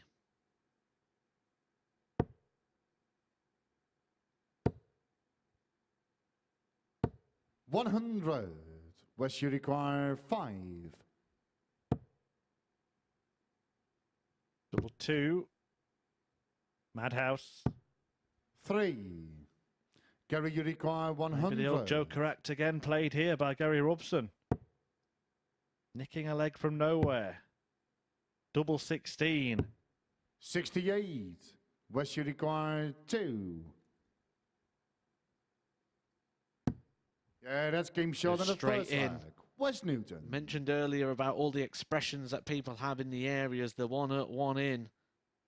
Got one sent in Second earlier, leg, didn't it's we? going to throw In first. Boltonese, Game apparently, on. which was one in the tyre, one in the wire. That was sent in by Paul Carr. A more exaggerated version of one at one in. 180. All 3 in there. 3 in a bed. Gary 26. Robson.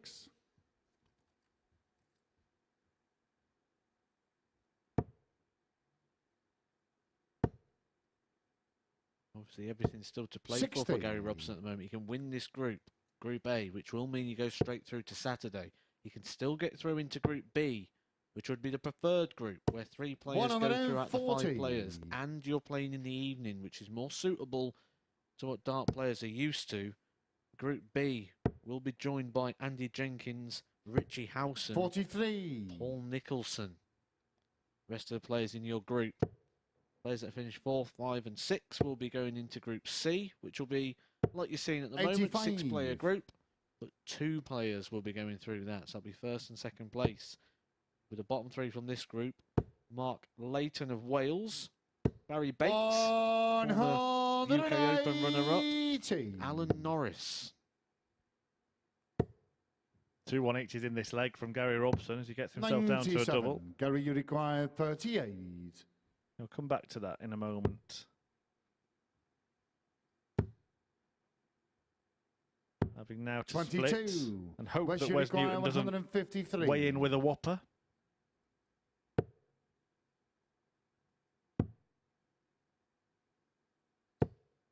$42. Come on, Gary, hit Gary, this you because I'm require preparing to put 16. Matthew Edgar on the spot. Can you find the spot? 8. You can't. West, you require 111. Took out 101 earlier on. 111, although it's 10 points more, is not really much of a different equation. It's still a treble, a single, and a double. 65. Gary, you require 8. Well, he keeps on missing, Yeah, but that that's looks like a game good short of the guide, and second Robson leg. does level Gary up this Robson. match.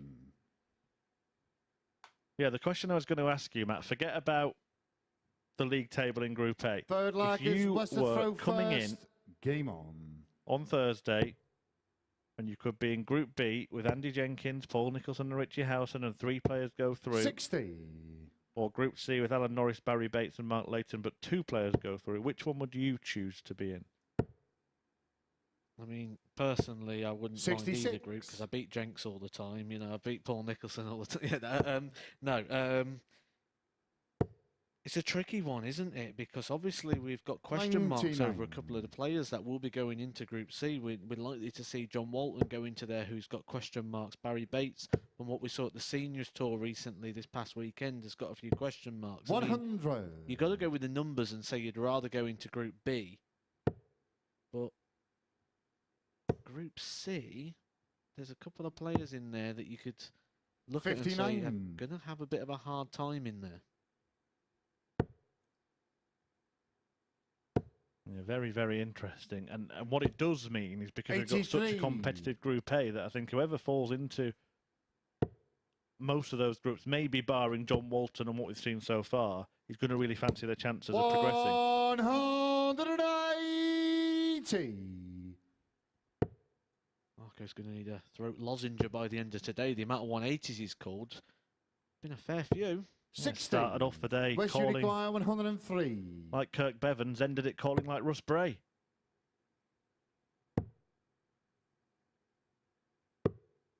$62.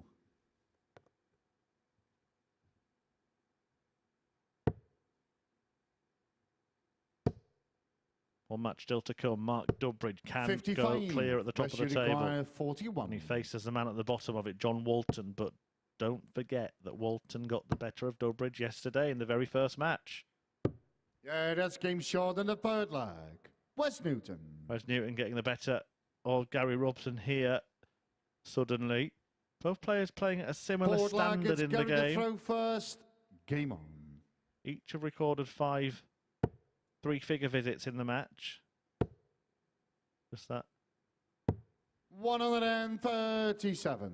One dart more hit at double, that's the difference, but that's all it needs to be at the end of the game. 59. Windbog's players are hitting similar things. What you don't get is breaks of throw. 100.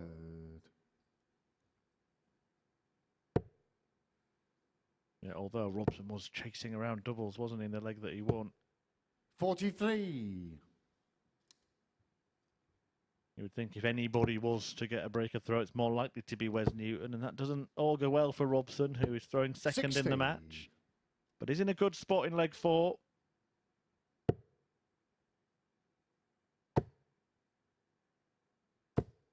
$140.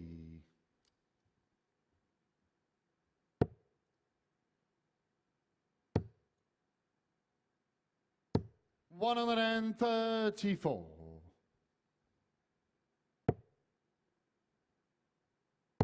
Getting to that point where we're about to hit the halfway point of the match and be none 59. the wiser in terms of which way this one's going to go. 70. Which, when we look at our last games, 4-1 Chris Mason over O'Shea, 4-0 Dudbridge over Robson, 4-1 Mason over Walton, 4-0 Tony 38. O'Shea over Wes Newton. We haven't had a close game for a while. Even before then, we've seen 4 other games go 4-1 today. We opened with 2 100. 4-1 victories, and then Gary, you Mason Newton require also got 32. 4-1 victories over Robson and John Walton in the middle part of the day. Yeah, that's game shot in the fourth. This one's all square. Gary Maybe it could be Robson. going the distance. We did have a little spell of 4-3s, didn't we? 3 on the spin, games 3 to 5. Fifth flag, Including it's that brilliant Western display throw from first. Mark Dudbridge Game when he on. hit 7 180s, a record equalling haul against Newton earlier on. If this one does go the distance, you would probably have to favour 33. Wes Newton, having got the throw. Now you see there's that little mark in the bottom of the treble 20. As a player, I love it when 97. things like that happen. And it's silly because they say, well, it gives you something to throw at. You've got the whole treble 20 bed to throw at. But it just gives you like a focal point. And it lets you pick out a section of the treble 133. rather than just throwing at the colour. So you see it as a help rather than a hindrance, because you do see some players who walk up there and pick it out. I would love it. If I could 100. put a mark like that in the treble all the time, I'd love that. Especially in the bottom of the bed where it's sat there. That little mark. Just saw Newton nudge it then with that 140. second dart. Yeah, I won't be surprised to see a few more trebles go in while that's still there. Well, it's disappearing because that maximum, 180. aided by the little blotch on the board, has actually split it a little bit. 52. But that is Gary, you require expert analysis by 124. Edgar, I have to say. Perfectly timed, wasn't it, to back up your point? The pair of them suddenly glued to the treble 20. 92. West, you require 143. It's the position of it as well, though, isn't it? It's nice, but the thing is, it's not going to stay there for long. You expect to see that get fixed pretty quick. 45. Gary, you require 32. Well, we said it might be Wes Newton who gets a break of throw, but Robson Yeah, that's keeps game playing shot that in the joker fifth card. flag. Gary And Robson. could really find himself in the hunt. He's throwing now for a win that would take him to 10 points, level with Tony Sixth flag, O'Shea it's Gary's and the throw man he's first. playing here, Game on. despite going into this match with a minus 10 leg difference, 15 legs worse off than Wes Newton. 85.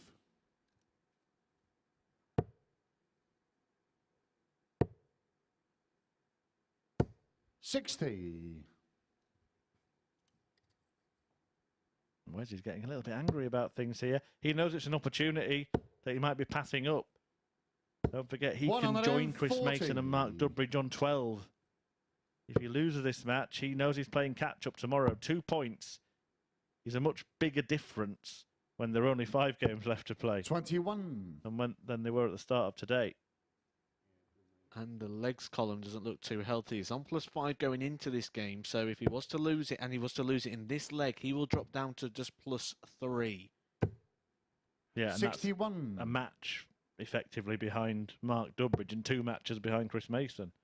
So he'd have to outdo them on the points category because the 55. legs, unless he beats one of those 4-0. Yeah, however, if Dudbridge wins the last match of the day, then he's already 4 points behind Mark Dudbridge going into tomorrow.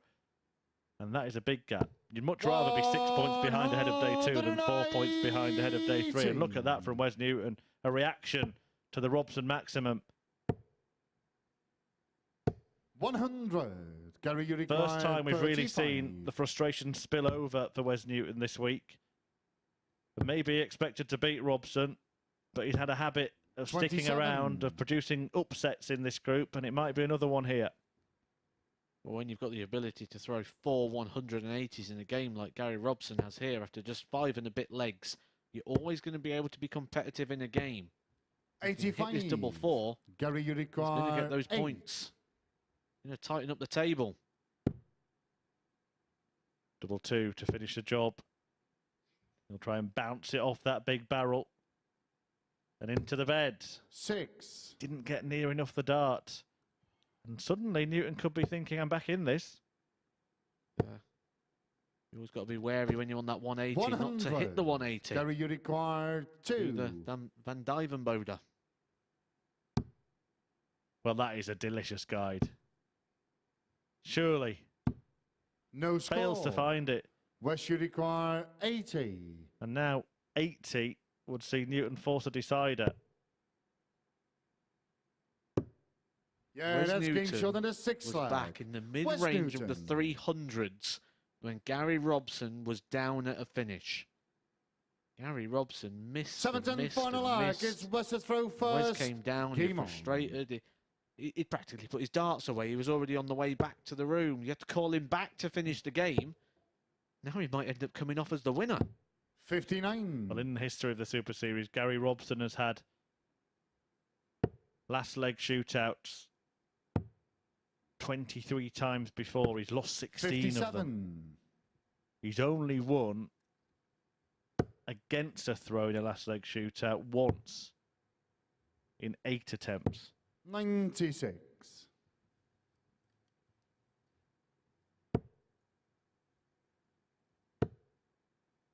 And it is starting to look like that run might 40. continue.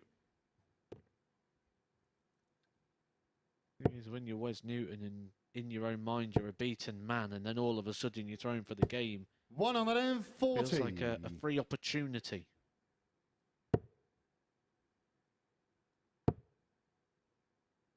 It's been a bit famine or 60. feast for Gary Robson at times. When he doesn't take advantage of the darts he gets at double, 16 of them he's missed in this match. 44. And that allows your opponent back in. Newton, I wouldn't say opens the door, but the cat flap is certainly swinging. 135. I want to set this up. And he's going to set this up nicely. He's come down to the 19s. 84. That's okay. As long as he stays straight, hits the big numbers at the minimum, he should get a match dart. Something you wouldn't have been saying about 3 minutes ago. 96. West, you require 78. 20 for tops.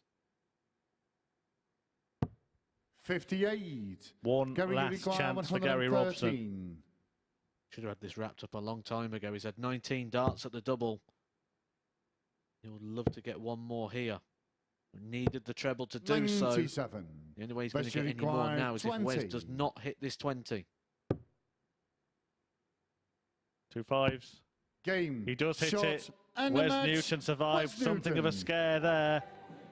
There's a little embrace with Gary Robson, who perhaps will feel like he should have had that game wrapped up, but instead, Wes Newton is moving on up in the Group A table. He's on 12 points along with Mark Dudbridge and Chris Mason. We are going to hear from Chris Mason after the break, the current league leader, and then the man who hopes to be top of the pile at the end of the day, Mark Dudbridge, will face John Walton.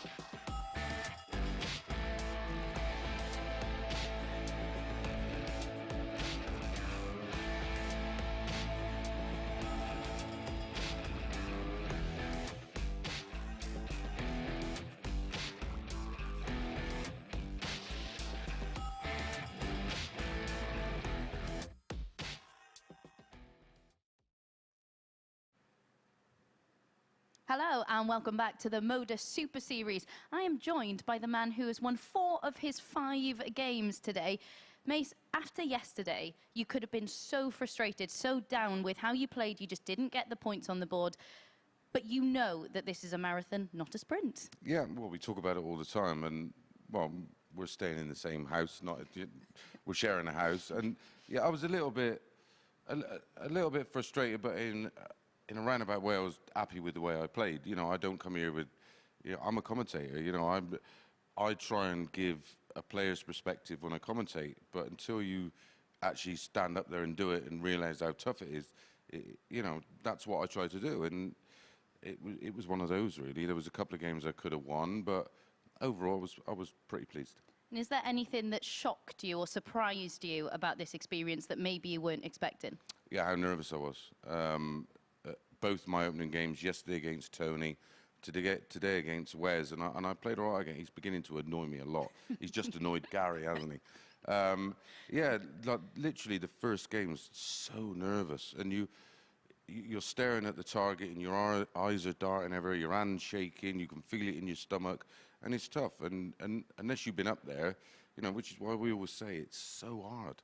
And it is hard. You tried to prepare yourself for that, didn't you, by playing your chances down before you played yesterday. Yeah. But it's still a huge thing, especially when you haven't played in front of TV cameras for about 12 years. And when you're a commentator, you know, I preach, yeah. and I try and preach from experience, and I try to be as fair. But you know, listen, I'm under it. I'm a commentator, and that's all I'm known for pretty much now. And when you're standing up there, you expose yourself massively, and it's horrible. It's literally horrendous. Does that go through your mind, the fact that, you know, things that you say in the commentary box you're then not able to do? Look how many big numbers I've missed. You know, and I always say, don't miss a big number, and don't attack trebles, and don't do this, and don't do that. And then all of a sudden, I'm in the lion's den, and I'm doing exactly what I preach don't to do, and it's so tough. Yeah, things like don't bust a 130 as well. You know, you're taking it out twice, and here it is. I don't know who you've annoyed in the production office, but instead of showing the 2 that you pinned, we're showing the bust 130. Yeah, and the thing is, I'm starting to count darts. I want to hit a massive average, because you know, when you know you're playing okay, you think about numbers, and you want to hit some big numbers. And going into that, I think I'd gone 15, 14. That was for a 12. And I've literally just got involved rather than, and I was under no pressure. I should have thrown a safe one out there, you know, high and left, but no, I've attacked it and pulled it into the 16. And another thing that you like to preach in the commentary box is never apologise when you take out a double. So let's have a look what you did here. Yeah, well, Mark should have won this leg. I've hit the 48 lovely, and I'm not apologising. I'm just acknowledging that I was very, very fortunate. That's not the same as apologising. I believe you did it actually twice in that match. However, we'll move on from there. We'll allow you those 2 little errors. But going into the 3rd day, there is no question that you've been the most consistent player over the course of the 2 days. You must feel that you're in the strongest place to qualify from Group A. I should, but I don't, because I know how futile the game is. My whole idea is win a couple of games on day 1, probably one more on day 2, which was today, and then really try and attack on day 3. But anything can happen. They're all capable. We're all beating each other. Over the moon to be where I am, with where I've been for the last 12 years, just doing this. And yeah, whatever happens tomorrow, I'm over the moon. I'm happy to be competing at this level. Well, I think he's been incredibly modest there. He has, of course, delivered the best performances of the week so far. We've got one more match to bring you of this 2nd day of action in Group A. So let's get into it then with Murph and Matt. Thanks, Abby. Yes, very insightful stuff there from Chris Mason. We'll be looking forward to see what he produces. Yesterday has been the standout star, but may not be the player at the top of the table come the end of 2 days, because this man is looking to get there. Flash, Mark Dudbridge is level on points with Mason, but has this game in hand against the man at the bottom of the pile, John Boy Walton, who is looking impossible for him to top the group and improbable for him to make it into Group B. Yeah, interesting listening that made from Chris Mason, and I think he came prepared for that question about apologising as well, because it was a decent answer. Yeah, I think the one thing we can say about that incident there, he can talk himself out of anything.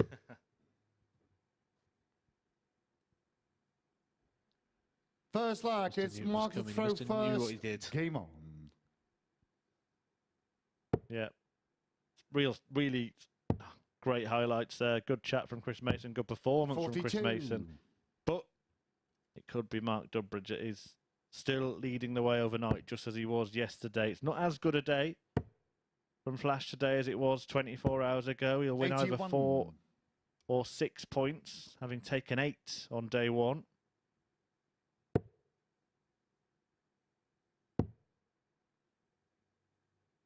Walton upset 57. Tony O'Shea earlier on, didn't he? In that game 4-3 victory in that one. So he's got a couple of victories and he's got some little bits of form to cling on to that could suggest that this ain't going to 40. be a full-gone conclusion.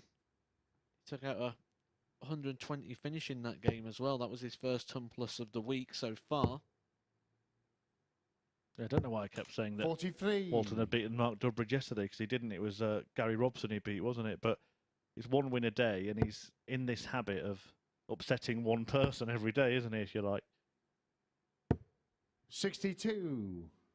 It was Robson who had beaten Dudbridge. The only man to do it yesterday. A 4-2 success for the Geordie ace, who will be kicking himself, actually, after that last match, losing out to Wes Newton. 140. Always going through the lineup for Group C and Group B and looking at all the players coming in. I noticed we've got a tweet here from Mark on Twitter. He's let us 58. says Alan Norris, does he have the best darts nickname ever? Obviously nicknamed Chuck, which is reference to 2 things. 1, he chucks the darts, and 2, a very famous actor. Well, thanks for explaining that. 137. We've had this conversation a fair few times at the Super Series, and my favourite remains Mark Frost, Frosty the Throwman. And that's for a couple of reasons as well. Actually, 3 reasons I can think 83. Mark, you of. require Surname's 82. Frost, hence the Frosty bit. He throws darts, hence the Throwman bit. And there's like a fairy tale rhyme, nursery rhyme for kids called Frosty the Snowman. 62. Hope you're all learning stuff today, kids, here at the Super Series.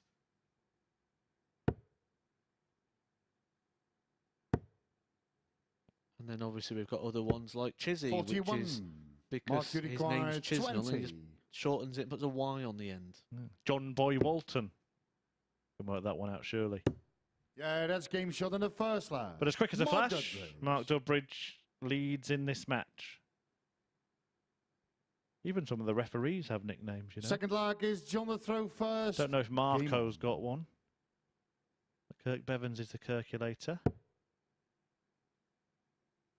Russ Bray is the voice. 140. Owen Binks cannot be shared at this time of day live on TV. Well, at one point, 100. people saying he was Donald Duck because he had very large feet. Yeah, he does actually. When he first started, he used to stand like facing, because he would go in 41. the exclusion zone. He used to have to get a telescope out so he could see the darts. Yeah, well, they did actually consider putting some groove, some cutting out part of the hockey for 58. Owen to rest his feet in.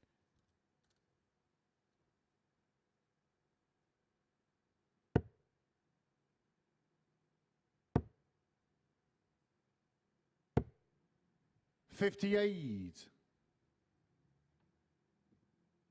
He does a great job, Owen Binks. Not just on the referee, he's a spotter as well, so every dart you've missed today has been his fault. 140. Although the players can't use that excuse. Every dart they've missed has been entirely their fault. What's your favourite? We haven't heard your 40. favourite yet. Nickname. And you can't say your own. I do like. I did do a video on this not too long ago, actually. But there was 5 that I picked. 140. A couple of them I probably can't use. I do like the Frosty the Throwman. I'm a big fan of that. I know one, the magnet, but we'll leave it there. 140. Mark, you require 63. I'm not talking about Mick McGowan. Double top for 2-0. 43. John, you require 82. Said earlier on, you'll always get a chance in this group. And despite throwing just inside the 70 averages, 42. going to get a Mark, you chance. And require 20. he misses the tops, so Dudbridge comes back at the 10s. This is ironically not a split down that works out that's game overly shot in great the for him second according to the leg. numbers. Mark I was looking Dudbridge. over the stats this morning, and he's a massive fan of tops. And his stats on top so far Third are leg, it's Mark the 50% throw going first. into today. Game on. But then on the breakdown, he was 28% on the 10s and 14% on the 5s, which is unusual because normally if you favour a section of the board, the breakdown of it's 123. normally just as strong.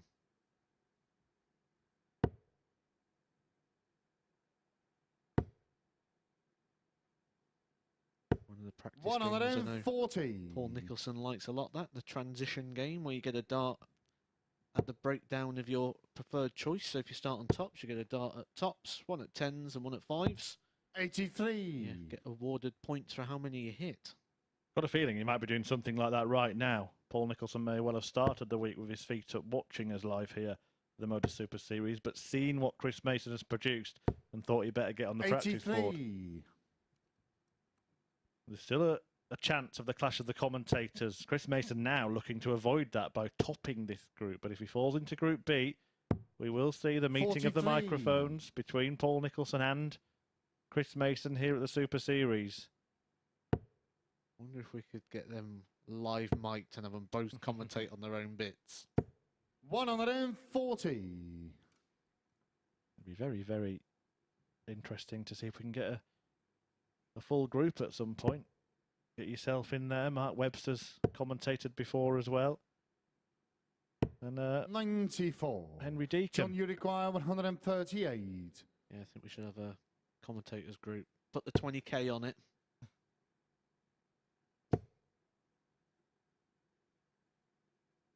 Not working for that. 122. Mark, you require 158. 158 then to deny Walton a brilliant leg of darts. 134. John, you require When 16. them patches come at the right time, get chances, and he's going to get 3 chances here to get a leg on the board and a breaker throw.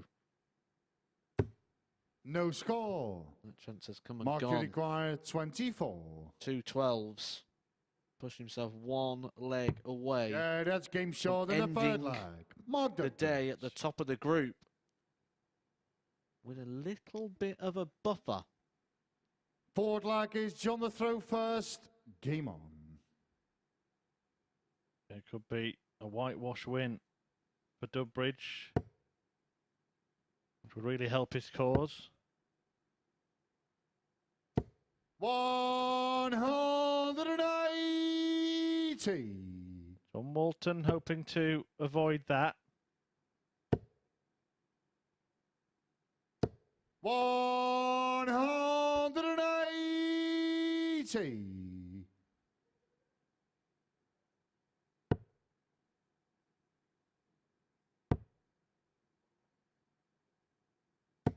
45.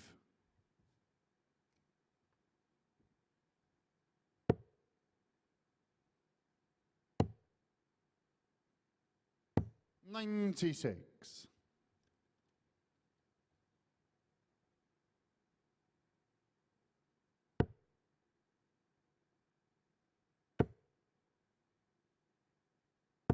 60. Dudbridge working his way down now, despite that opening maxi from Walton. He should be first to a finish. 105. He leaves himself the Shanghai shot to seal the deal.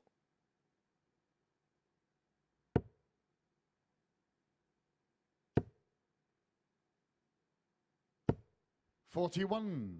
Mark, you require 120.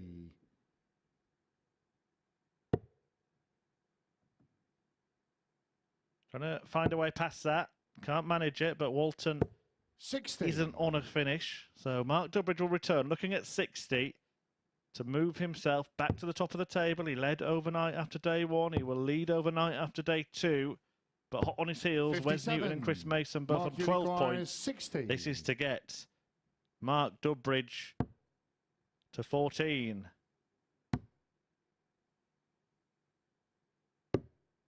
40. John, you require 180. One last opportunity for John Boy to keep himself in the game. Treble 20. Can't be found. Well, it is the man at the bottom against the man who would 44. be top. Mark, you require 20. Double 10. Game, shot, And in it and the goes. match, Mark Dudbridge. Well, will it be a flash dance through to finals night by winning the group? What a feeling for Mark Dudbridge, top of the table after a 4-0 success over John Walton, the man at the bottom. A huge disparity in the averages. If Chris Mason has been the star of the group in terms of standard, then Mark Dudbridge has just kind of gone under the radar and kept himself in pole position going into the final day, which will be tomorrow here on Wednesday. And Abby is going to reflect on today and preview tomorrow with Matthew Edgar. Yeah, thank you very much, Murph. Matt, Dudbridge over the line to finish the day top of the leaderboard again, but it wouldn't have been right for him to do so without missing a few darts at double first, right? It's been the story of his day, hasn't it? I mean, some of the scores that he's put in today have been absolutely ridiculous. Those 180s have been very, very impressive. But he needed to record something big there. When you look at that legs column, Chris Mason has got a very healthy lead on those legs. And he needed something big and did respond well. That 4-0 is huge. And we spoke about it off air, actually, didn't we, before play got underway today, Chris Mason, and how the impact of him being a commentator as well could affect him up there. It was quite interesting to hear him say he was very nervous for that very reason. Yeah, well, he sort of put eyes on himself, whether he meant to or not, he did. And he's took our attention, but that's probably down to the darts that he's thrown. But he would have put extra eyes on this today. A lot of people would have been interested to see how he got on. And Paul Nicholson's going to have that exact same problem in a couple of days' time. What are you thinking if you're Nico right now? I hope I start well, because he'll probably feel the same sort of thing. You know, Mason said he was nervous in that, not just yesterday, but today as well. That's after having a whole day and having 5 games to settle in. One thing he did tell us, though, is he's going to get better as it went, and he's certainly proving that. Yeah, he is. One thing about Nico as well, I spoke to him last week and he said he's not happy with the weight of his darts at the moment. He did try to switch darts, but he wasn't fully comfortable with them, so he's having to play with his old set. So that's something to bear in mind as well for when he comes into the field on Thursday.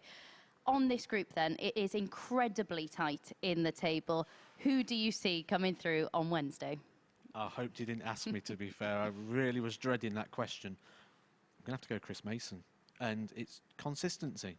In a group that goes over 3 days, you'd expect consistency is going to win it. And all things right, Chris Mason's been the best player in this group over the longest period. And he's also got that good ceiling, hasn't he? Round about the 95 a few times. We've seen him pushing over the 100 at times in games. That's enough to win this group quite convincingly. So if he can keep that going one more day, so it's all right doing it 1 day, he's now done it 2. If you can do it a 3rd time, I fancy Chris to win it. Yeah, interesting as well that he said that Wes Newton is really starting to get on his wick a little bit in this group. That is all we've got for day 2 of Group A, but a reminder that if you would like to join us on Saturday evening, you can be here. We get underway on a Saturday evening from 10 p.m. Visit dartshop.tv to book your free ticket. You also get a free drink at the bar. That's not bad, is it? I'll be joining them for that. I might come myself. There we go. You can join us at the bar on Saturday, so make sure you get your tickets for Saturday evening. We'll be returning tomorrow morning at 9:30 for the conclusion of Group A. You won't want to miss it. Join us then. The MODUS Super Series, brought to you in association with Bet365, Betfair, Betfred, Coral, Ladbrokes, Paddy Power, Unibet and William Hill.